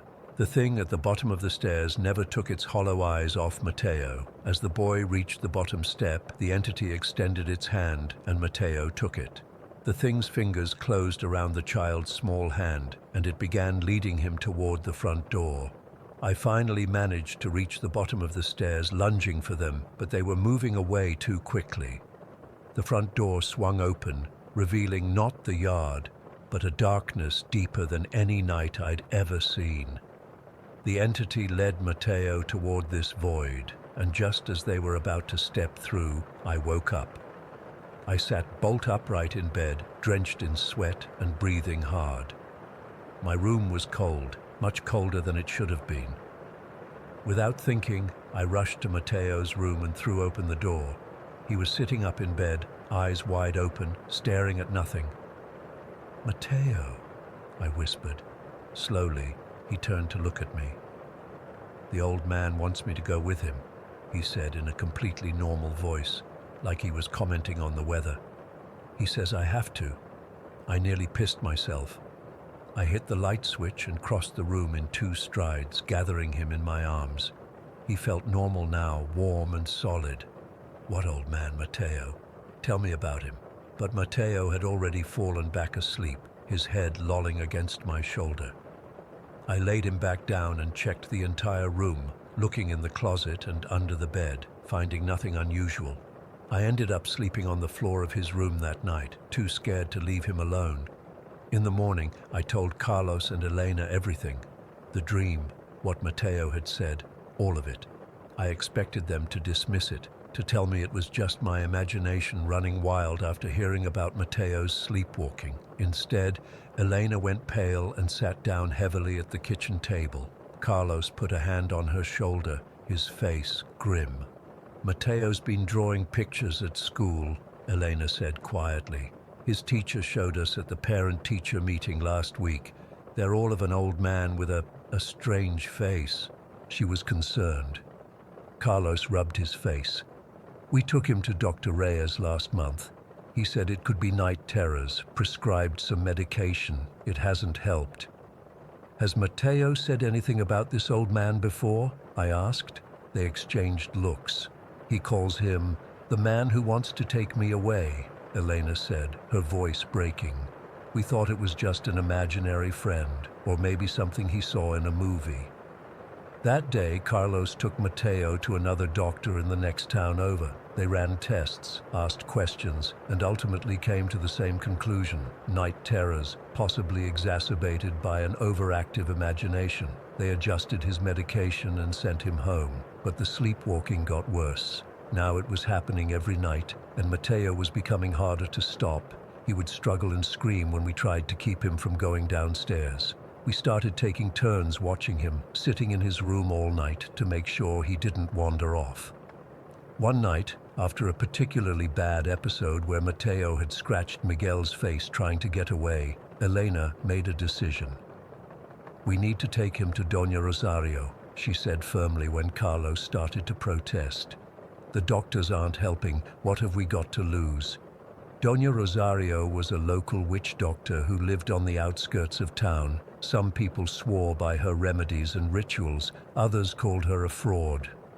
Carlos was firmly in the latter camp, but he was desperate enough to agree. The next day we all went to see her, Carlos, Elena, Mateo and me. Miguel refused to come, saying it was all stupid superstition. Doña Rosario's house was smaller than I expected. A simple cottage surrounded by a garden of herbs and strange plants. She was an old woman with dark, piercing eyes that seemed to look right through you. She invited us in without seeming surprised by our visit.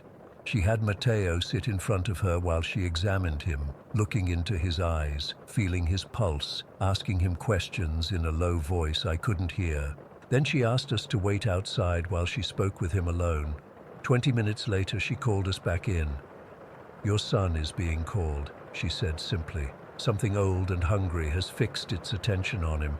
It calls to him in his sleep, trying to lure him away." Elena gasped and clutched Carlos's arm. Even he looked shaken. "What can we do?" he asked, all his skepticism seemingly gone. Doña Rosario gave us a small pouch of herbs to put under Mateo's pillow and a bitter tea for him to drink before bed. She performed a ritual that involved a lot of smoke and chanting, making signs over Mateo's head and chest. Then she gave us strict instructions. For 3 nights, we must keep all the lights in the house on. We must not leave Mateo alone, even for a minute, and we must burn a special candle she gave us at the bottom of the stairs. We followed her instructions to the letter. Those 3 nights were tense, with all of us on edge, jumping at every creak and groan of the old house. But Mateo slept peacefully for the first time in months. On the 4th night, Doña Rosario came to the house herself. She walked through every room, murmuring under her breath, leaving small bundles of herbs in the corners. She spent the longest time at the bottom of the stairs, where she drew symbols on the floor with some kind of chalk and burned something that smelled awful. When she finished, she looked directly at me. "You saw it," she said. "It wasn't a question. In your dream, you saw what wants the boy." I nodded, unable to speak. "It won't trouble him any more," she said. "But you—" She tilted her head, studying me. "You opened a door when you saw it. Be careful." That was the last time Mateo sleepwalked. Whatever Doña Rosario did, it worked. He stopped talking about the old man, stopped drawing those disturbing pictures. Life went back to normal, or as normal as it could be after something like that. I moved out 6 months later, getting my own place in town. I still work for my uncle and see the family regularly. Mateo is 10 now, a happy, normal kid with no memory of what happened. But I remember, I still have dreams sometimes, not of the entity itself, but of dark doorways and whispers coming from just around the corner. I wake up feeling like something is watching me from the shadows. Doña Rosario died last winter. Before she passed, I visited her, hoping she could do for me what she did for Mateo. She just shook her head. Some doors, once opened, can never be fully closed, she told me. But it's not you it wants. You're safe enough. I didn't find that particularly comforting. I still sleep with the lights on most nights. I still check all the doors and windows before bed, making sure they're locked. And sometimes, in that space between waking and sleeping, I swear I hear a dry, raspy voice whispering, "Come here."